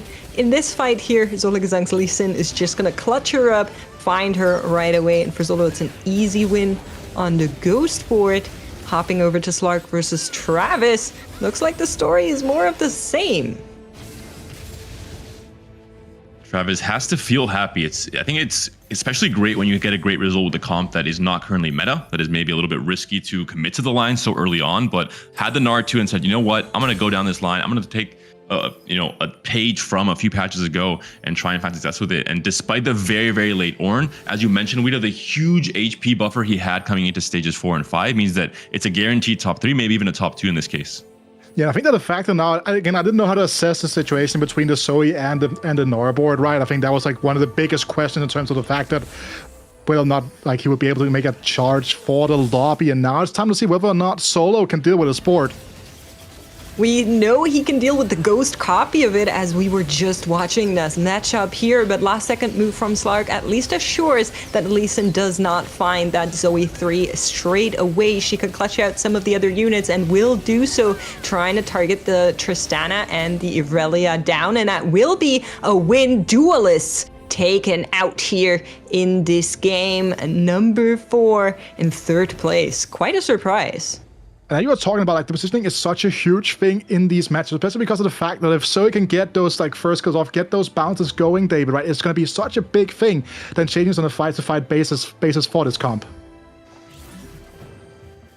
We'll see the positioning. If the Gnar can get onto the backline early on, either onto Morgana or onto the Zoe, it could be incredibly impactful in how this fight ends up panning out. If you had told me that a Gnar Kindred reroll and a Zoe reroll were going to be 1 and 2 in this day 3 of the Golden Spatula Cup, I would have said you're a little bit cuckoo, but our players going to show that if the spot just hits right, there is a chance for everything. And we are going to be seeing that positioning here. It could be Slark's elimination if he doesn't get it just right. Travis still has a little bit more life to give, and they go up against each other right now. Zoe on the opposite side from the Kindred and the Gnar. And the Gnar here, if he's able to go into the backline, and he will, it looks like, onto the Aatrox now, bringing him closer to the Morgana, to the Zyra. The Zoe on the left side corner still very much untouched. And look at this Shen tanking so much for Slark here. Shen's almost unkillable. The Kindred can't do anything. Gnar finally onto Zoe, but it's a little bit too late. He gets taken down in the last-ditch effort. But keep in mind here, Travis holding on to over 50 gold now. Wants the ability to go towards that level 9 here, but he's still just ever so little away from that here. And with 17 HP in the mix, he should be able to guarantee himself another go at this, even if he loses this fight coming up. Yeah, the good point about this is that every win we're going to be seeing here is going to be marginally, at least from the fights we've seen so far. So he knows he should be able to tank one more and then use the Herald. Should it not go his way, there's always a chance that the positioning is out-clutched from the other side, but seems to hit in the same corner as we saw before. Slark and Travis watching as those units go up against each other. Morgana on the right-hand side will try to hit most of that cluster in the middle here, and so we will try to clean it up. Big factor, as you mentioned before, Panda, that Shen in the middle just tanking for so long. Kindred gets giga stuck on him, and once again, we see that the cloaks were the right decision. I'm really impressed by that Dragon's Claw. Just absolutely coming in clutch. Travis will survive. We go into Herald, and this is the chance to go for the full level up on his side. And we'll see what the final unit that Travis wants to add to this board, what it'll be, and if it'll make any impact, really, considering these fights. They do seem close, but again, it's all down to this Shen. How can you take this Shen down faster? Is it maybe correct to swap sides and have Nard try and get onto the Zoe right away? Will the Nard get stuck on the Shen for too long if he does that? Just a lot of questions around positioning, especially coming for Travis here. Another thing that's also worth noting here is the fact that in terms of item economy right now, Travis has another spot open on this Kayn. He's like tertiary carry in this setup. When you look towards Slark's item economy at this moment in time, all of his premier units have been fully kitted out at this point. So he's looking for another frontline item, and the items here presented to put onto this Alawi is not necessarily the most amazing thing in the world. We're going to go with a double shred option in that Ionic Spark. Does find the Azir to get rid of our little bruiser friend. Giant Slayer as well to There it is, give a little bit of power. Is this swap, is it going to be enough? It has to be the big question here. Shen also on the right side, so finds that Gnar, finds that Kindra's left-hand side of the board. And Gnar instantly under fire from Shen's the down. Zoe. Completely changes this fight if the Nard can kill the Zoe in time, and he does. Wow. Takes now down the Kale, and his Kindred should be able to clean up even if Nard gets taken down here, but he doesn't even. Travis thumbs up on the camera, knowing that the last second positioning, Slark not able to react in time, and that was exactly what won in the fight. And excited to think again, these are the small things that the players at the top are able to do over and over again. They're going to talk about again the fact that Travis managed to fully utilize this HP as a resource. Right? You know what? Okay, I don't have to always go for a risky roll down here. I'm just going to go level 9, get my natural spike in, do some small positioning things with the extra unit added into the mix, and bim bam bosh, that's going to be a first place for Travis.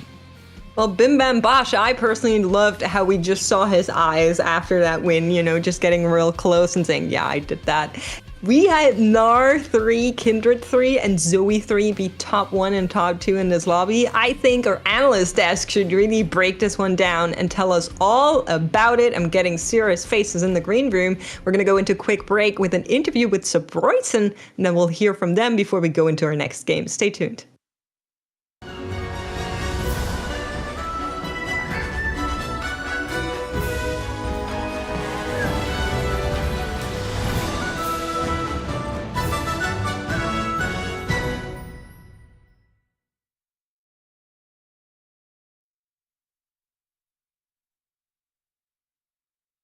Hi, I'm Zbrojson. I'm from Poland. I am 22 this year, and I'm competing in Rising Legends and TFT competitive since maybe 2021, I think, 3 years already. Well, yeah, I'm enjoying the set. Definitely, it's maybe not the best, but I think one of the best maybe or one of the top sets I've played. It cannot be boring.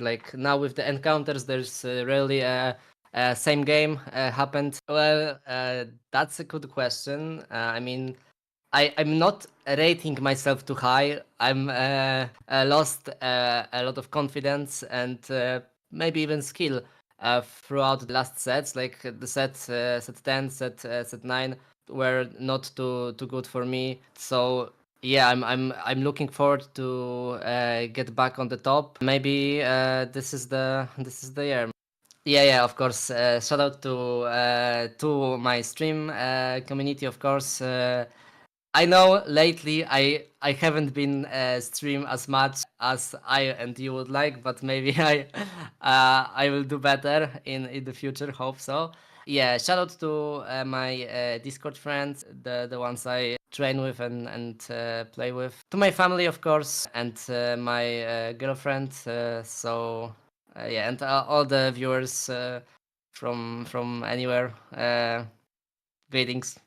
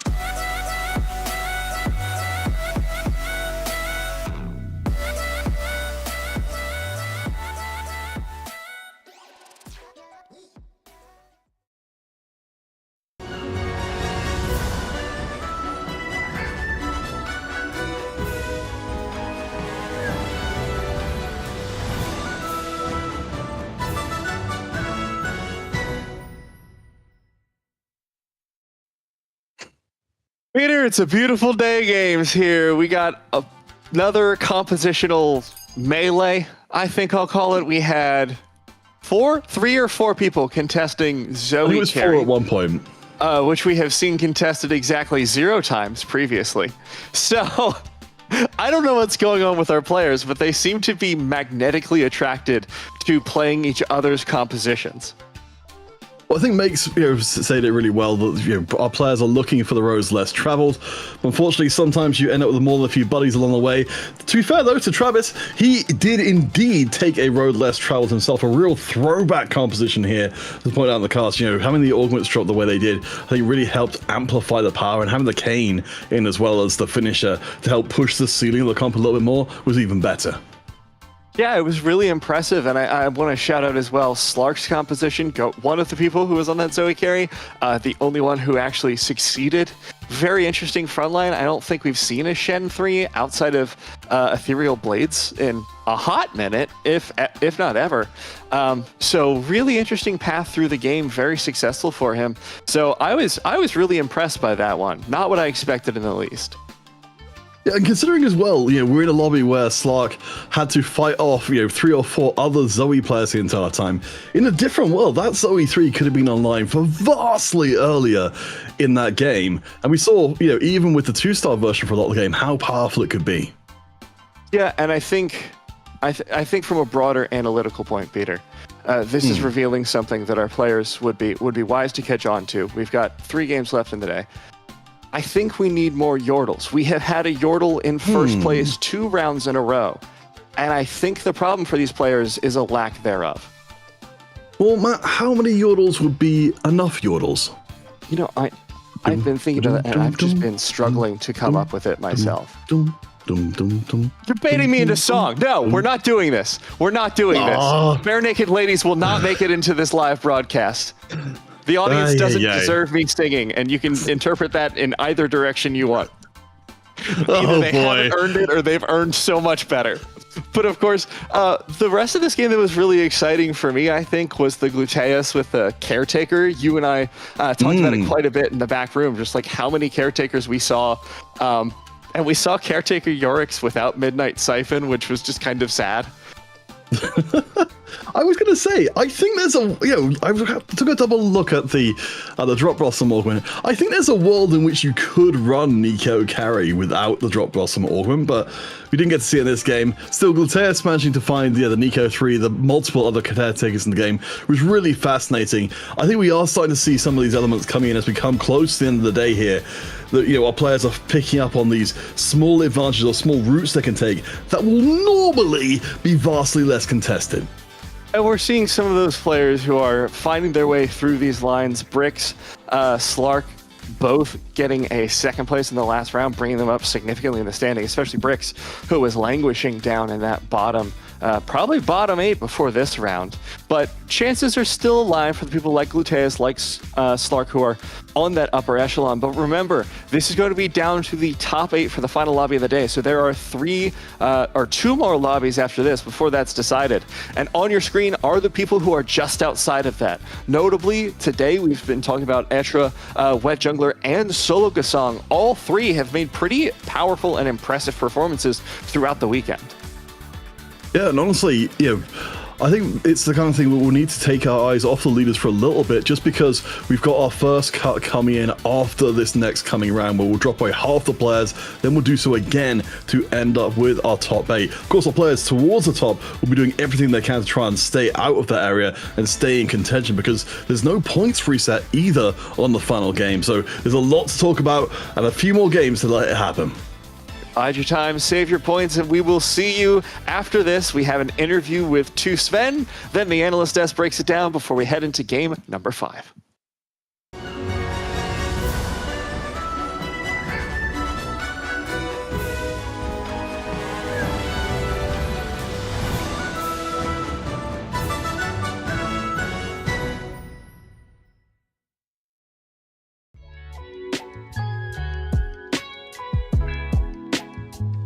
Hello, my name is Sven. I'm from Croatia. My usual in-game name is Sven, and also you can know me as Sven on Twitch. Set 11 is very fun, and I like the new encounter mechanic, but there is some changes I would make. Some of them are very, very toxic for the high rollers, and some of them are very, very cool. But overall, there is a lot of changes to be done, and I would keep them as a new mechanic, but there's a lot of changes that need to be done. I love the new events, the new LAN events that you have been starting to do, and I would love to participate in them, but I just don't live as close to the regions. And currently, as I'm a university student, I just don't have the funds to get there. But if I ever had the funds, I would go there instantly. I would love to meet the new players. I've always loved competing in anything, and especially in esports games. I want to try to be a League of Legends competitive player, but I failed because I inted a 500 LP in one day, and then the dream died. But the main goal was to make it to GSC for the first time ever.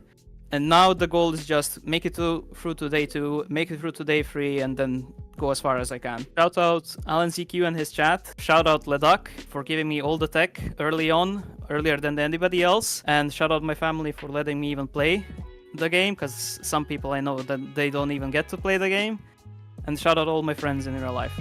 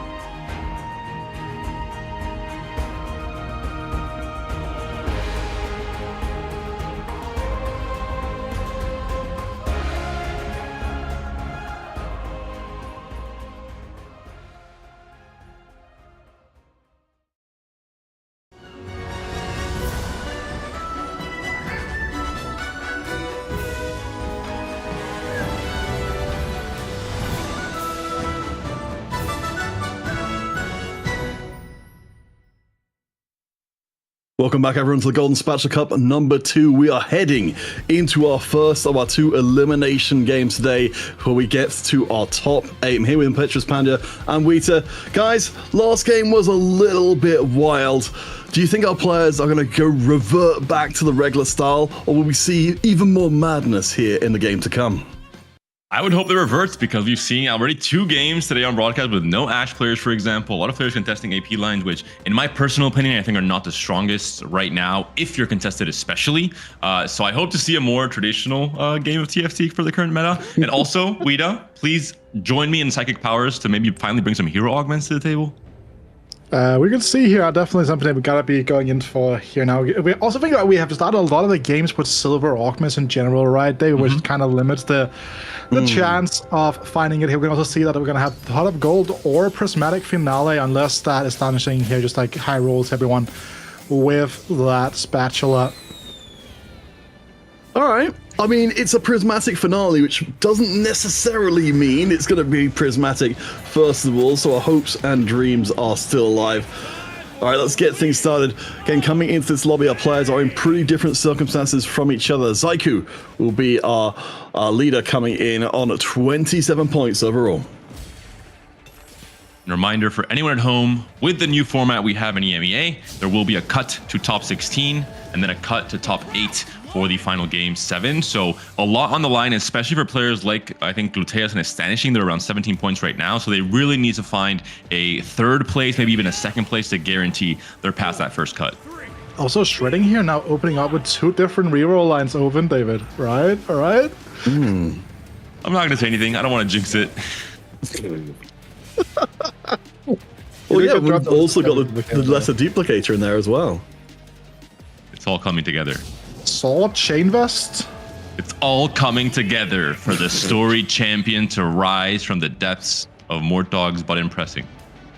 Story Weaver opener, also potentially an option here for a more general tempo-orientated game plan. And speaking of tempo here, Etra Infam here has the option with the double heavenly upgrades as well. Yeah, we've certainly seen what this can turn into given the opportunity. Not quite as ludicrous as the opening was for Kevin before, but certainly once we do get those augments coming in, we'll see if we get ourselves pushed in a particular direction. Love the units being held by our players here. It seems like across the board, everyone agrees that Storyweaver and Duelist are pretty strong right now. Prismatics to start things off, Prismatics to also end things counterfeit. Going to be a very interesting game in terms of the options players are given this early on. Now, so we can see on our secret view that some of the augments coming in are putting our players into some very specific lines. Yeah, Duelist we could say is right now. We do see the starter kit for Shredden, so not quite the hero augment in that regard, but it does give you a clear indication of which route you're going to be going down here. And Etra Infame having some very interesting options coming through here, and we do see some pretty wild stuff being presented across the board here. Yeah, rerolls absolutely everything decides to go for the stationary in the end. We have one more Duelist player. A decent selection.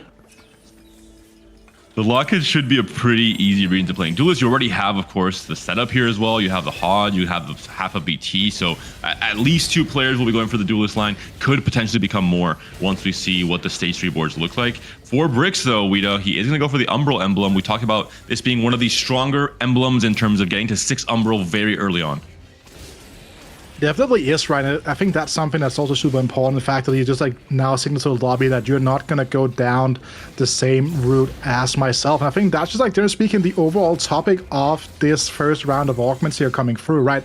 It is just that saying, hey, no one's going to contest these specific players here. Etra Infame with a very, very close loss there. I do want to check in on our players who picked up the starter kit as well. So Shredden managed to get hold of Solaces, and we're getting a few more of them.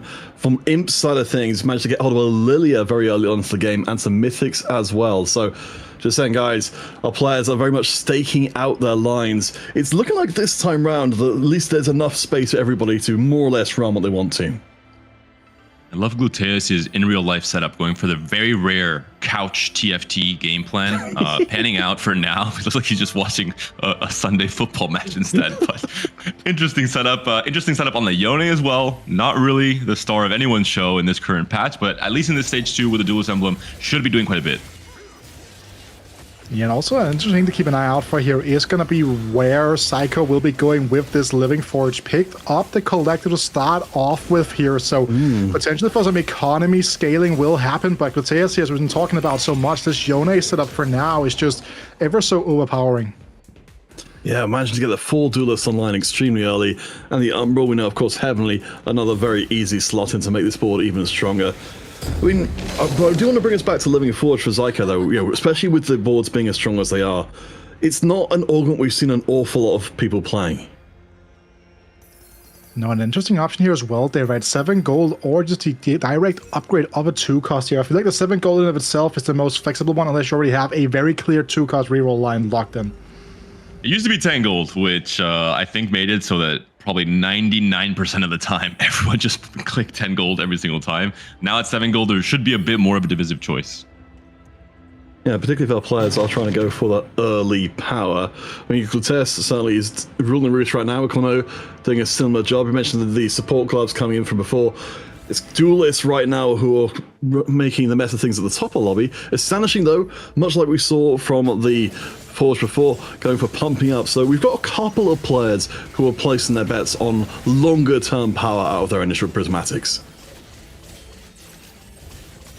Astonishing is a player we've seen play Lilia a few times already today on broadcast, with the last Whisper slammed and with pumping up. It's pretty clear. Finally, someone should be playing Ashe. I think it's going to be just a better line for him to play over something like a Kaisa, for example, when it comes to AD options. We'll see if any other players can test him, or if Astonishing will finally have a chance of playing uncontested Ashe to maybe a top 4.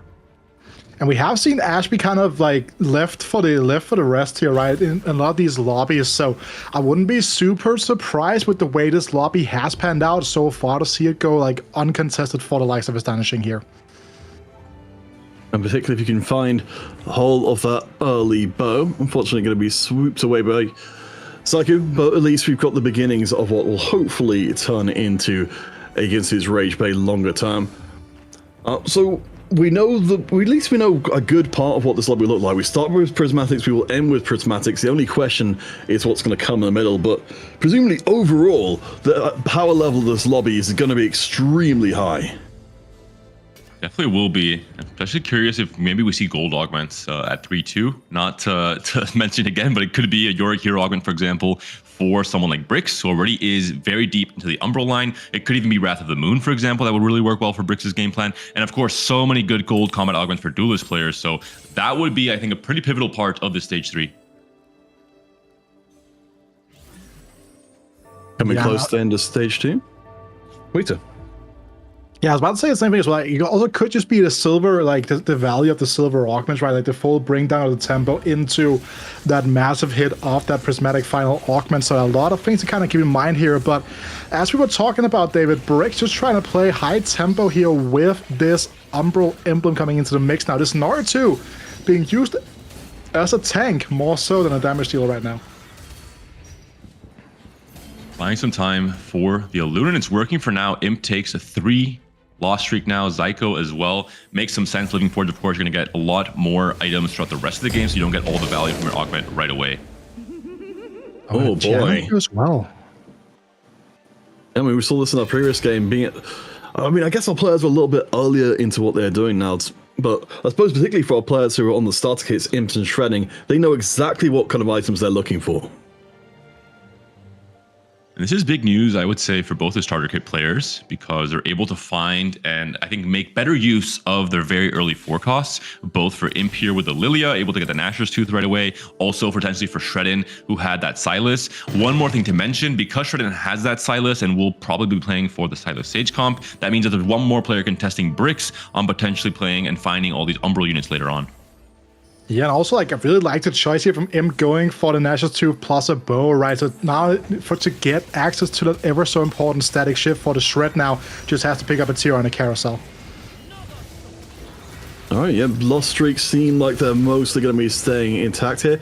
Imp Oh, I say, sorry, eat my words immediately. Wow, that board ran over just like that. So, I think that's a decent amount of money out of the bank coming into PvE. Astonishing, I believe, keeping hold of his full loss streak, and Clémoulahagra the win streak up at the top. Oh, I just noticed something. Go ahead. Clémoulahagra has a Lee Sin. We're in stage 2. He does not have starter kit. He's Sometimes got a Lee Sin. Yes, with Hodgins. Oh my goodness. This lobby's in a whole world of trouble for most of this stage 3 if they face off against the French player. Maybe we're starting to understand now why he won the first tournament in EMEA. Gosh. Well, of course, you know, we expect to see, of course, we talked about the fine vintage being a very powerful option here for the duelists. Just another way to get access to these support items, which we've seen work extremely well by way of the gloves. Yeah, combos is one of the augments here that really has been such a strong pickup just in general. It's just a strong catch-all augment that was introduced into this set here now. You're looking at the items as well, David, right? Like this Lee Sin is just kitted out for success. Wait, he could get something like a sleight of hand, for example, here, right? Like there's a lot of potential synergies here as well in the mix for this duelist line with that second TG slam coming into the mix as well here. Clémoulahagra could be in for a very, very strong finish here. He could be up against Etrim Firm or Bricks in the next round. If he is, that's going to be at least one streak coming to an end. Let's see. Astonishing is just like, yeah, I'm just scaling. Just, you guys can beat me all over the stage 3. I'll come back stronger, I promise. Pumping up, slowly going to give it more and more power as the game goes on. The Caitlyn obviously not going to be doing too much just yet against this Lee Sin. Bricks also found a Silas with his Umbral game plan, so many players are having some pretty big high rolls to start off this stage 3. And we also see Astonishing here kind of being locked into having to make that Gunblade for his Ashe, right? Meaning that he will be down some sort of DPS here with that drop off the second one. Obviously, could be made into some sort of frontline item with the Crown Guard instead, potentially. But if you just want to play for like maximum power, maximum in terms of just being able to kind of stop the bleeding as much as possible, then you would be looking at something like this. But we are going to be seeing those prismatic augments come around once again. All right. It's a prismatic party, everybody. Prismatics from dawn to dusk. So raw power coming in, no hero augments, just going to be as much power as possible. We know our players did pick their routes early on, so hopefully we'll be able to see some complementary second ones coming in. I really love the camera setups. Clémoulahagra clearly going for the stat checking angle, making sure everyone can see him just typing away the moment the augments come up. You have to, double check the stats, make sure everything is aligned with your understanding. Gonna go for the Masterwork upgrade in the end. I'm gonna try and kit out this Lee Sin to become an absolute menace. Double Styrax. Very interesting. Didn't expect this setup. Ooh. I didn't either, right? But I guess it does make sense when you get that Radiant version into the mix here, but it doesn't have that same scaling in terms of like a Titan's Vow, for example, right? But maybe it's just going to be like a thing, like a consequence of the fact that he whiffed on the bow on that anvil, David, right? Like, again, just saying, I'm going to play for maximum power now. I just want to play win streak out, and then I'll figure out a stronger version to carry out this board further down the road. We can certainly see that Lee Sin is lasting a long time, but I'm with you there that maybe doesn't have quite the punch we were looking for. It looks like Clémoulahagra's win streak is coming to a close. You can see very disappointed as the outcome. We'll allow Bricks into this one a little bit, who of course has got his own win streak, and Bricks will take the #1 spot. I think it's understandable why Bricks takes the win there. Silas coming in early is huge, but also, which I think more than that, is a 6 Umbral this early on. Start of stage 3 already, we have 6 Umbral online for Bricks. Gonna be the player to beat for sure throughout most of this stage. We have received an update. We said that Shredden, who's on a 6-round loss streak at the moment, has pushed his luck with Fortune, perhaps accounting for why he's the only player remaining on a 6-round loss streak. Interesting again, like, because he knows he has a guaranteed power spike coming around 4-1, so we'll have a natural way of kind of getting out of this position without having really to scramble too much for that at the end of this round here. But I still think like that is a very risky move to go for. I can't really blame him. If you start scouting start of stage 3 and you see 6 Umbral, you see a Lee Sin with 3 items as well, I would also play Fortune on my board, because you're not going to be winning many rounds if you have it really high rolled as well. And we know that Shredden has got the guaranteed Silas 2 coming down the pipe, however he does it. Picked up a tiny bit deadly for a little bit more raw power and is holding back his items. You can see on the right-hand side, Shredden with a pretty full inventory. Yeah, he knows he's got a lot of guaranteed power coming his way. Doesn't feel the need to slam anything too early. And then in a very simple position as well. Tactician does pick up the sword, so we're going to have that Gunblade slam onto the Caitlyn. Future obviously going to be onto an Ashe. Going to make sure that he has that little bit of Omnivamp for the Ashe to work around the potential backline access from things like Lilia. We're seeing here from Imp 3 items now onto this Lilia as well. Lilia pair thanks to the starter kit. Level 7, 50 gold. So rich here.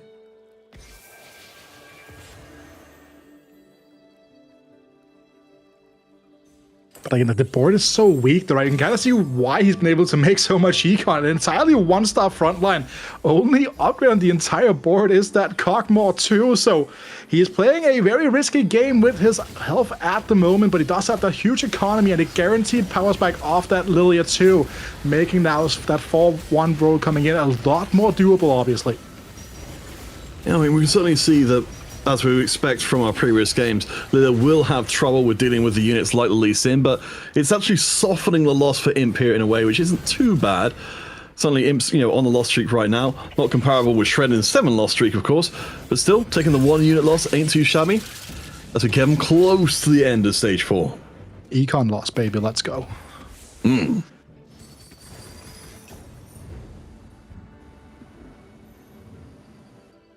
All right, let's take stock of where we are coming to the end of stage 3. Bricks on an 8-round win streak. The Umbral board is absolutely going off. Zyko on a smaller loss streak. We can see on the right-hand side, a lot of our players holding their gold. As you said, there's a lot of gold to be spent in the near future, just not right now.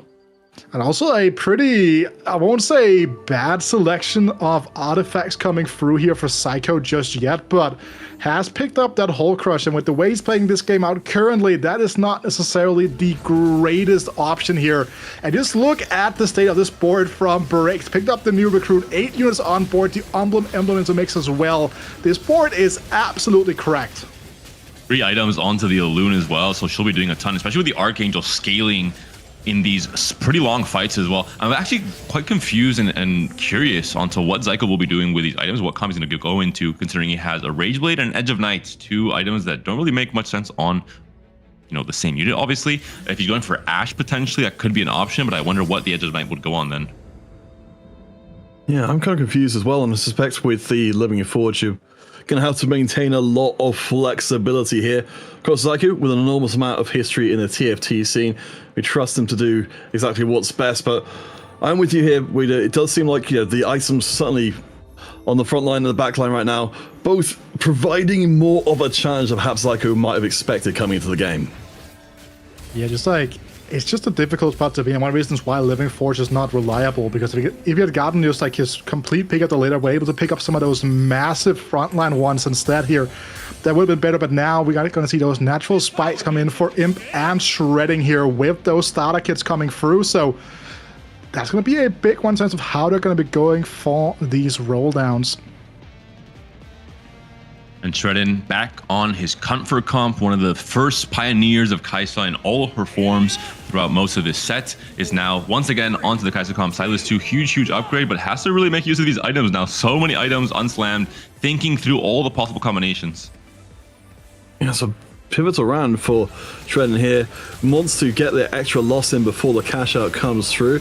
Looks like Clutes might be willing to provide that assistance. You can see already that we've got a Kiana board on the other side with a duelist emblem in place, so we know late game is going to be extremely powerful. For the time being, I think the trick shot's actually doing a pretty good job of thinning out the crowd and of making sure that Shredden doesn't take too much damage.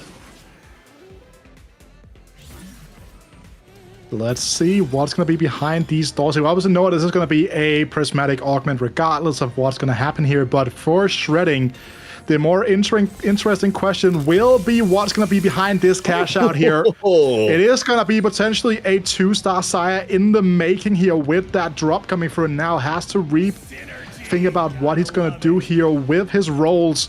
Was maybe hoping for a little bit more gold to work with in terms of being able to move some stuff around, maybe something else in terms of the item economy as well, but far from the worst thing possible here. We'll go into the traditional 4 trickshot, 4 bruiser, as you were alluding to, David. Where do you believe this board will end up at? I think Shredden was torn between rolling on 8s, the safer play, and just saying, you know what, I'm going to go 9 and hope that my natural shops get me that Xayah Duke, get me that Kai'Sa too as well. So a risky play from Shredden, who is, of course, just on 2 lives, 23 HP to work with. Oh boy, and they've got several boards that are very, very powerful. Veteran Farm with the Heavenly board. It's got the Heavenly emblem in place already on that cane. We can see the front line, the Bruise is getting ripped through. Elisa Solis is staying up and fighting, but you see the Kiana, as we saw in the previous game, getting round to the back. There's a lot of work, but Kiana cleans up, and Shredden, he's back on the path. He's almost at the Kai'Sa too. And I think this board could go far. Are you ready for Kha'Zix encounter here, by the way, David? Just to really rub it in. I'm not, Weeda. That will be very, very mean. It will be, of course, Lissandra instead, and all the gold that Shredden has can now be put to use. I just love when this option comes up, and it just tells you, buddy, you're poor. Yep. Astonishing, and Imp could both afford to buy this, but literally nobody else could. Curious to see if we see their number drop on the right-hand side, considering how late we're into this one. It's like always comes at a very awkward time for a lot of the players in spots like these, right? It's so difficult to kind of fully get into that position when you want to, just because of the nature of how much you have to invest at the start of stage 4 to really get your board going. And there's also another glaring issue here for Shredding, David. You're lacking the story wheel because there's no Galio found as of right now. Some players find 9 copies of Galio, others don't find Galio at all. Just, you know, built diff when it comes to playing this Kai'Sa comp. A lot of that is down to Shredden going immediately to 9 and not rolling on 8, like I think most competitors would do in a spot like this. Did win that last fight, looks like is going to potentially win this one. The Silas doing so much work, kind of convincing himself, hey, it was the right decision. Surely I'll find a Kai'Sa or a Xayah on this carousel, considering he is first pick. All right, we do need to acknowledge the elephant in the room. We haven't seen it for ourselves yet, but we have got it confirmed. Bricks currently up at the top of the score table on 96 HP, and I believe a substantial win streak as well, has done his duty and taken the golden egg. So we're looking forward to seeing that explode and tear up the lobby later on. Yeah, did win his first fight with the egg as well, really accelerating that clock before the rest of the lobby might be able to kind of spike in, right? And I think that is a big thing to keep in mind here, that every single win you're going to be able to eke out with those eggs in play is such a massive bonus. And just the disparity in the HP totals here. Shredden, understandably so, he was playing Fortune at 23 HP, but Bricks, as you mentioned, 96. Clémoulahagra as well, 92 HP. I think both of these players are the ones that found a 4 cost on stage 2, so maybe that could have been part of the reason why they are still so healthy. Another thing to note here as well about Bricks' spot is the fact that he has that duplicator chilling on the bench, so could go for making that Silas 2 right now for sheer tempo if he wanted to go down that route, but he won't hold on for the option of a potential 3-star 4 cost, get that Alloon free even more within reach as well. So really nice focus to keep in mind here. Yeah, maybe just thinks the lobby's too strong, especially since we've got the duelists on the other side. At the moment, though, with the way the duelists are playing here, that they are all stacking up with each other, maybe this one could actually go well as well. Silas is staying alive for a remarkably long amount of time, and even if it is a loss, it should be a relatively mild one. Almost that last cast coming through, it would be devastating, honestly, if Bricks were to win this fight, because if you're winning a fight down a prismatic augment against the other strongest player in the lobby, it pretty much sends a signal to everyone else that, you know, you're playing for second.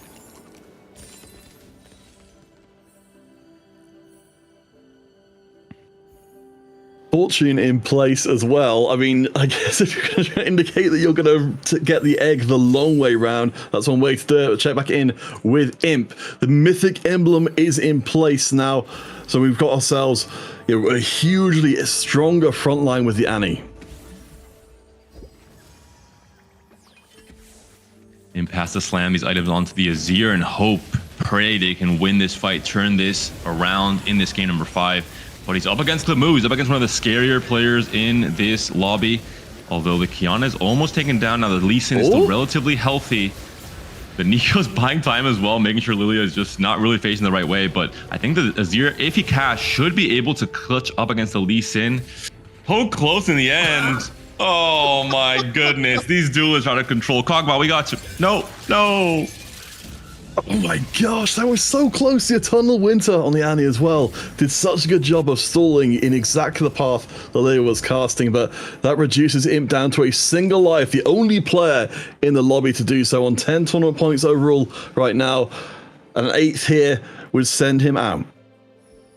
Yeah, and that's one big thing as well here. Imp had to reach for this, like had to shoot for the moon, right? To even have a shot of making it in towards the next stage of this tournament here, right? Keep in mind that we are going to be cutting to a top 16 after the end of this game here. So this is the last chance these players will get to get some points in here, try to get those extra qualifier points, all that good stuff into the mix as well, even if they aren't in reach of that top 16 here. A pair of waves being produced here in the shop now on level 8, trying to find any of these ever so important upgrades, but right now they're just not showing up, right? That Nautilus 1, really the glaring weakness with this front line. And look at the bigger picture for not just this game 5, but the entire tournament. Zyko, our current leader in the standings at 27 points, is also very, very low on HP. This could potentially open up the spot for other players to mount a bigger comeback coming into game 6 and fight Zyko for that potential title. No, that's a really good point. Again, a reminder that we do not have a points reset after these cut-off games come in here. So when our players play in the final lobby, the results of this round will be very important indeed. Imp, this time it looks like the Annie will be able to hold ground even with just the 2 items on the front line, the Mythic Emblem, providing a lot of extra tankiness. And if Imp can take away a little bit more HP from Zyko, exactly as you said, David, this will be big news for everybody else, not just in this lobby, but in the tournament overall.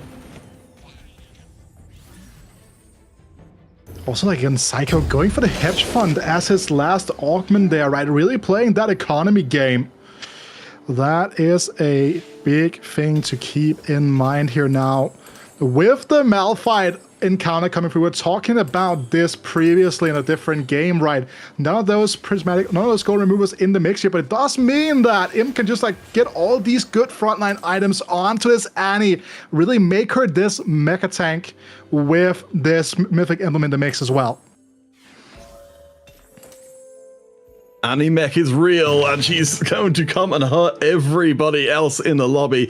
Yeah, I'm really curious to see how far Imp can go here, because we've got players like Shredden just ahead, and Intro Fam as well, who are on relatively low HP, 20 or so for the 3 players above. So it's not impossible that Imp could fight back and get a top 4. Imp facing up against Esrin Fam, facing up against that heavily emblem, that tiny but deadly, the Annie stalling, buying so much time for this Lilia to slowly deal her damage, take down units one by one. Can the Kayn do it? Are we back to the Heavenly Kayn meta? It seems like it maybe is the case. He's 1v9ing the entire board, and Imp unfortunately taken down. Yeah, we believed that Astonishing would be going down that Ash route, right? But that has not been the case here this game. It hasn't instead been Psycho, as you were talking about, David. Might want to lean into that. We can see what he's made use of with that Edge of Night here. But putting that right next to his Ash is a little bit of a risky move in terms of the fact that that could potentially get some of these melee carriers sooner onto the Ash before, and then keeping the affiliates alive instead. I'm curious to see how these rounds play out longer term. Zyko, notably as well, but picking up the hedge fund for maximal economy, has spent that money to get this board online and now has nothing in the bank at all. So that emblem, or rather that prismatic, is going to be doing nothing for him. He needs to make it work with this board. We have got the execute on the Ash. We've got that Edge of Night, but with the Silas is right next to the backline carries. The Amumu, though, all on his lonesome with that Hullbreaker, holds ground for such a long time. And this is huge for Zyko. Not just that, but really it's the Nautilus, right? Innervating Locket, Vow, casting so many times, causing so much disruption onto the DPS carries for Brix there. And Brix all of a sudden down to 5 HP. And that is one of the bigger issues in general, right? Like just the fact that that HP pool, like when he picked this Augment, he was like at like 90 HP or something, right? It's such a big risk with that amped up player damage from stage 4 onwards that you need to like really be in a fantastic spot or have no other options before taking the risk and going for the gold neck. I think we can forgive Brix for going for this one as he came into this lobby with 15 points, one of the lowest points along with Imp, but apparently it's 3 rounds away before Brix can get the cash out here. We've still got the duplicator, but apparently we didn't need it to get the Elude 3 online. At least the front line's a little bit stronger, but Brix is going to need 2 good rounds to save this game. Look at this matchup pool, though. Both Gluteus and Clemu, the current healthiest players in the lobby, are potential opponents for Brix in what could be a very decisive fight, not just for him, but for the entire lobby in terms of this golden egg cashing out or not. We have received a correction. The golden egg is on 2 stacks. So if Brix can win this round, he will be getting the cash out and potentially taking over the lobby here again. Up against Gluteus, though, the Aurelia is already online. The Silas dying, withering away under her hail of fire, and Brix, betrayed by the egg, is sent out of the game. The only question is whether it's going to be anything other than 7th, and it doesn't seem like it will be. No, my mistake. Psycho steals out the 7th, Brix gets safe. And now we're getting 8 free rerolls, David. That is so many potential chances to hit some of these lasting upgrades that they need right now. Like, if Astonishing can find that 2-star Nautilus with these free rerolls, that's going to be a huge boon for him. Especially for players who still had gold to work with, like Astonishing here. We're going to have to see if other players, maybe it's like Shredden, we see there, Kaisa 2 finally found. Is that actually the Kaisa that he was still holding all the way back to the start of stage 4? Interesting. Maybe level 9 didn't work out that well in terms of finding the upgrade, but he is still streaking. So Shredden finding a lot of success with the trickshot comp, and this Nautilus 2 could be huge for Astonishing's frontline. His opponent will be Gluteus for this round, currently on 45 HP, along with Clemu, ruling the roost and lobby. We've seen exactly what the Aurelia can do to us before. So you see there's a pretty good wrap on the front line. Astonishing for the time being keeps safe. At least they have got a spread of damage, including the sniper Aurelia, but the front line is barely holding on. But this Gunblade is not being forced to put in the too much work here, and Astonishing will not be taking down this fight here. That Lee Sin and Aurelia 2 is such a massive combination. Astonishing just teased us with immortality before heading out there, which means we're left in a 4-person lobby with 2 players in the 40s of HP, Shredden and Etre Farm, down with a single life each.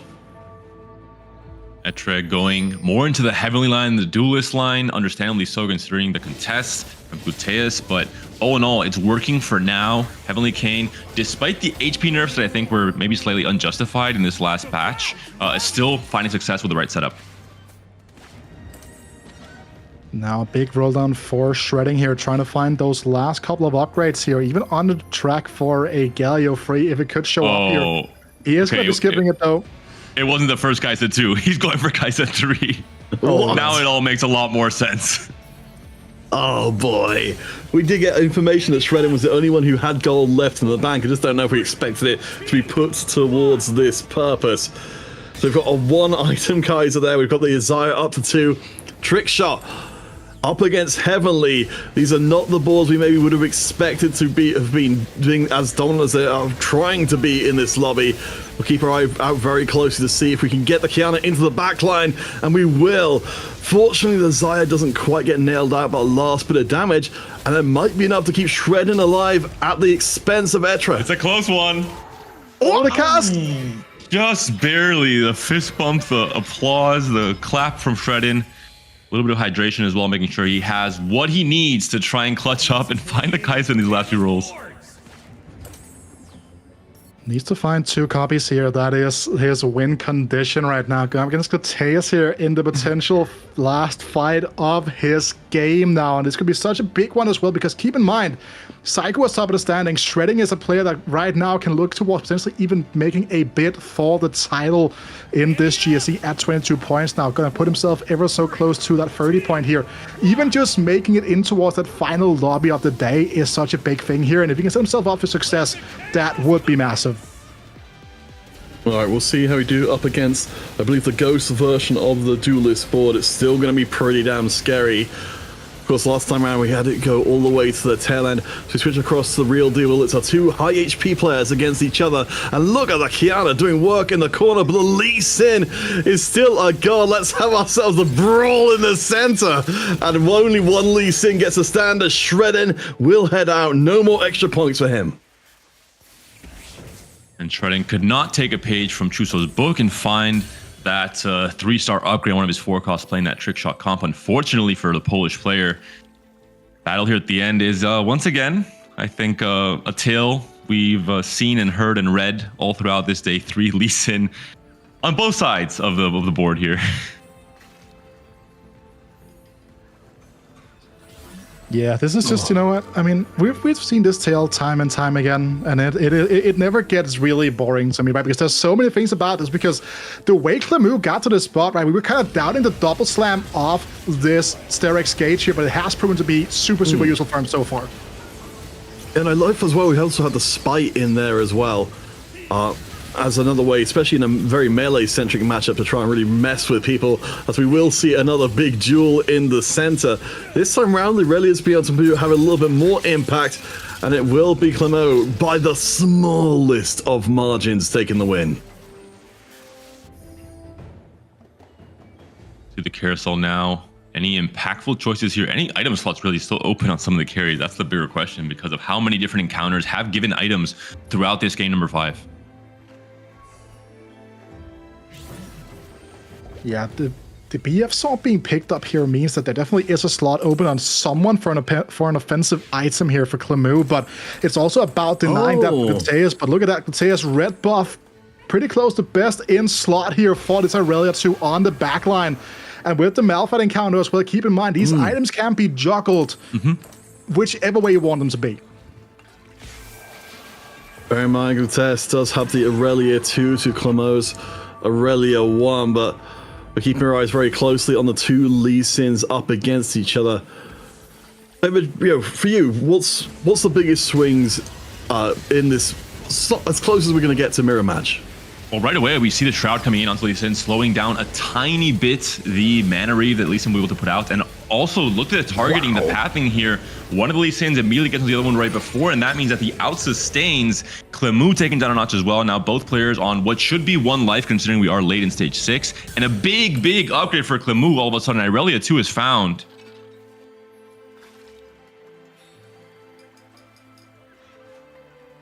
Yeah, that Aurelia 2, right? Again, these fights have been ever so close already, so that's going to be a huge one here for Clémoulahagra. Again, look at the continuous, just staying up to date on which items are going to be on these Field Gloves, just continuously juggling them around depending on how useful they are going to be for something like the Kiana. All right, let's go around it maybe just one more time. Clémoulahagra.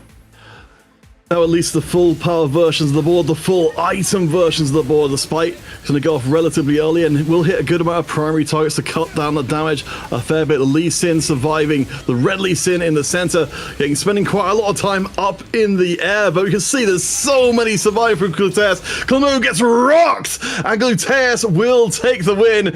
He will make the smallest of movements to prove he's not just a painting, he's the real deal. And I mentioned it.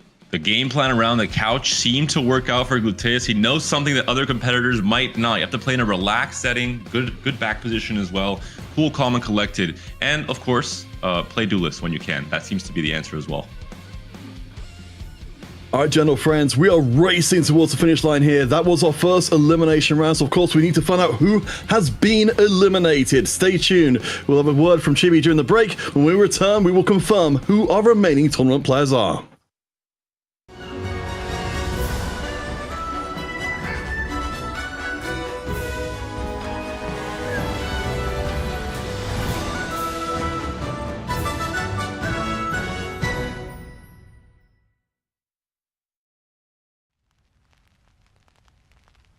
Okay, so my name is Chibi. I'm from Italy. I'm 21. I was working into a tour operator in Pompeii, so working with sites and other stuff. I think this set is one of my best sets ever. I think I've constantly been challenger, unlike other sets where I also was challenger, but like was in the edge between grandmaster and challenger, dropping, going up. I think the strongest region right now is Poland. I think the second best is France. They're really good. They have a lot of players, but I think overall best players, I think Poland is one of the best regions.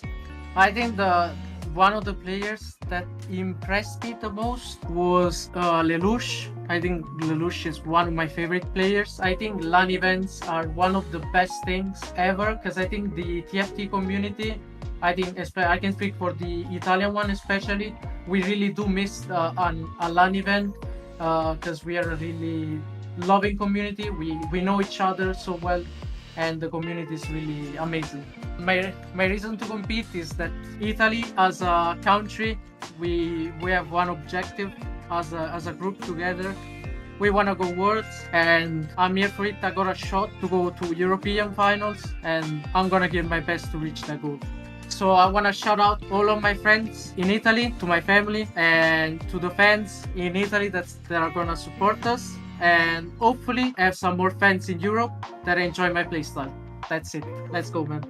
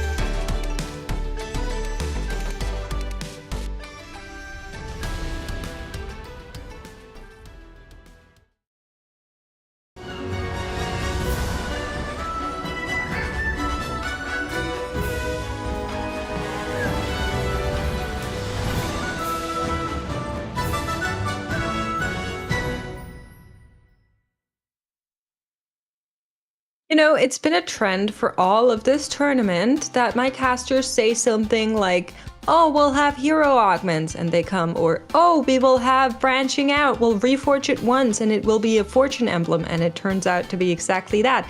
Previous to this game, this guy right here, oh, I'm actually pointing in the right direction, good on me. This guy right here, he said, oh, what should be a triple prismatic lobby in our green room? And that happened, Matt. What is going on? Why does everybody know what's coming in the future? Am I being, like, punked? Well, I'm worrying we're calling it into existence, and for that I have to apologize to everyone. You know, Triple Prismatic sure did some things that game, alongside, like, the starter kits, everyone getting early forecasts if they didn't have a starter kit, the Malphite, meaning that everyone swept every item every round. It was just a dizzying game, makes very dizzy. I feel like somebody should leak me the script, because I can be trusted with it. Personally speaking, you know, I'm waiting for that DM. But speaking of starter kits, I kind of want to shout out Clémou, because Clémou didn't have a starter kit, but did find a Lee Sin on stage 2 nonetheless. And that just went perfectly. If you find the basically strongest forecast that exists right now early on, then your game plan is entirely clear-cut, you know exactly where to go. And for Clémou, it went to a second place, only because another player had that same game plan and went first. Both of them decided their game plans on stage 2. Like, Gluteus immediately was just like, Duelist Crown, bet. Went for it, and then just like, won. I don't know. Like, I don't know how else to put it other than he didn't have any, like, major obstacles. He was just consistently up there in health, made it to the last round, and had a better board than Clémo. Which does bring up an interesting point, because I was worried about Clémo for a second. Picked up that Lee Sin. Excellent. Wonderful. Spent down. Slammed a Sterix. Slammed his masterwork on the Sterix. Immediately lost. I was like, oh no, Clémo, I'm so sorry. That sucks, buddy. But he was able to turn it around. Could have maybe been the difference maker between him and Gluteus, but I doubt he's going to be unhappy with the second place. I think he's going to be okay with that second place. Of course, some other players in this round here didn't really have the chance to go to that top 16 cutoff, so they were really playing high risk, high reward, and we saw it from Brix there. We did have a little bit of an oopsie with their overlay, so he wasn't actually as healthy as it seemed like when he chose that golden egg. But regardless, I thought Astonishing and Brix both had really strong comms, and the fact that they ended up being 5th and 6th was a little bit of a shocker to me, but that's just how these prismatic lobbies can go, where everybody else has the ability to rank up so much extra power. And it's so painful in the case of Brix, especially because, like, Golden Egg, you love to see it. It is the highest risk, highest reward of the prismatics. One turn off, and he dies. It is just so painful. And you were saying, Max, that the Alune 3 didn't really look like she was pulling her weight on that one. You know, normally when you see a Loon 3, you're like, okay, game is at least a secured top 4, should be good from here, had the 6 Umbral, had the Umbral emblem, everything was going great. And then he died. Didn't even get to the cash out of the golden egg, so definitely that hurts. And I think you saw it in the player reaction, just kind of knowing what was coming for him. And then, as if to mock both of these players, Alawi comes around as an encounter right after they get eliminated and says, 8 rerolls for you. That was so sad. I was just sitting in the green room just like, no, Brix! Immediately after that, just, oh. Mordog has a cruel sense of humor. But one of the things that really stood out for me there was Shredden's game, because he probably had the most unique piloting through it. Started off with that Fortune, very risky strategy in the best of times. Went with the starter kit Silas. Definitely the more successful of the starter kits, was able to get that on board, and that cash out was just absolutely huge for him. I loved when the casters were like, oh, is that still the same Kaisa 2, you know, that he's been holding from the start? And then we actually looked at the board and there was not one Kaisa 2, but 2, and also 2 additional copies. Unfortunately, he wasn't able to get that last and final one to secure this lobby win. So close, yet so far seems to be the overall storyline for, I think, this entire lobby, just looking at how it all shaked out as we see one more time that little Hari finisher there. I've turned a corner on the finishers. Very much a hater for a long time, but now I'm like, oh, look, pretty. As long as I'm not having to play against it, I'm like, oh, pretty lights. If I'm in the actual game, I'm like, shut up, go away, let me lose in peace. That's how they work, though, right? Like, if you are finished off by a finisher, it makes you tilt. But if you finish someone off with a finisher, you're like, excellent, the plan is going as it should. It's like, my master plan. They will get flashbanged by the finisher and struggle to see their units when they reroll. Personally, I have run the Gwen, so I love seeing that when Gwen just smites them from nowhere, kicks them down. But my favorite has to be Morgana, right? Like that unapproving face. The mean mug at the camera that just... Love it. The style, the flair. See, I was thinking about getting closer, but my camera is quite far away. Yeah, mine's a little farther than I thought. I was like, I just have to lean forward a little bit, and then I was like, all right, I've been leaning forward for a hot minute. I think I'm going to stop here.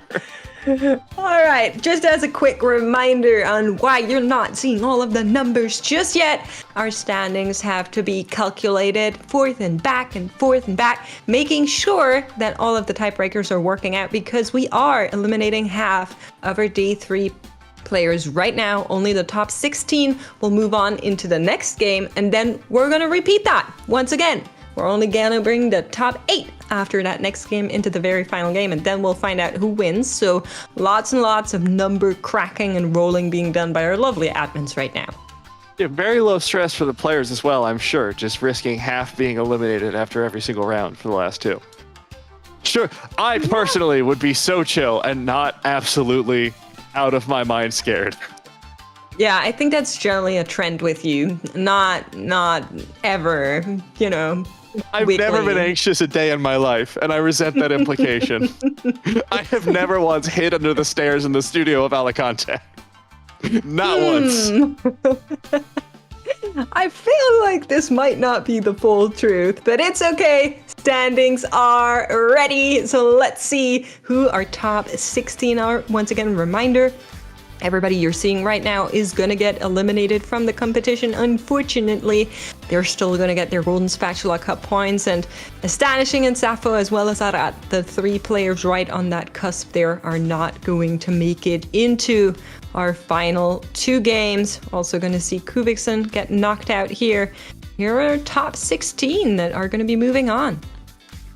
Yeah, reminder that the next round is top 16. The highlighted ones are the top 8 that will end the day. So everyone on this page is still in contention. And I think I especially want to shout out Wet Jungler, who probably is the best performing player we have in EMEA of the most recent set, like previous set. So seeing him still up there in that higher level of play is gratifying to see that he's still got it. I want to point out Chuso, right? A first, an 8, and then a first again. He was just like, oops, slipped up, back to it in that next game. He is currently looking like an absolute threat to anyone else in the competition because there are no point resets. We just go right back at it. Players keep their points, and so everyone else in these next 2 rounds will need to try to place higher than Chuso. I think if he gets another first, we might as well call it, probably. I don't know. I don't do numbers. That's why we have other people that That's why we have admins, baby. But it looks like that might be the case. Yeah, Chuso absolutely min-maxing the points I respected. Just like, I'm going to get all of the losses out in 1 round, and then we're good. All right, our casters are ready for our next game. So we're going to hop on over to Wida Counterfeit and Impatches Panda. Thank you so much. Now, heading into our top 16, I did notice in the Twitch chat, Impetuous Panda, that you had some pretty big words to say. Would you like to repeat them live on air? You know what? I'm going to say no. Just in case somehow my caster cursing kicks in now, I'm going to make sure to not be blamed for it. So I will not repeat anything. Stop trying to bait me, Peter. Well, Wita, what do you think? We've got our top 16. We saw them on stream. Of course, some incredible players being locked out here. And of course, 8 more of those players who will be saying goodbye at the end of this game. What do you think of our 16 cohort? I think that it's an amazing set of players, and also one thing I want to point out quickly here is the fact that yes, Chuso has done nothing but go first besides that 1/8. And you look at someone like Kevin Parker, you looked at I forgot who the Travis. You look at Kevin and Travis, right? They don't have these exact same amount of first places, but they have been a little bit more consistent, quote unquote, right? In terms of fact, they're still within reach, because normally you would think that Chuso would be completely out of reach, and that's the thing you gotta keep in mind here now. Going into this last game here, you cannot rest on your laurels in any stretch of the imagination. Yeah, this has been noted before. Of course, placement here absolutely does matter, even if it's just on qualifier points, previously known as GSC points, that will get you to the regional finals. But of course, getting a hold of the cup, the #1 spot, is the most important. She said, Wida, we've got a very, very close top. She said Kevin Parker separated by a single point each, and a lot of, in fact, German players as well, also down towards that 9th to 16th spot. So it's not impossible we could end up, while we've got a very mixed up cohort of players at the moment, with some very, with potentially even, I would say, four German players could end up in our top 8. I want to mention quickly with Chuso a little anecdote I saw on Twitter yesterday. We had a ranking for the Don't Talk If You Don't Know podcast, and Chuso found his way to spot number 15, voted by a lot of the top players in the EMEA. And he tweeted out basically something around the lines of, LOL, what am I doing here? I'm a fraud. I've only been good on this patch. Pretty humble about his own level of play. And look at him now. 4 first places in one of the most stacked Day 3s we've seen in a long time when it comes to GSCs in TFT and EMEA. So really showcasing he absolutely deserves to be among the best in EMEA, in my opinion. Well, Wheater, given that we had that one last place for G-South in round 4, then immediately resets into round 5, how important is being, to be able to have that reset mentality, that strong mental with 2 games left to go on the tournament? I think it's super, super important right now because especially now with this newer format, with the fact that there's like an additional cut after this cut that we've just had is such a thing where you need to keep in mind that there are no quote-unquote weak players left. These are all players that have played incredibly well today. And that's a huge thing to kind of keep in mind that, sure, Day 3 is never going to be full of, there's never going to be any bad players in Day 3 and in GSC overall, but you're playing against the sharpest of the sharpest players right now. You need to continue to remember that you cannot at any point allow yourself to slip up here. Yeah, as I said, a huge mix of players. As we'll head into our penultimate lobby, we will have ourselves Stinky Abuser and Shredden in this lobby. Worth noting, from our top 8 currently, there's only one country that has 2 players in that top 8, and it is Poland. We'll see if they're able to get the big wins they need here. Currently, the cutoff for top 8 is 28 points. In the options here, loot subscription, only Clémoulahagra going for that one. Of course, we know there's a lot of variance involved, especially with spatulas and emblems when it comes to that portal specifically. The other players seem pretty evenly split around Golden Finale and Completed Anvil, which are, of course, much lower variance to just give a little bit more agency to players. Yeah, and obviously Clémoulahagra being at the lowest points total here in the lobby will just try to go for as much variance as possible, but it's not going to be the case here. And also Clémoulahagra, right, with some players in his spot here might not, they would be forced to really do well to make it to that Rising Legends Finals at the end of the set. That is not the case for Clémoulahagra. He's already qualified because he won that Cactus Land in Leipzig at the start of the set. Yeah, that's a rare thing for our players to be able to do. Of course, not only just to get that ticket, but also to play on LAN and prove themselves, particularly away from home, as he did manage to do it. Shredden, we're going to be starting off here. We'll see if we can get any of our players getting any of these outrageous starts we've seen come through a few times today. And is it now finally the time where I can start begging at this point for a hero augment? Please, Mortdog, we haven't seen one all day long. It's been silver augment into prismatic augment into silver augment. Is it finally the time for Garen to shine? He is going to be one of the exalted units here, David, so he might find some shine in some other aspects here, but maybe not. But also Irelia also in that exalted tree, so there is some potential for some vertical story weaver action with a little bit of overlap potentially further down the road to get even more damage into the mix, right? So these players now got to think about every single small possible edge that they can eke out over that competition. I'm noticing that we've got a couple of players who have managed to get hold of a couple of Garens. The ones we see on the right-hand side are kind of starter set up there to see who's got the best opener. So yeah, if we do see the story champion coming in, either Stinky Abuser or Ozza will both have a big step up on getting that 3-star online quickly. Oh, we're on Gold Augment. A good start. A few rolls here available for Stinky and for all players, of course. 2 healthy immediately clicked by Clémoulahagra. 2-star Janna as well. Lucky Paws comes in. Any more, please? Hello?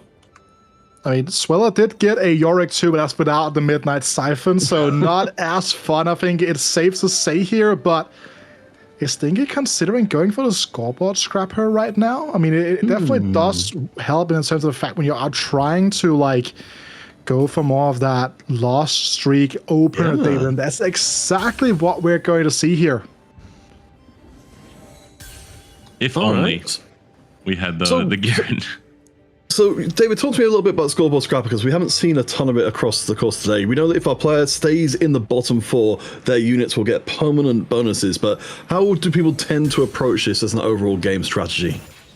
Personally, I've only really played this set often in terms of like finding this and going for a specific line with Kog'Maw reroll at the start of the set. I think it was pretty strong in my opinion. The stats back that up, and I always had a lot of success with it. So again, just the Kog'Maw game plan, lose streaking stage 2, and then coming back with all these extra stats. But we'll see what Stinky goes for. For now, it seems like he's leaning towards Kai'Sa and Story River with the Sivir online here and the Garen upgrade. But we'll have to see in stage 3 and 4 if he decides to pivot into something else. Also, Asu going on something like the patient study here, right? Very powerful accelerant of that EXP here. And even as, like, yeah, sure, like you get the most value out of losing, but it's going to be a constant accelerant all throughout the game, even if you are going to be going on some of those win streaks further down the road. Oh yeah, no, it's certainly something which was a huge part of competitive TFT for a very long time. Again, for anyone who is tuning in late, we are coming into our penultimate round of GSC number 2, Golden Spatula Cup number 2. Whoever wins out this event gets a guaranteed spot at the EMEA Regional Finals. Our players here trying to accumulate as many points as possible for the cut to top 8 and one more game to find us our champion. Suella Tiger from Italy on 29 points right now, one of the upper points in the tournament overall, playing a really strong opening board. Yes, like so much invested into this board here, but Death Defiance plus the Titan's Resolve here is going to be such a powerful combination if you end up going down that duelist line. The Adaptive Helm, not the greatest in terms of like being fitting into the duelist line, David, but I assume it's just a strong tempo slam here. It is, and Solar has played a lot of duelists today as well, so I think he will be happy if he finds a spot for playing. Again, the combo we've been seeing has been so strong all throughout the entire tournament. Most players, I think, will have a lot more clear direction in this portal as well with a completed item anvil. You get to essentially have 2 items already on your DPS carries and can start building towards a specific comp. We see players already with, for example, the duelist or the melee booster type setups for Chuso and for Sweller, but also for someone like Etra and Fam, he already has the IE and the Last Whisper build, so clearly indicating either Ashe or Kai'Sa. Yeah, certainly our players incentivized to make use of the early item to bring their strong board online. See on the other side, of course, the scoreboard scrapper or Stinky Abuser will mean he's relatively okay getting run over. It's worth noting that the extra stats Stinky will be getting will be attached to the units themselves rather than a kind of global modifier. So I'm really curious to see if, you know, David, you mentioned before the idea of putting a reroll in place, units that you would keep for the whole game to get the most benefit out of that augment. Any massive outliers here on this carousel? Not necessarily, right? I think that you were looking for some powerful units here. Again, like the stage 3 carousel, right, is the one that's really going to be game defining for the most part in terms of like getting the access to those forecasts ahead of time, as we've seen be ever so decisive over the last couple of days. Chuso, our current point leader, deciding between a few different options. We're going to go for the tier in the end, and has that Yasuo upgrade, has now a Thresh, maybe considering playing for something like a Faded for this stage 2, although he is, again, leaning heavily into both the Heavenly and the Duelist lines. We see a Catalyst kind of going down a Timber route as well. It has the Epoch here, slams the Protector's Vow here, just trying to buy as much time as possible with the Kog'Maw and the Caitlyn right now being that kind of overlapping with the damage output here. That's going to be an interesting one to follow. I assume we're going to see him go in towards something like a Lilia board maybe further down the road here. Especially with the Vow as well. We know how powerful that can be on our friend Nautilus long term. The Catalyst, though, this board is proving pretty strong so far, going up against Sweller and the player who is trying to keep the win streak in place. I think we're seeing a microcosm of what this matchup might look like later on. Yeah, another interesting thing to note about the Protector's Vow as well is that if we get any of the artifact encounters throughout this game here, you're going to be on a line that could actually see himself lean in towards an orange. So having the Protector's Vow plus the Trenchcoat combination is one of the more interesting and more fun combos in the game, in terms of like being able to utilize the sheer power of orange as a unit. And Catalyst is a player we saw yesterday, played that Nico 3 into, I believe it was the Zyra Zoe line, or maybe it was Lilia. Either way, I think Catalyst is someone that's very comfortable on the AP lines on this patch from what I've seen in this tournament as well. So we'll see what it becomes in the end. I think the key thing with the AP line is that there is relative flexibility around the variations you end up on stage 4. You can scout and say, hey, if everyone's going Zoe like we saw in that game 2, I believe it was today, I can try and go for Lilia instead. Yeah, like I think having the flexibility is incredibly important. But honestly, though, with the patient study, we know that has his eyes on the very long term in this game. But in the short term, has slammed through the Iceman's and tried to keep this win streak in place. Going up against Clémoulahagra, who of course broke the other win streak on his way here. We'll see if that Thieves' Gloves is good enough to keep Aatrox alive, but I think Sweller's going to just do it again. There's just nothing in the game right now that kills this Darius in stage 2. Like, it's quite literally impossible for this Darius to die. There is not enough DPS. He heals too much. He puts so much damage out of the way. Like, it's a triple item Darius that is just unkillable. You could utter this exact sentence on pretty much every single patch this set, and it would be correct when you have a 3-item Darius in stage 2. You know what, David? There's a reason why whenever I go into a game of TFT, I open my team planner and I click Darius there. Because Darius can do whatever you want him to do, and it's amazing, and we love him for that. Oh gosh, I had thought that with the nerf, perhaps we lived in a world beyond his reach, but maybe not. Taking a quick stock of the lobby overall, of course, we've seen Clémoulahagra in person knocking down everybody else's streak. So in the win streaking stakes, he will reign supreme. Shredden and Stinky Abuser are two Polish players, though. They've kept their loss streaks pretty much intact throughout stage 2, hopefully with a chance to build up to something better later on. And now Asu gets a chance to kind of show a little of intent here. Do you want to slam this Rage Pit? And he does. So he's for sure now going to be going down towards that Ash path here. And he was still holding on to the Sivir as well, so I think he was still open to both options. But the moment the Rod drops, and he doesn't have a Teemo as well yet, he's like, hey, I'm going to go for Ash instead, not complicate my life any further. Epoch kicking in for Catalyst here. So it means we've got a considerably stronger board than we did have otherwise. And interesting thing to note about Catalyst's exact spot right now is the fact that he does have the option to potentially get in the Exalted here. Failed to find that third copy now, so will not have that additional EXP ramp available to him at the moment, but it's a line that is very easy to fit onto this upgraded board. We've certainly seen enough players using the combination of accelerating effects to great effect. The Epoch in place here. As we look to with Clémo on the other side, of course, we've seen the Too Healthy already proving its worth considerably, as we might be seeing a Salvi special here. We might actually have ourselves a Too Healthy caster setup rather than the Dryad we saw before. Which of us is unhealthy then? Too Healthy caster setup? Come on. I'll be the unhealthy one, you know? It's late, Weeda. We have a lot of games today. I was trying to figure out what the joke was there, and I was like, nope, brain ain't working, sorry. I'll assume it was.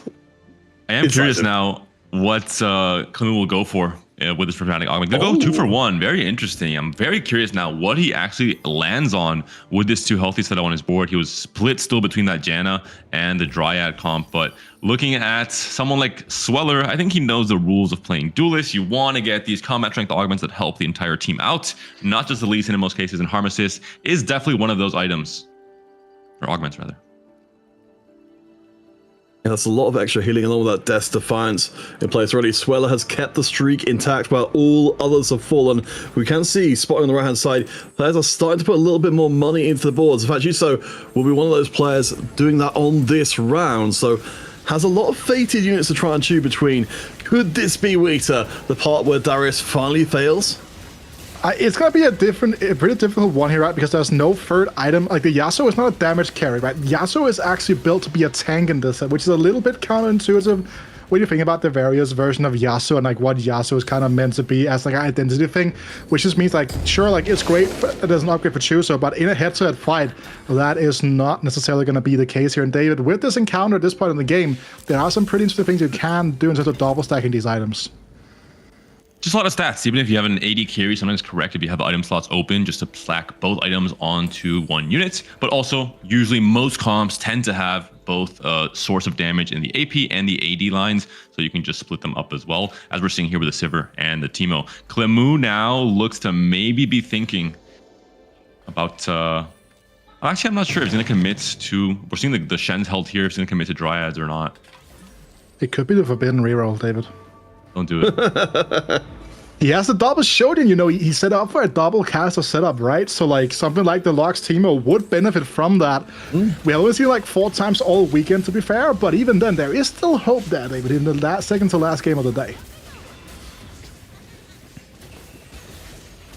I don't remember, wasn't it you, Weezer? He was expressly saying that we weren't going to see it because the stats over the tournament had not been good for that comp. I mean, sometimes the spot is just right, and that spot recognition is such a critical skill when we're playing TFT. So is finding forecasts on the early stages as well. Spatula available on the stage 3 carousel. No Lee Sin for our duelist players. Ornn and Morgana can be found here, as well as the Annie. Could be pivotal for the front line of many of the Ashe boards that we saw hinted at by some of our players earlier on in stage 2. I think he is the player who was running the scoreboard scrapper, and currently I believe in the Umbral line. Another thing also worth noting here is the fact that Shredding has been unable to really get this Lucky Paws online, struggling to find that 3-star Kuboko, so a really big deal for him here as well. And also, by picking up that necessary cloak for his Declaw, also denies a potential Morgana pair for Chuzo. Interesting board here. The more rounds Shredding wins, the more Lucky Paws will proc and get extra gold in the bank.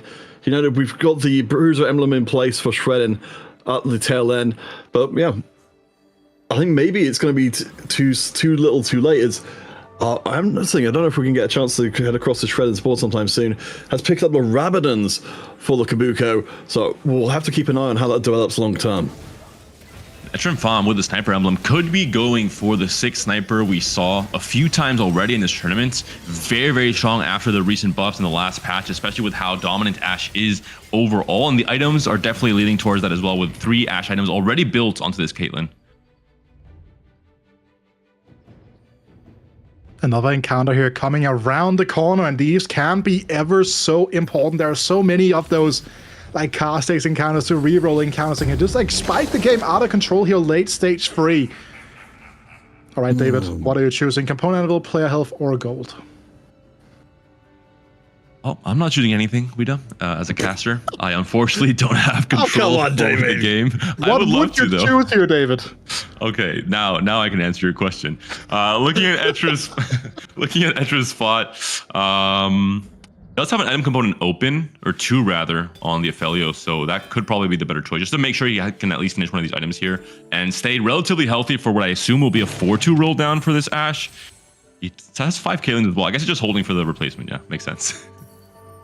Yeah, do bear in mind, of course, we've got the Death Cap and Death Blade in place from earlier on. So, Retro Fam, we know that with Arzu, we've got our 2 sniper players in the lobby. So we check in with Slinky Abuser. So picked up the Spatula from the last carousel, turned it into an Umbral emblem, and the scoreboard scrapper board maybe has found its units that will stick around long term and get the benefit of those extra bonus AD and AP. For stage 4, we really have to start looking at Shredding, right? Another loss coming in here. Or was it a win? Oh, he has a check mark there. Looks like it was. Oh, okay, never mind. Back to being a loss. 9 loss streak for Shredding. I think he even didn't know if he won or lost, but we're understanding why, as you mentioned, Wida, right? We're on 6 copies of Kabuko. There's a 7th, but you're still level 5, and this is the end of stage 3. We're on Wolves. And I also will admit that I'm respecting the hold of the Lee Sin as well to a certain extent. I obviously can't hold it at the expense of his economy, but that's a big thing to kind of keep in mind here. Also, we saw it very quickly that Etra finding that natural copy of the Ashe slot into the setup there is going to be a huge bonus for him as well. But so much gold to work with now for Shredding, but you will like to hit this on 3-1, not 4-1. That's a long way into the game. You have to wonder at what point the Kabuko is going to just drop off in efficacy entirely. 3-star Rek'Sai arrives. Let's see if we can go any further. It does look like Shredding is impatient enough to commit in everything. Just 1 Kabuko away. But, oh my goodness. Oh my gosh, the money's disappearing in spades. It's fine. On literally the last roll. We hit here, it's fine. It's good, we're cool. I mean, to be fair though, in terms of like the overall arching points of this game here, he does have access to the level up next turn with the Galio coming into the mix, so we'll be on that 6 Bruiser line. But he has so much gold that he needs to build back up via these Lucky Paws. If you can start getting the kills in, you can start getting the gold back. But of course, Kubixon scaling out off your interest means it's a dangerous situation to be in, to be out money in the bank. He might have reached just about the point where he can deny a lot of this, non-massive single target damage and clean up fights. Really unfortunate. Even if he wins here, I mean, like you mentioned, it's just going to be so hard to get to the economy back, where you want to obviously be level 8, level 9 at some point with this Kabuko comp. You can't just be stuck on level 6 or 7 throughout all of this stage 4. Right, so we were going to rolling left and right here, I believe. We're going to hold on to the healing orbs, maybe. I don't know. I feel like Pandora's has gone so far down in value. Matria, though, when you are on this Bruiser setup, can be a lot of healing. Awful. There's so much HP going around, and especially with the likes of the Morgana holding on to that Bruiser emblem, we're going to be playing so far ahead in terms of that aspect of it. And that would have been the win condition for Shredding, having access to those bigger verticals. But he's in a spot right now where that's going to be so far away because of, as we've been talking so much about, the lack of economy. Oh boy. All right. Well, Shredding will have to try and punch his way up the score table. We've got players like Taplast and Stinky Abuser on win streaks above. Of course, are going to make that very difficult to do so. I have to imagine there's going to be a point at which the tanks are too big for our friend Kabuko to punch through. We're looking now at Etcher Fama. Did roll down on 4-2 as expected. Rolled down to 0 as well, making sure that he has a chance to stabilize his HP. Only has, it looks like, a singular Ashe currently on the board. No Ashes on the bench, and no real gold to work with. So might be a bit in trouble considering he kind of lost out on this lottery. Also keep in mind, he found his Ashe naturally on level 7 as well, right? So that's a huge issue for the likes of Etra here. And again, all these players are fighting for their spot in towards that top 8 in the first place, right? They know for a fact that the win can be a little bit far away here. Clemu and David, it's time, baby. Take it away. It took a French player to finally cement what we've been talking about and hinting at the entire tournament long. Teemo, Lux, reroll is here. Combat Caster as well for some extra shielding. And why this works, despite these units not really sharing traits between each other, is because Teemo is very good at constant DPS, chipping down units to low health, and Lux is good at cleaning those units up. So they really work in tandem. But on paper for me, right, we're looking at the anti-heal on the Lux, not on the Teemo. Isn't that like not ideal? There's a lot that's not ideal about this board. I think we're not going to nitpick where the red buff is, considering a 3-item Lee Sin is knocking on the door here. Yeah, I mean, I suppose, we end up in a situation where we get to see, again, what this is going to do well against and what this is not going to do so well against. Certainly, we've got a Lux with Teemo. She said they would be able to put down a lot of damage, particularly towards backliners. But in terms of its ability to deal with frontliners, that's a question that still remains to be fully answered. Redding getting that Lee Sin with the chain vest here, giving him that ever so important bramble vest, I believe, for that Kabuko. And Clemu is in a load of trouble right now, right down to just the 18 points of HP here. Like, he could be potentially being out before the Raptors here. As the play by Etcher and Fam can pick up the spatula for the porcelain emblem potentially and try and find a little bit more stability despite only being on that Ashe 1 still. So, David, let's, as we've mentioned, this is a very new comp coming in. We have got a 3-star Teemo online. From Barry Baden, who was an analyst for today and for the tournament working through, found that this competition was only being played by French players. It may in fact be the product of a specific study group to try and bring it to bear. Do you think this is going to be the game where we get to see exactly why it's been a pursuit comp? Well, actually, I'll correct you. I'm not entirely sure if it was only French players playing it, but I know Alan played it in some scrims prior to GSC, potentially before Cambridge did it all. It's something he's been cooking up. As someone who played a lot of Lux this patch, I think it's also in the past he even thought about this, just because the units really work, their kits work together well. So I'm not sure who the original creator of the comp is, but Clemu is going to have some words with them maybe. If he can't win these next few fights, he's on 18 HP, 2 lives, considering we're still in stage 4, but this Alawi is tanking a whole lot. Finally does get the win and should be winning a few more rounds here considering he found that Teemo 3.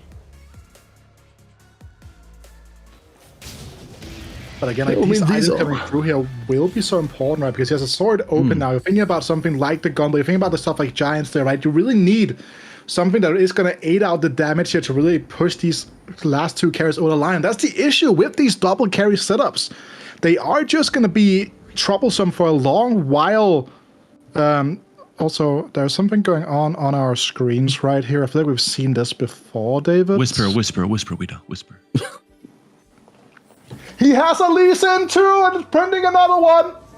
That is definitely not whispering way down. You're trying to doom my poor first place Spanish player Chuso here in his game plan to find a Lee Sin 3, which I think is not going to work counterfeit, considering that Lee Sin is very much the strongest forecast in the game right now.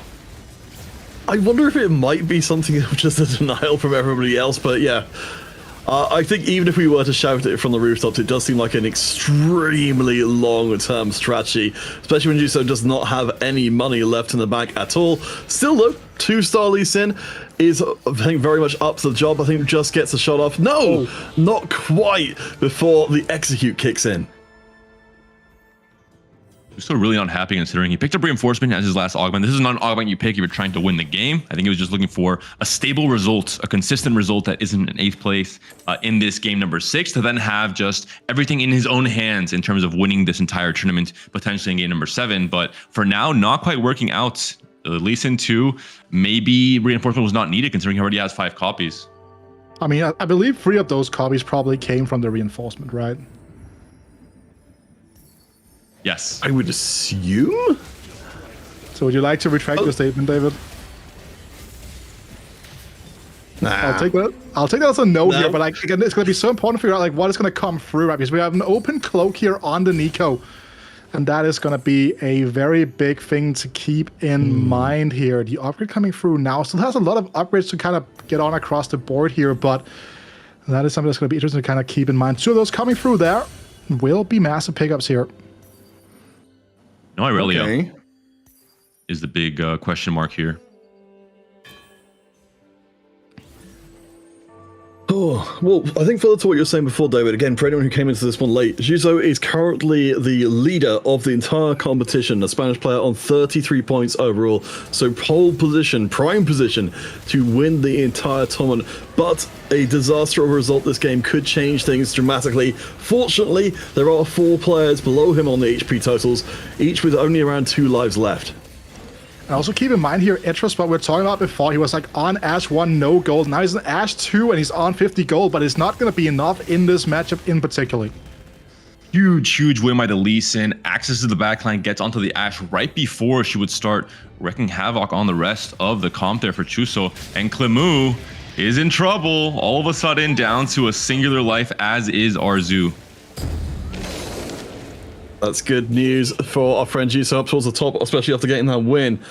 So we've got Catalyst, Rule the Roost up at the top with 89 HP. Stinky Bees are just below. Everybody else starts to descend into madness, but our players at the bottom are starting to pick up the pace. Arzu hits the 2-star Ash, has got a 2-star set as well. That's a hell of a front and backline combo. And he did get a little bit of a stay of execution here with the increased player HP coming into the mix. But for someone like Arzu, I believe is now at 19 HP. That is definitely outside the reach of like a stage 5 loss in the way it's going right now. But whether or not it's going to be enough time will tell. Maybe Arzu up against Chuso, up against that Lee Sin, is on the right side. The Ash will stay relatively protected throughout most of the fight on the left. And on the right side, we see Clémoulahagra potentially also fighting for his life with that Teemo Lux reroll comp. And for now, working pretty well. Silence has already been taken down. The Alune is going to be most of the damage that needs to be done from that Umbral board. But this Teemo Lux comp seems to be working now. And I imagine the Lux stuns are a big part of that. Oh. Yeah, we haven't even got the full itemization on the backline as of yet.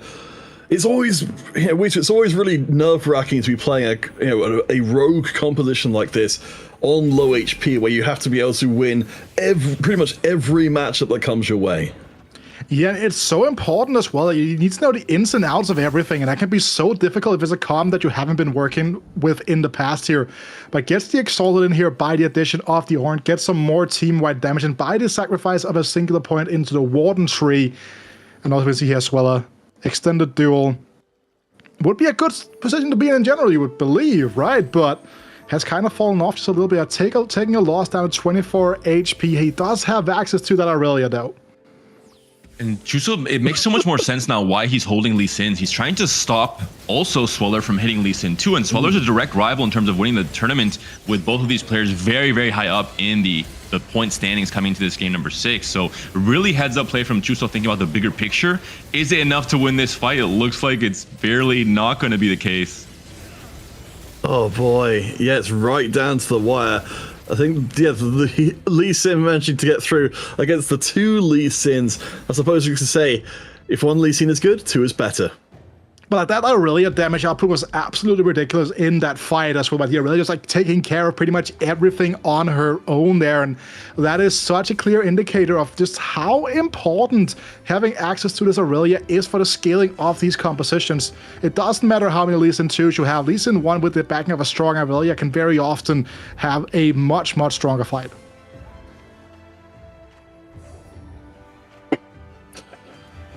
Completed items. Going to fill out our players' inventories a little bit. I do believe that should be Clémoulahagra getting the 3rd item online for Lux to bring the Teemo Lux board on as online as it's ever going to be.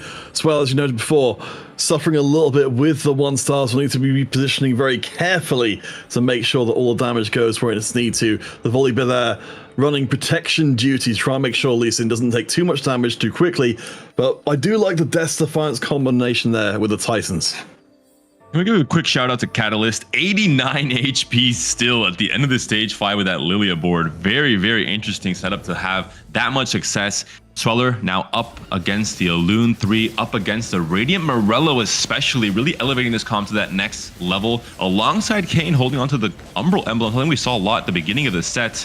Lee Sin is trying his absolute best, but without a 2-star upgrade, I don't think it'll be enough.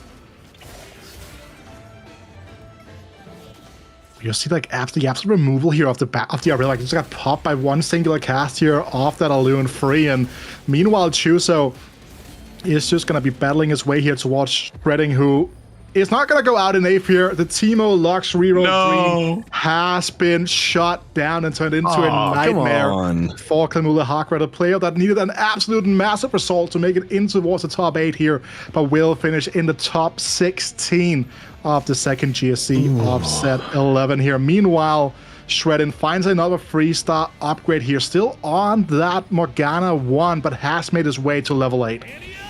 I do like that we've got the Martyr in place here as the 3rd augment. A little bit more extra healing to try and keep things aligned.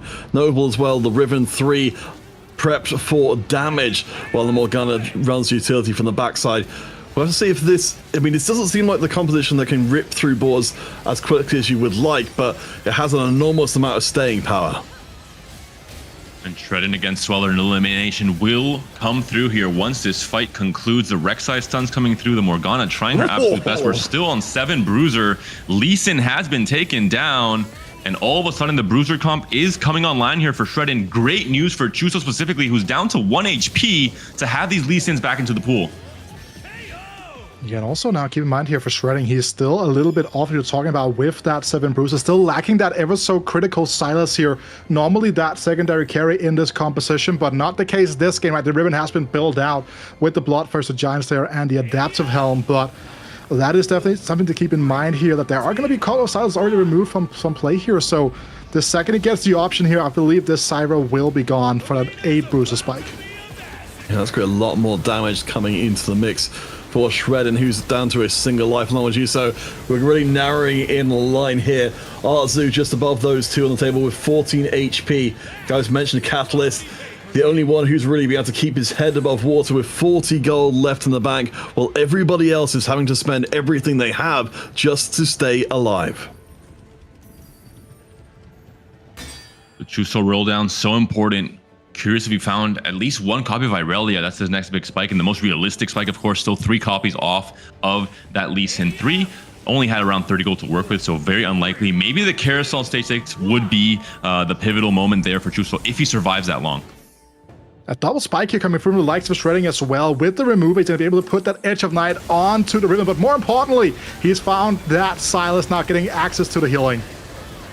Yeah, that's going to mean that our Bruiser is converting their HP to extra punch. Going to be very significant in the case of the Ribbon, who's doing secondary damage. He's down.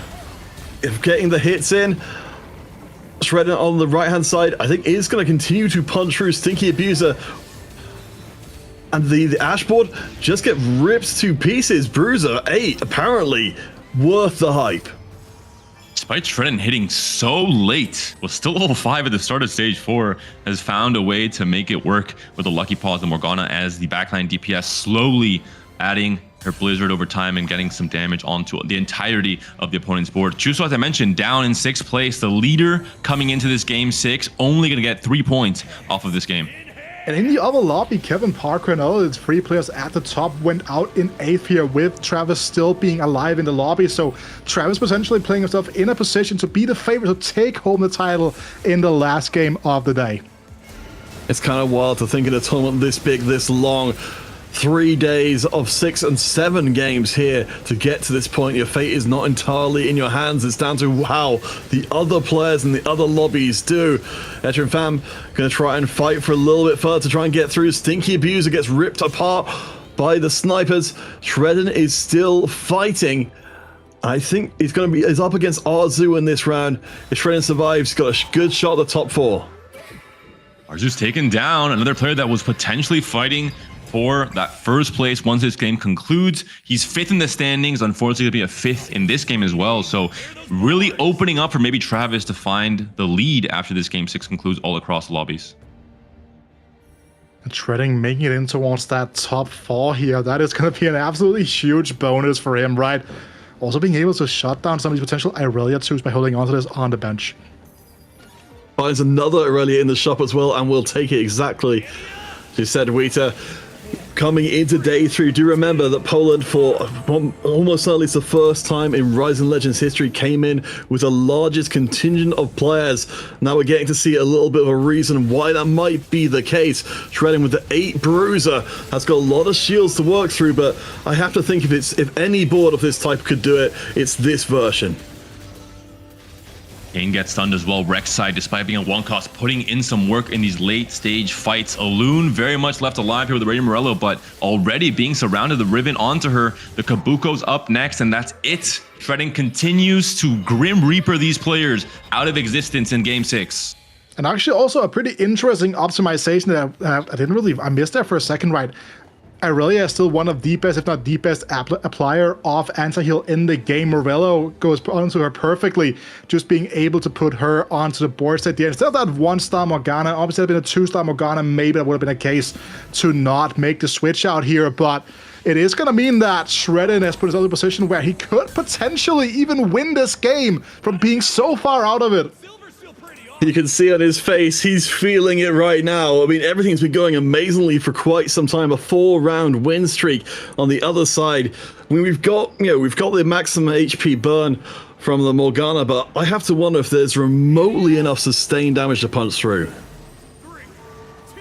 We just need to find that last Irelia item to really level up this comp to its maximum capacity. And Catalyst looks just confused. He's like, I scouted this guy on stage 4. He was level 5. He barely hit the Kabuko 3. And now look at his board. Little economy to work with, but oh, what Shredden has been able to produce with just that little bit of gold. All right, let's see if we can push across the line. Catalyst has been just really tearing forwards, but the Kabuko board is so ridiculously strong. The paws come in, and we can see Kabuko's not even close to dead. He will stall himself out every time he casts, so maybe that's a small window of opportunity. Maximum HP damage will come in again, but Kabuko comes. He will be the Grim Reaper. No! He gets blown up, and somehow Kabuko doesn't get across the line. Catalyst doesn't know what happens, but he's happy to take it. Our Bulgarian player gets first place. I'm going to go ahead and say it. I don't think a player has ever been more confused while winning a game of TFT. Catalyst had his hands up in the air. He's like, wait, I won? What's going on here? It was so close. I thought that really a 2-spike was going to be the nail in the coffin, but as you were pointing out, Peel, that lockout time on the Kabuko ability really coming in there and limiting how much impact the Kabuko could have in that last part of the fight. All right, gentle friends, as was pointed out by David and by Wita, that was a wild lobby coming into our final 8. We will be going to break. When we get back from that break, the analyst desk will tell us who our final 8 will be to compete for the title here at the Golden Spatula Cup number 2 and that guaranteed spot at the EMEA Regional Finals. Don't go anywhere. We'll be back in a few minutes' time.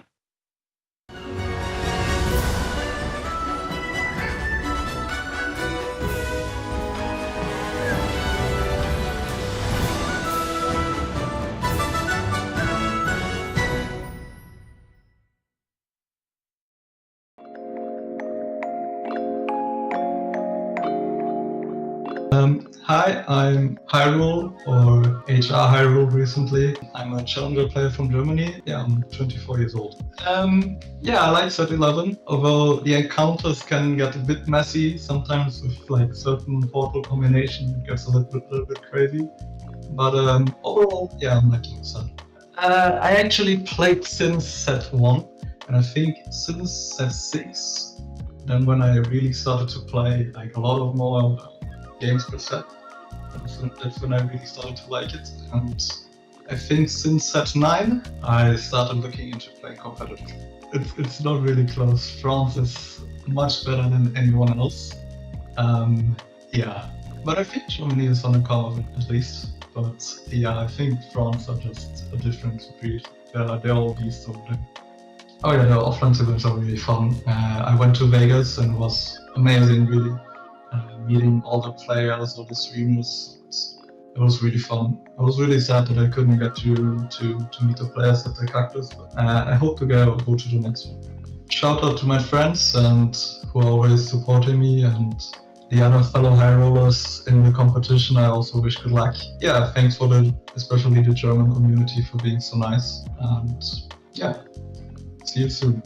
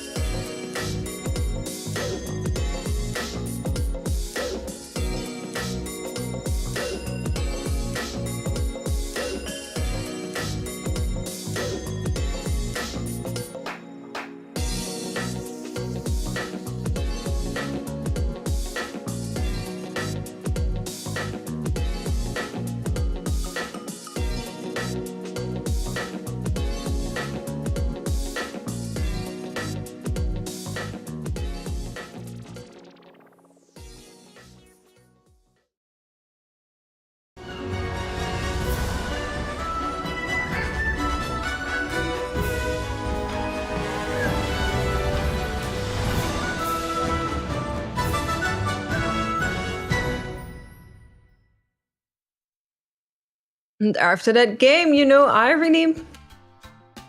I agree with Catalyst. What happened there? He didn't know what was going on, how he won that one. But of course, we take those if there is a chance for it. And honestly, I feel like if any board in here, besides Lucky Paws, did deserve it, then it was Catalyst for sure. We're not seeing kind of your run-of-the-mill duelist game that we've been seeing so many of. Catalyst taking a little bit of a different turn.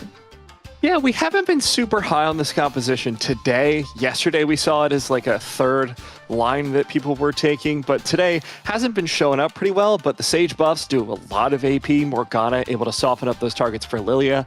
And actually very interesting was the interaction at the very end in that last fight, because Kabuko, very tanky, but also theoretically very powerful. Unfortunately for him, what kept happening was he would get stunned before he could hit anyone, and just as he got unstunned, the target would get killed. So then he would have to walk forward, hit his mana cap, stand there like an idiot ulting, And then by the time he got to the next target, it was already dead. So there was so much damage that just wasn't going anywhere. So Catalyst was able to just keep free firing away, and the Kabuko was essentially just a fancy target dummy. Honestly, you cannot blame Kabuko. He is not very tall, and as a short king respecter myself, I will stand in for Kabuko. He has little legs, okay? He cannot walk that fast, that far, and you need to help him out. You need to position in a way where he can actually reach those targets with his short, stubby little arms. Otherwise, he's not going to be helping you. Short legs, short arms. Yeah. He's trying his best, honestly. Respect him. But I do respect Clémoulahagra as well, giving us that Lux and Teemo reroll finally, but turning it into an 8th place was probably not what we expected. It's so sad because it was looking so good for a while. And we've been talking it up all weekend like this is the tech, this is the dark technologies that have been disseminated through the scene. And we can see why, right? The AoE damage from the Teemo does quite a bit. The stuns from the Lux stall for the Teemo to do a bunch of damage. He got exalted even. He was riding high and then just got murked. Unceremonially, just murked, fell out in 8th place. So looking incredibly good for the most of the game until it looked incredibly bad for a single round. So that's how it happens This sometimes. reaction, man, it's giving everything. Catalyst, he was already a little bit annoyed. You can tell, right? In that camera, he's like, oh, lucky pause. And He was over it. Wait. He was like, So this composition, cool. this is ridiculous. Oh, okay. Oh. No, I guess I didn't say anything, but I will say something because our standings are ready, and keep in mind we are once again decimating the player pool by half. Top 16 turning into top 8, and as you can see, tiebreakers came into play. Zyko just barely losing out on these, but Etra, Kevin Parker, and Arzu all making it in on those 33 points, and what looked like a major lead after the previous game has now been stomped down to 1 point behind. Taplast currently leading and Chuso in second. Yeah, Taplast really come from behind victory here. We see Travis also finding his way up to the higher levels of the leaderboard. Players that haven't been like super consistent days 1 and 2, but were able to pull it out for day number 3. So, I mean, this is how it goes. You have to be able to take those first places. You have to be able to get those huge wins. And especially Taplast and Chuso have been able to demonstrate that time after time. I'm really excited to see this one and final game that we have here on day 3 of our Golden Spatula Cup number 2. And we have none other than Wida, Counterfeit, and Impatches Panda to take you through that game. All right, thank you so much. Gentlemen, let's take stock of where we are, as I said on the desk. At the end of 3 days of competition, we have our 8 top players, and there's barely any points in it at all. So we noted before, the points are carrying over from the rest of the competition. So we have got players coming in with something of an advantage, but it is a reachable thing for anybody in this final lobby to become our GSC 2 champion. And reminder, it's not just the championship itself, but those top 4 slots that give the pass directly to the next GSC, especially for those players who maybe don't have the time to commit that much to ladder, where you have almost a guarantee to qualify. It kind of really takes a lot of pressure off of the next stage of this circuit for them as well. Yeah, because the TRCs can be really scary, and especially that day 1 in OQ is by far the scariest event in the entirety of the competitive TFT, David. And you can kind of speak with that, you can agree with that to a certain extent, right? Because you have the average show coming in that gets to play their they're fully locked in, they're prepared for this for weeks, they're on top of their game. You come in there, you have to realize that you just need to play a game that you're not fully accustomed to, because of the fact you're going to play against stuff that is so out off the wall most of the time, just with tempo and stuff like that, that you can very much end up risking missing out on that top 25% cut on that day 1. So, gentlemen, heading into this final lobby, of course, we've only have time for our final thoughts before we start getting into breaking down the game itself. For each of you, I'd like a prediction in terms of what do you think is going to be the turning point here for our players? What do you think is going to be the most crucial aspect to whoever wins this tournament's play? I personally think that by far and away, the most important thing for the outcome of this next game for this 8 players is being able to adapt to the Kane encounter that we'll be loading up as we come into Game 7. You know, trying to mirror what we saw in GSC 1. I would love to see it happen once again. I mean, for me, you're right. I think that the ability to find Lee Sin on stage 2 is going to be a very important skill as well, David. All right. I shouldn't have asked you guys any of these questions at all. Let's head into our final game of Golden Spatula Cup number 2. Taplast from Hungary is our current leader on 37 points. Between him, Catalyst, and Arzu, which from Poland and Tunisia, we have 3 players in this lobby who, if they win, will have won the GSC for their country or region for the very first time. You know, Kane looking pretty short in the start of that game there, I would say. But he did look hella cute though, right, David? He did.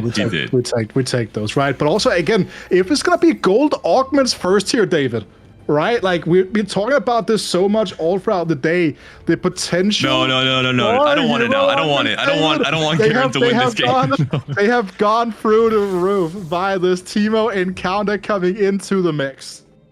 I want to quickly mention on your point, Counterfeits, the fact that Taplast could become the breakout Hungarian player of this set. It happens almost every single set since Rising Legends started, that one Hungarian player elevates himself to that superstar status. Maybe not for, every set going forward, but at least for one set, they really steal the show. And I would love to see Taplast try and evolve into that position, because he's someone that I've talked to a lot throughout this set. He's someone that frequents Alan ZQ's chat since the very beginning. Someone that I think has put a lot of time and effort into improving very quickly at TFT, and coming into this game as a point leader into GSC Day 3 is really astounding to see from him.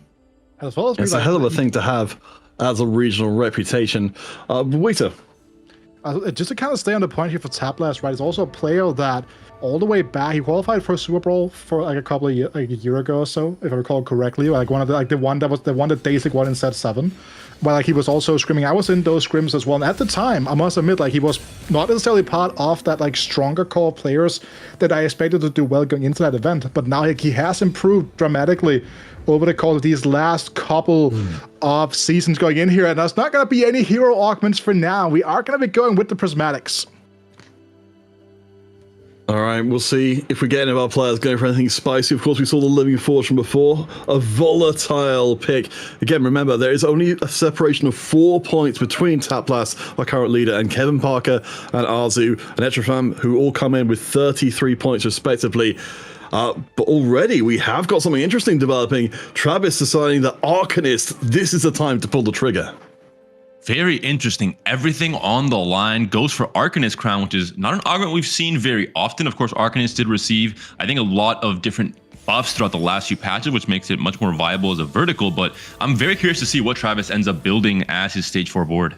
Also, an interesting pickup here from the likes of Taplast, right? Really like leaning in towards that super defensive setup here, with the tiniest Titan being the augment pickup out of 9 possible options. I mean, strategically, I can see this making sense. As we've talked about already, Taplast comes into this particular game as the points leader. There is an argument to be made for just outlasting everyone else above, who's just below him, particularly Travis and Juso being the ones who are 1 point behind him. If he can just finish ahead of them, even if he doesn't win the lobby, he can still win the cup. Oh, I think he's just trying to gain some fans for life. Playing Fortune potentially into a cash out, into a tournament win would be really a fantastic way to end things. Has 2 Fortune units right now and could potentially be looking towards having that massive loss streak into a huge win out in stage 4. And just like getting like an overview here of that, the fact we're going to be seeing a relatively normal stage 2, about as normal as they can be when you have prismatic augments in the mix. There are no other encounters here throughout the stage. We're going to see very traditional gameplay coming out here, but we also do see Arzu. He has already laid down his claim. He is going to be going down the sniper route. And we know this is a route that's extremely reliable. Again, Arzu, along with Kevin and Etra on 33 points for this game. They need a big win. Just coming into the top 4 may well not be enough to get them across the line. Of course, they'll be looking to try and get as many qualifier points as they can, but the glory awaits. Of course, who's not familiar with Kevin Parker's history, getting second place in a Las Vegas event, we've been waiting to see him return to form since then in quite a spectacular fashion. Loss here for Arzu, and Arzu, one of these players that really is in a lot of ways kind of the face of the MENA region. Bricks has been solid this tournament, but hasn't really been as dominant as he was back in set 7 in Dragonlance when he was one of those breakout players in our scene. But Arzu has done a really good job of, I think, putting up some consistent results throughout the last few sets and starting to make a name for himself as someone that could very well make it to day 3 very often, maybe even win a GSC outright for the first time ever for Tunisia. Yeah, also a player that you gotta keep in mind here, where like from a region, okay, Fortune now has come online for Taplast. You have someone like Muji who's like maybe shown a little bit brighter, right? But with Arzu continues to put up these results you're talking about, he can make a very serious claim as the best player in the region. All right, so as we expected, Taplast, just say hello. I know that you're watching me right now. Everything is going according to plan. Of course, we did see these fortune lines getting interfered with before after, somebody else was on a loss streak and tried to make sure that remained the case. Catalyst right now is on a loss streak himself, so we'll keep an eye out to see if they run head-to-head. Love the in real life antics for Taplast here. Goes into a prayer, into a clap, into a hydration, and now is just vibing to hopefully music and not just to his own future plans with his fortune cash out. He knows what he's doing. He understands that he's putting on a show right now. We have the tiniest Titan plus the fortune combination here, right? So there's gonna be a lot of interesting stuff kind of going on here. All right, so as we move forward, Travis, of course, I think the one that grabs my attention a lot, and Juso, currently the players up at the top. Juso with the Anima Visage being picked up from the Living Forge. We'll be interested to see how that develops long term. The Arcanist board, though, for Travis is the one I find most fascinating.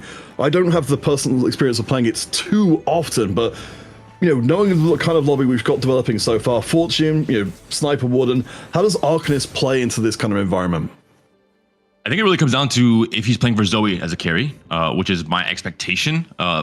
Travis specifically, his teammate Lelouch is someone that played a lot of vertical Arcanist at the very start of the set when we had the ladder race for EMEA, and he maybe shared a lot of this tech with Travis. I think both players have generally been comfortable playing Zoe reroll even before the buff. So now Zoe is much stronger, much more viable as a game plan. I expect this to be what Travis tries to go for in this game.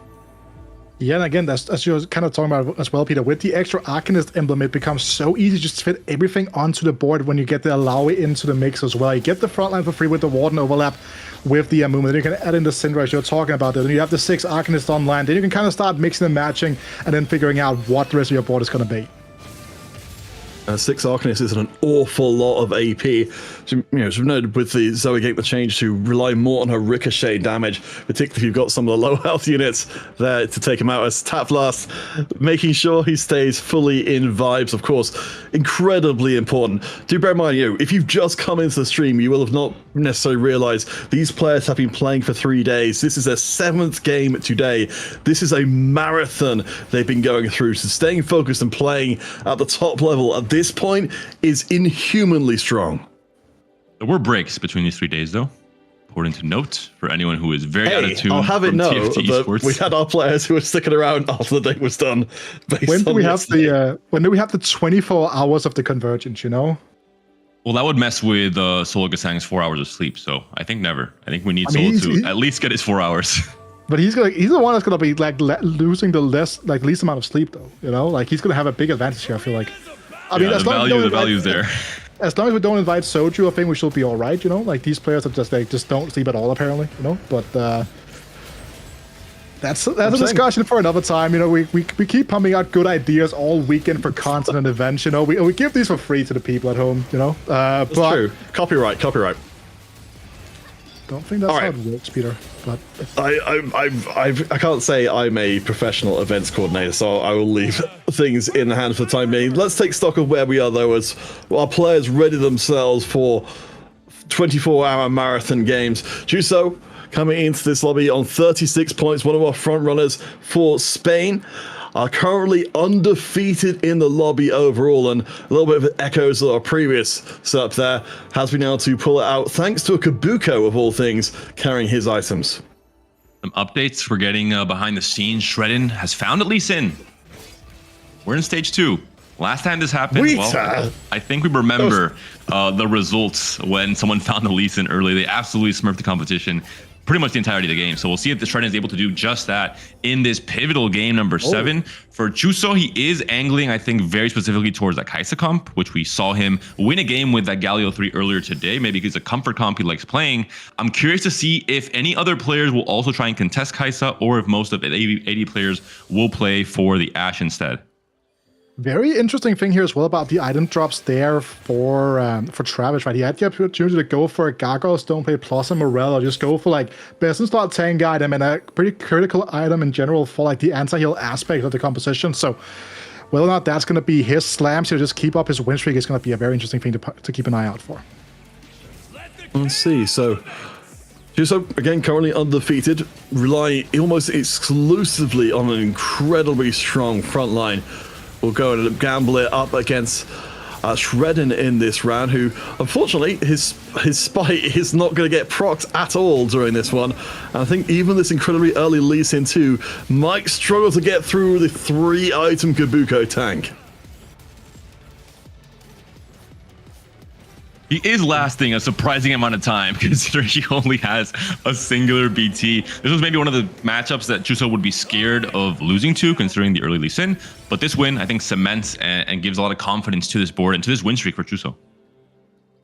Well-fed probably not going to be the ideal option here for Chuso. Instantly rerolls. And again, you have these additional rerolls here, meaning that we'll be seeing 9 augments for each player. If they want to go down that route that is here, having access to both slamming and combat cast, there are 2 augments that are, generally speaking, pretty good still here. And again, still has double rerolls left on the left side of things here. So Chuso can pretty safely reroll for an even better option if he wants to. And so we should expect the overall quality of the augments in this lobby to be considerably higher. So it will be combat cast, you said. Very, very popular combat augment. We can take a look on the right-hand side and see our players have gone for a pretty decent variety. We are getting to see from Catalyst side of things, kind of bringing in some extra dummy friends to buy a bit more time. But the one that leaps out to me, I don't know about you guys, for Shredden, picking up like a Gargantuan Resolve to be able to get the most out of those Titans Resolves long term. I did notice he also had already a Chain Vest on his component bench, so all in all, it will be looking probably like a BT into double Titans Lee Sin, which is very, very scary, especially in Stage 4 once that Lee Sin 2 is found. For someone like Taplast, though, the Fortune player, the player currently leading these standings, he goes for Jeweled Lotus, finding these combat strength augments for when he finally does cash out to have that biggest spike possible. And I wonder if Taplast actually contests Chuso on Kai'Sa, considering that is the most common show. Yeah, it's like I was actually about to say the same thing, right? I was going to be my point here to lead off with the fact that with Chuso kind of going a win streak route into what is most likely going to be Kai'Sa here, that is not what you want to see if you're a Taplast. And these are 2 of the players at the top of the standings directly contesting each other here. And now we will be seeing a potential double TG Tempo Slam for Chuso here, but we'll be going for 3 rods instead here, David. Really valuing the Teemo items and the anti-heal especially, it seems like for now. I'm also surprised. I thought the double TG could have been the best option, considering he is on a 7 win streak, wants to do currently anything he can to defend it. But I guess he also wants to maybe look for a win in this game, not playing for tempo, but playing for the bigger picture of winning the whole thing. So maybe that just makes a little bit more sense. I mean, it's certainly very rarefied air in the top 2 spots right now. Chuso and Travis on massive win streaks. Each of them, Taplast and Catalyst, on the massive loss streaks on the bottom end right now. We'll see it, our mid-table Arzu and Catalyst going up against each other right now. We see we've actually got some fairly heavy slams in here from Catalyst, even as a player on a 7-round loss streak. So we can see that we do have kind of 2 players in the mix for this Sireline. Wait, is Catalyst rerolling Senna actually?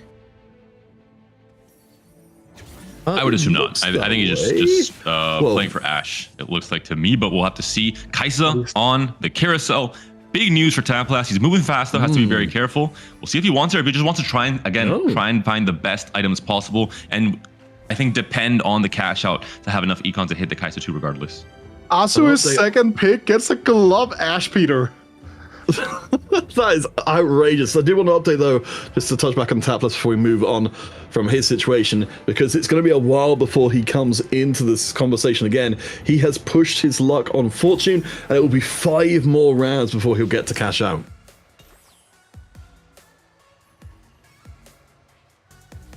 Moving on to Arzu, we have got, as we were a little bit baited by before, I think some very good item carrying from Arzu. We've got a very early Ashe into the mix here at level 6. Again, with the sniper emblem, means we'll be able to get that sniper 4 online very, very quickly. I was about to say, yeah, go ahead, David. I was just gonna say, what a shop if this was a trick shot player, because you have all the pieces that you would want for your comp at this point in stage 3. Yeah, but going with the 4 Ghostly 4 sniper setup here, just like making great use of all the overlapping pieces that he has available to himself right now before setting up for that big transitional point coming through at some point in the future here. Taplast trying to kind of make this loss as small as possible. I was about to say, David, but facing down the Ashe here with fully kitted out items, it's definitely gonna put in a world of hurt. This is what Fortune. Travis, I think... Go ahead, Peter. Oh. Well, Travis just lost his win streak. Juso is still fighting, but keeps his.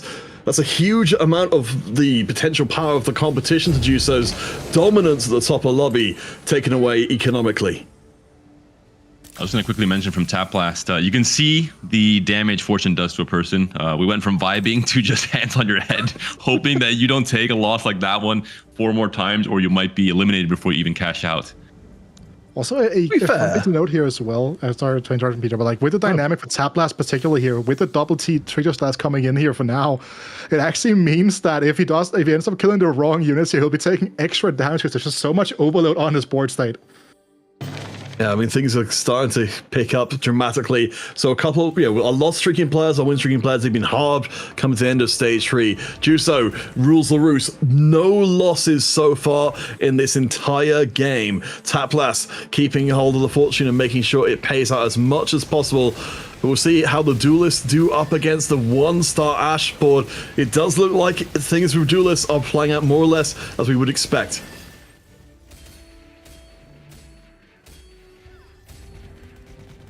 Yeah, huge hit for Arzu here. Yeah, these are massive losses in this stage 3 for some of the players. Again, just like fully accelerated by the fact that we did see those spike levels come through here as well. It's worth noting that Arzu already has 1 copy of Ashe, does have the additional economic benefits of something like the Epoch here, so his level 841 will be a little bit cheaper, but he's not sitting at 50 gold just right now because he did sacrifice some econ to get towards that level 7. And I don't know what Etra is like, really? He found a Lee Sin. I looked at the Ashen shop and I was like, are we mad that we're seeing an Ashen shop? Is it the wrong forecast? Or like, what was going on there for a second? If you want a clip to, I think, define the current meta, just that was 5 seconds. You find a single Lee Sin, end of stage 3, or not even in stage 2 or something, and he is just celebrating as if he won the game. Throwback to the darkest days of patch 10.J4, where a singular copy of a 1-cost could win you the game. Those were the days, man. Oh, those blessed days. All right, let's take stock of where we are, because the win streak up at the very top of the table has now ended. So we only are left in a situation with Taplast on 35 HP, maintaining the massive streak. For the rest of the lobby, though, gold is in abundance. Yeah, and it's worth noting here for Shredding, right? Like, he's stuck, quote unquote, on a Lee Sin 1 here. His components were not super helpful on this stage here. Could just go for the duplicator last second to kind of catch his opponents off guard. There he has it as well, right? Just know what, I don't have to roll anything here. I'm just going to stay stable here. Lee Sin 2. Only 2 items, though, should be more than enough to carry him through this early stage 4. Remember, this is Gargantuan resolves Titans, which means that he will scale up to be a massive force to be reckoned with. But Travis, with the Arcanist ball from before, David, you were saying you're hoping to see some Zoe action in the mix there. It looks like we are building up towards the Zoe reroll. Is the case for now. 5 Zoes total. It seems like Morello, Viv, and JG onto the Zoe for now. And Travis, very, very healthy. 88 HP for him. Etrenfam also on 89, and Chuso takes 2 losses in a row in the end of stage 3 and start of stage 4. It is now bouncing back down a little bit in the standings.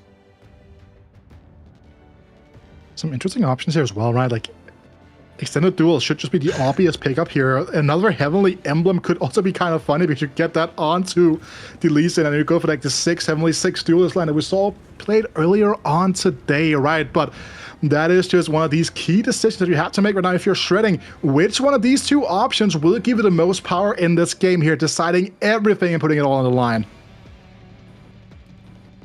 PS7 Heavenly win condition potentially pivoting off of the vertical duelist instead. Would also take a slot though from the Lee Sin with Gargantuan, so I think that's why maybe he's choosing not to go for that. And I like Keepers. I think it's still one of the best augments for duelist overall, so I think this is maybe the best choice. All right, interesting. We'll see how it does up against Azu. So there's a lot of extra shielding to allow the time to ramp up in the round and get the damage in. I wonder at this point, yeah, I don't know if we've got the Lee Sin be quite as powerful enough. We see the rest of the board evaporates very quickly. And while this Lee Sin is gargantuan, I wonder, yeah, we've got too much damage coming in from the Ashe, particularly with her item set, that Shredden is going to take the L and keep the loss streak in place. Talking about taking the L, we'd look at Taplast. Uh-oh. It is time, baby. Let's see. Way to double Tactician's crowns here as well, but is that like the worst 5 cost he could have gotten 2-star? I feel like in terms of like immediate combat power, there's not like a Wukong. It is not anything of the likes. It's obviously going to give him a lot of extra power further down the road, but looking at it right here, I'm struggling to see how this board is going to make it out of stage 4. Zoe still the item carrier here. 12 loss streak. You are healing a tiny bit, and 13 HP. As long as there's a massive loss, should still be 2 lives in stage 4 for now. Yeah, I mean, we've got decent backline itemization, but yeah, the front line, the Tac Crown's being thrown on there just for a little bit more beefiness. It is enough to put a hole into Shredden. You can see it doesn't look impressed with how strong we have Taplast being. If things go according to plan, of course, Taplast, he will be tearing his way up the table. Catalyst and Shredding, the most vulnerable to his predations. Catalyst may well be next up on the menu soon. There's a Lilia as well for Taplast if he's trying to go down that Lilia route to replace a Zoe. That's going to be the option, it looks like. Doesn't necessarily have that much needed gold to go for that deep reroll to find that 2-star copy of the Lilia, which is where she like fully starts to shine. Again, you got to start figuring out what is actually worth more, getting those mythic stacks online on the Lilia, or just like having that Zoe 2 combat power, because it's like a battle between right now in terms of like risk of investment. And Taplast has very low HP, so making a mistake there would cost him absolutely everything. Shredden looks like might be spending a little bit this round, as we can see our players on lower HP. They're starting to spend down here in 4-5, trying to stay alive. In particular, Catalyst, Taplast down to single digits. Shredden spends everything as well. We are headed to a volatile point in this final game of the tournament. Interesting decision by Catalyst. As you mentioned, we had to play for the center reroll actually in the end, with the pumping up, with the Martyr. Also, one more interesting thing to note. We were talking about Chuseo and Taplast potentially contesting each other on Kai'Sa. They're actually contesting each other on Lilia instead. So, interesting turn of events there. Chuseo, I think, got a lot of AP items overall off of the Wolves and decided to pivot into Lilia instead. Like the lack of power in this center too is just ever so glaring right now. Really being helped out by that super strong front line here. Getting a great defensive tattoo, but the Lee Sin is slowly but surely scaling in, but will be taken out by that Caitlyn. With that, as you're pointing out, David, that ends the tournament life off Shredding. Wow, you could just see disappointment on his face. I don't think he was remotely ready for that to be it. But Catalyst, yeah, in a great position to come back here. I mean, you know, 27 HP, at least has got more than one life to be able to resist a unfortunate loss, but I can't help but thinking, you know, having the Shen, having the Aatrox at 3-star, this is such a good front line that it's maybe making up for not having the most damaging backline. Nautilus is going to be an absolute menace. Eternal Winter slowing down the Rage Blade stacking, slowing down the damage coming in from the 2-star Senna, still in what could be a very important fight for Catalyst here as well. 27 HP, so still relatively healthy, but has to really turn things around, has to find the Senna 3 especially. Looking at Kevin Parker, took a loss last fight, is now trying with the Syndra board to do something, but it is really not working, and we're seeing why. This duelist board from Etcher and Fam is out of control. On a 7-round, 8-round win streak heading into Wolves. I mean, Wida, what's your assessment on this Kevin Parker board? I mean, it's just like you're in a kind of a loop where you're lacking those like huge frontliners to buy time for that Syndra skin. Like you're looking at a Nautilus one, you're looking on one. You do have access to that Udira as well as like a secondary threat, but without that being 2-star, you are gonna be struggling a little bit with the current setup here Also, like he's on free Behemoth, for example. He's on like a lot of like a very insufficient board, since it's just very ineffective free Dryad as well. There's just so much that's like going the wrong way around for the moment here. This roll-down coming through here right now, and if he wants to go level 9, is going to be super decisive for the furtherment of this game for Kevin Parker. Keeping an eye on the right-hand side to see who is rolling down. We see Juso is spending fairly aggressively, as is Arzu as well. Etran Fam on an 8-round win streak with 100 gold in the bank is laughing all the way through this, as everybody else has to spend to stay with a solid board. Etran Fam seems to be putting together the pieces here from 33 points overall to try and push for first. He looks like he's going to be an absolute menace, especially once he finds these upgrades. But again, so much gold to work with, as you mentioned, Peter. Facing off against Chuso, who stopped the bleeding momentarily in stage 4, but now is down to 34 HP, trying to win out with this Azir Hui board. Someone else, Catalyst, is continuing, or Taplast rather, continuing to win after that cash out. So the 2 players to watch out for as we move through the stage 5. And Chuso seems like it's not quite enough. The Kiana 1v1ing the Azir and winning the fight for the duelists. And this Kiana too has been an absolute menace all throughout like this game for Etran Fam. It has been the absolute backbone. It's been such a massive threat, and it is absolutely incredible to watch here now. He's just sitting on so much gold, as you're talking about, right? He can just chill, he can just wait, and you can also just buy yourself a very nice artifact anvil to potentially find something like a Depth's Defiance here. But again, it's not a snap thing for him to do right now. He has to decide whether he just wants to hold on to this gold, just make a huge level 9 roll down. No, here he comes through. You have to. Let's see, once behind Dawn number 1. He will be going for the roll down on 9 potentially beforehand. No, he's just going to be chilling now. But there is that Depth's Defiance we're talking about. Oh, yeah. That's brutal. All right, so Etran Fam goes up to level 9 with a 9-round win streak. Everybody else spends everything they have to try and stay alive. This is going to be a brutal round for whoever goes up against and faces them. We will see the Mythic board with, again, Taplast with that. At least we've got a big AoE to try and punch through these big shields. Goes for that Sonya's Paradox instead of the Depth's Defiance here. Just wants that permanent stasis instead of that damage deflection here. This is a real test of who might become the victor in this game number 7. Etran Fama or the Fortune cash out player. The Lilia doing just enough. It seems like she can and will clutch up this fight. End the win streak for the French player and Taplast with the upgrades he found on Lilia, with the cash out, with the healing off of Tiniest Titan. Every single fight is now looking like potentially the one who's going to be winning this game 7. It's also worth noting that Etra hasn't really gone all in, just went to level 9 just because of the fact he was still at 30 gold, could build the economy and then go that way around here. So that investment hasn't come through yet. He's not at the maximum of his power. Someone that is close to that at least is gonna be Travis at the moment. Has found that Zoe free all the way like deep in the econ gutter here, hoping out for a potential Ilaoi free or Lux free, just lacking those final few pieces to get this comp really kicking.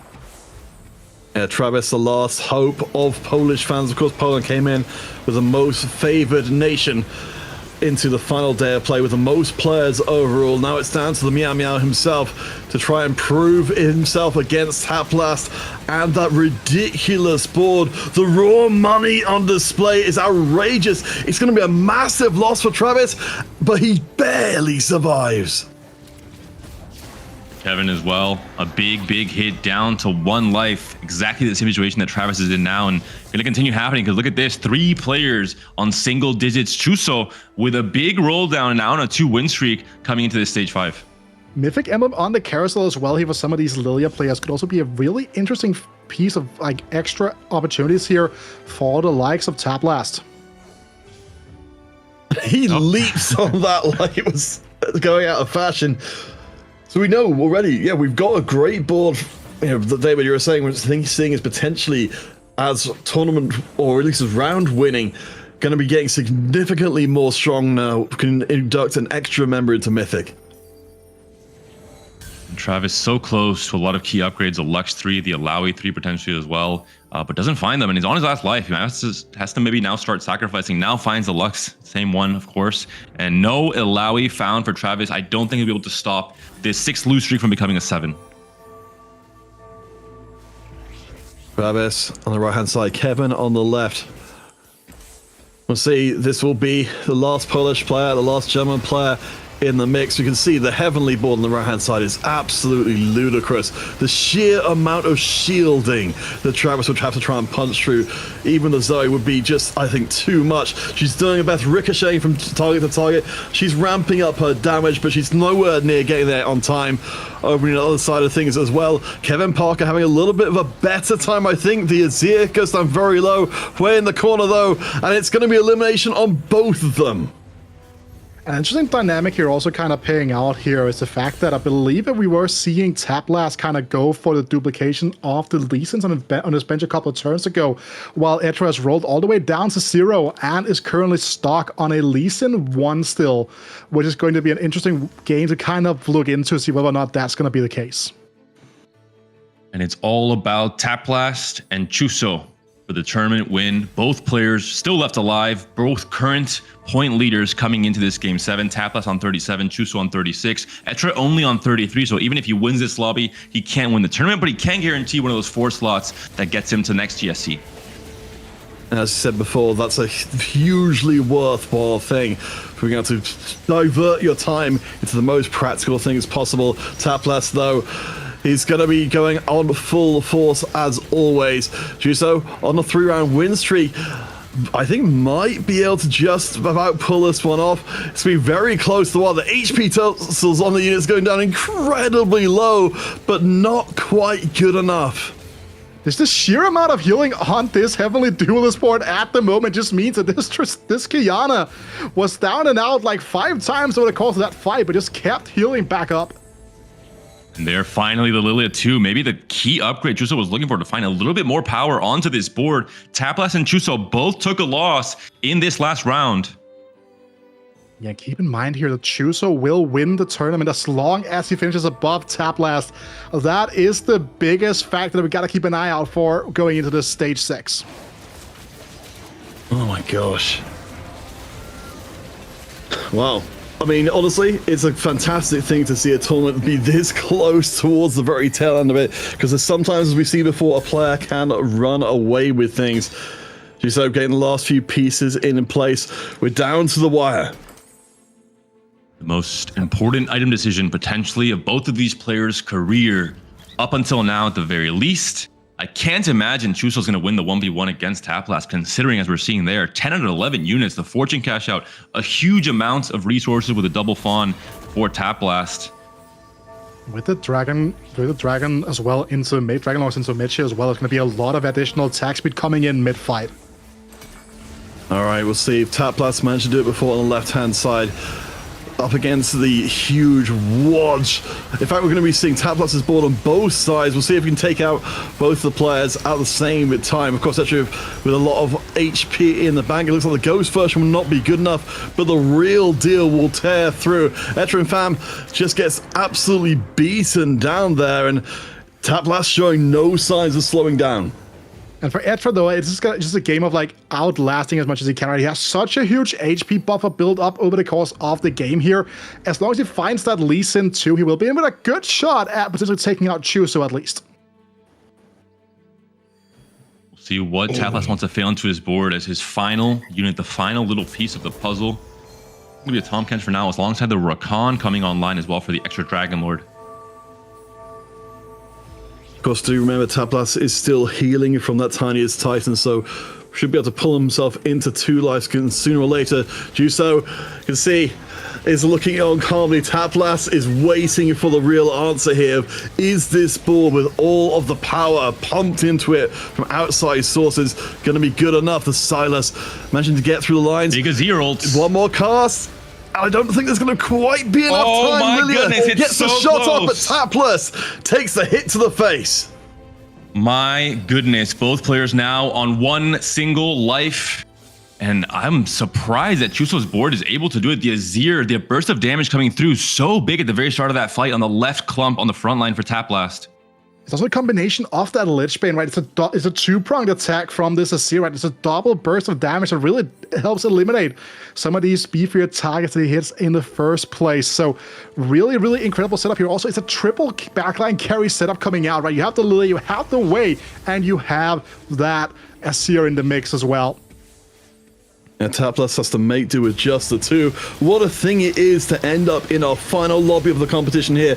We have been talking only really about duelists and snipers for such a long time. For it to be mythics, 2 out of our 3. Juso just needs to punch through this round. Again, he's face to face with Taplast in overall tournament standings. Looking grim. It's looking like the Lee Sin has punched through. Juso is going to get put down and out. And Taplast will take the crown of first ever Hungarian GSC champion. And what a win for him. What a historic just elevation of his level of play throughout this entire set on ladder, but now also in tournament. Cool, calm, and collected plays the fortune opener. High risk, high reward, and what better reward, Ueda, than winning a GSC? Yeah, now we're going to see whether or not he's going to be able to win out this final game as well, right? That is the biggest thing here, because this duelist comp has seemed like it has had an amazing matchup into the compositions that Taplast is running right now. So that Sonia's Paradox here could guarantee Etter and Fam a game winner, a potential spot in the top 4 and a guaranteed berth into the next GSC. All right, we'll see if the victory lap can come in. It's going to take a few attempts to do so. You can certainly forgive Taplast for just letting the finger off the trigger right now because the work is done, but certainly the board is absolutely astonishing. I think we are starting to see the development of more of those carries towards the tail end. Kiana, though, is still alive, hits onto the backside of things. Bear in mind, again, Taplast has only got the 1 life remaining, and he's not going to need it. Annie explodes, but Lee Sin at least will take his revenge. Taplast doesn't care. Hungary wins the GSE. He's out of here already. The celebration, the shadow puppets. Taplast has done it. 3 days and 1 cup for him. And the first tournament win for Hungary ever since the first. You've been shadow roamed, Guido. Hello, it's me. I'm your radio commentator for this event. My name is Guido. Hello, hi there, I am. I was about to say, since the initial Super Bowl that we saw Style be a part of the winning team together with Fael, this is the first regional tournament win for Hungary in like 3 years. Absolutely amazing performance. And we talked about it. It's the Hungarian breakout player every single set. Taplast says, you know what, guys? It's my time to shine. And what a way to do it. Absolutely astonishing. I think it was in the water. We have gotten a pre-recorded interview with Taplast during the break. Of course, do stick around our analyst desk where we're looking to break things down and hopefully grab an interview, a live interview with Taplast himself. So stay tuned. We'll be back momentarily with our last segment of the competition.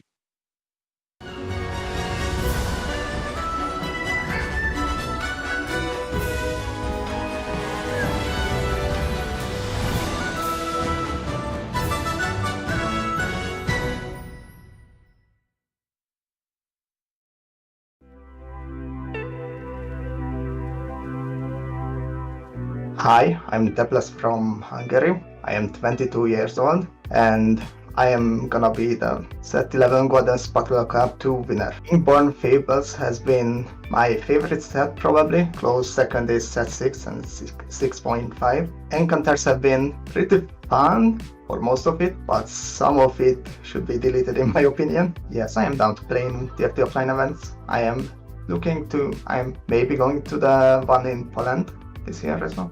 I was actually planning to go to the Cactus Land this year, but I couldn't make it unfortunately. For people who want to qualify for GSCs, I would recommend to participate in all the open qualifiers, including the TRCs, and don't get too nervous about qualifying from the ladder.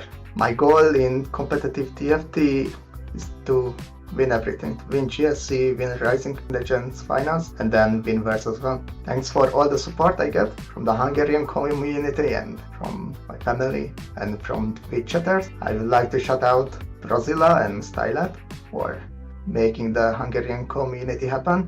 And I would also like to shout out to Sven, the guy I'm kind of practicing with, but it's usually just exchanging ideas on Discord.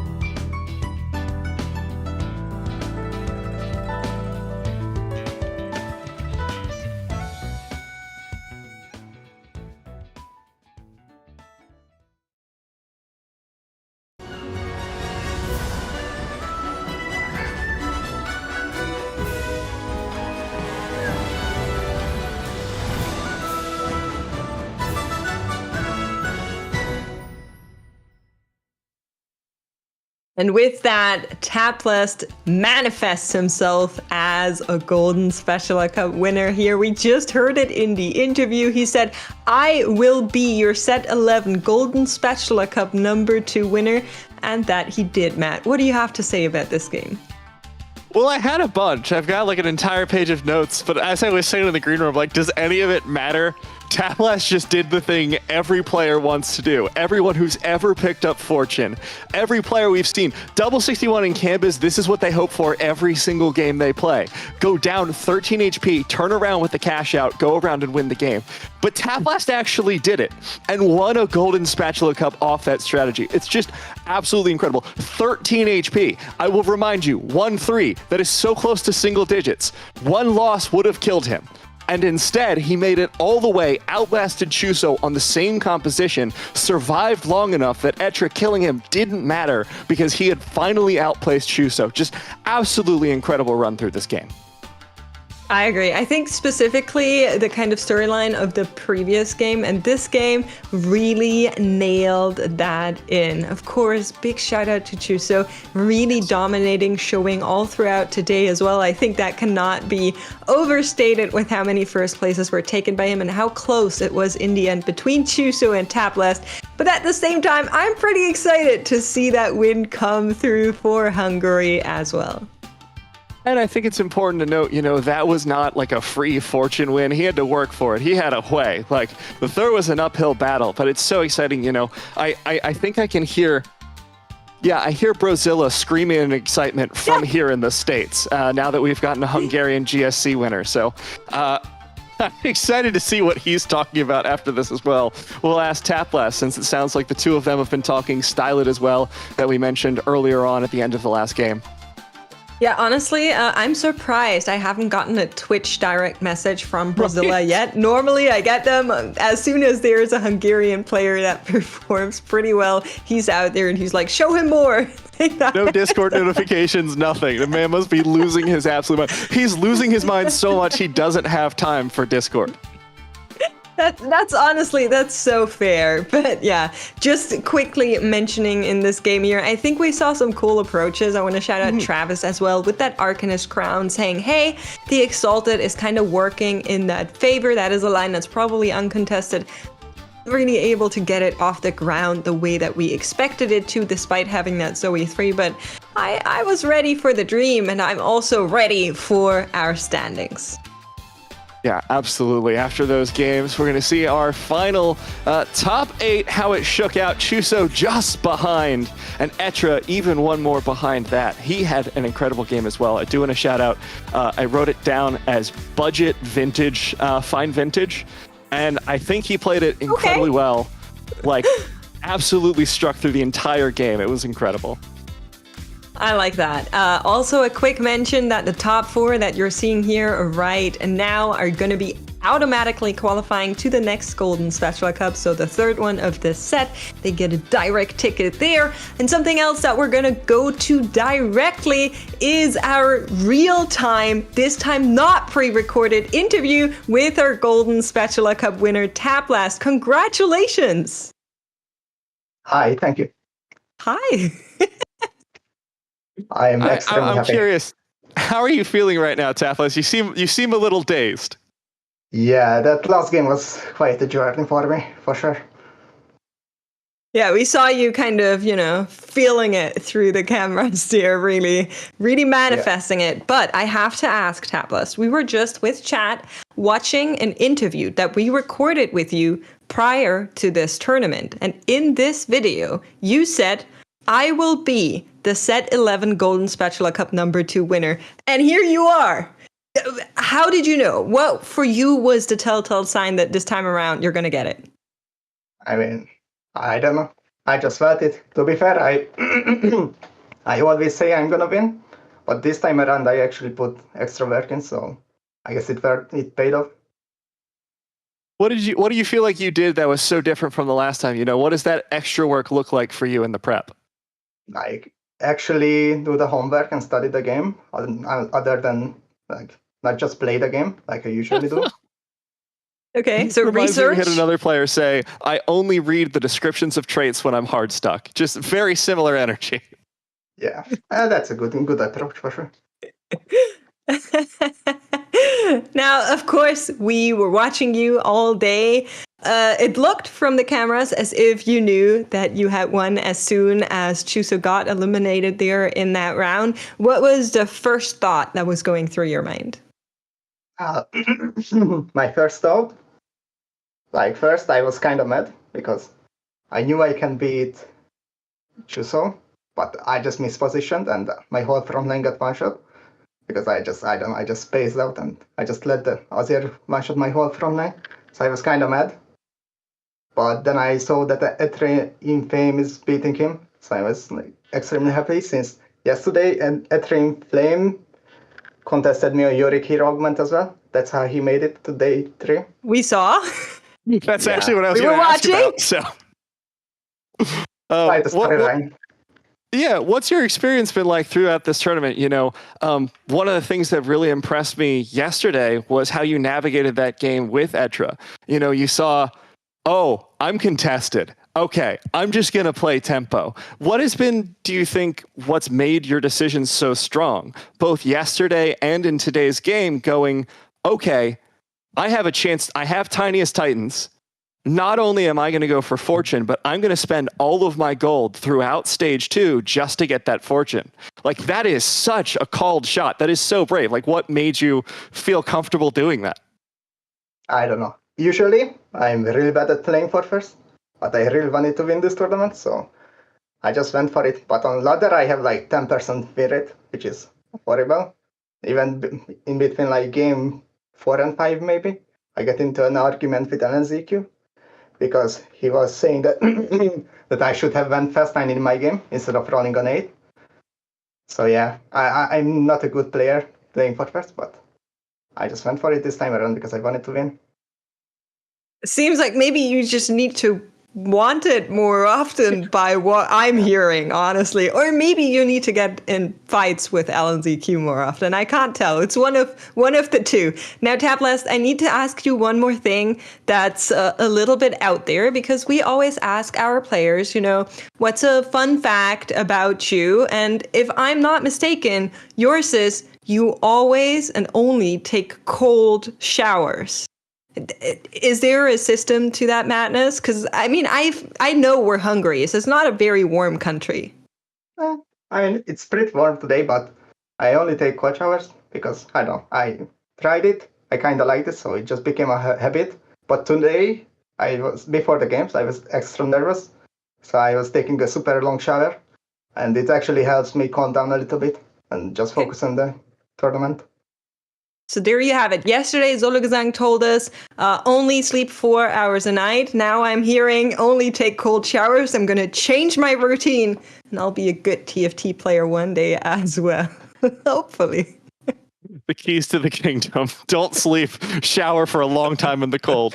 Taplast, congratulations again. We're so happy for you. It's so cool to see the first Hungarian Golden Spatula Cup winner. Along that lines, you had plenty of shout outs in your previous interview, but we're going to ask you again, is there anyone you want to shout out after your Golden Spatula Cup win? Okay, I have plenty. First of all, perfect. Of course, I will shout out my family.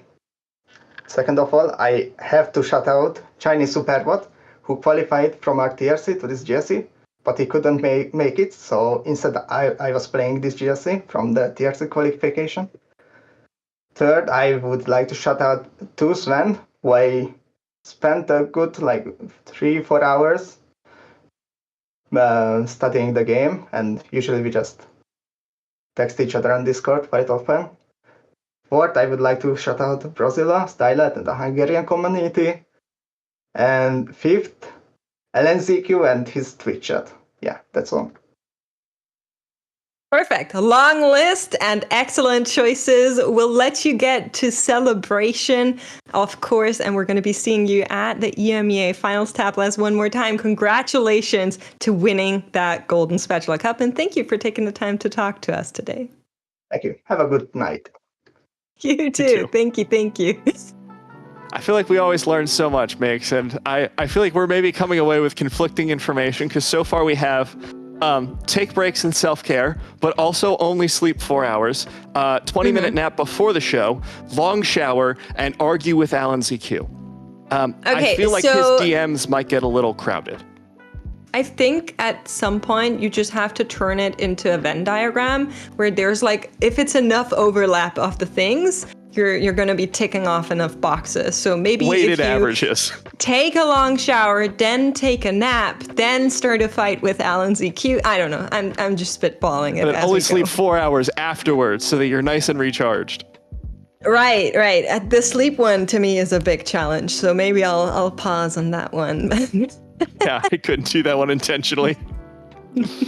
I think we have one more contest winner today that's not our Golden Spatula Cup winner, and that should be our social media contest winner.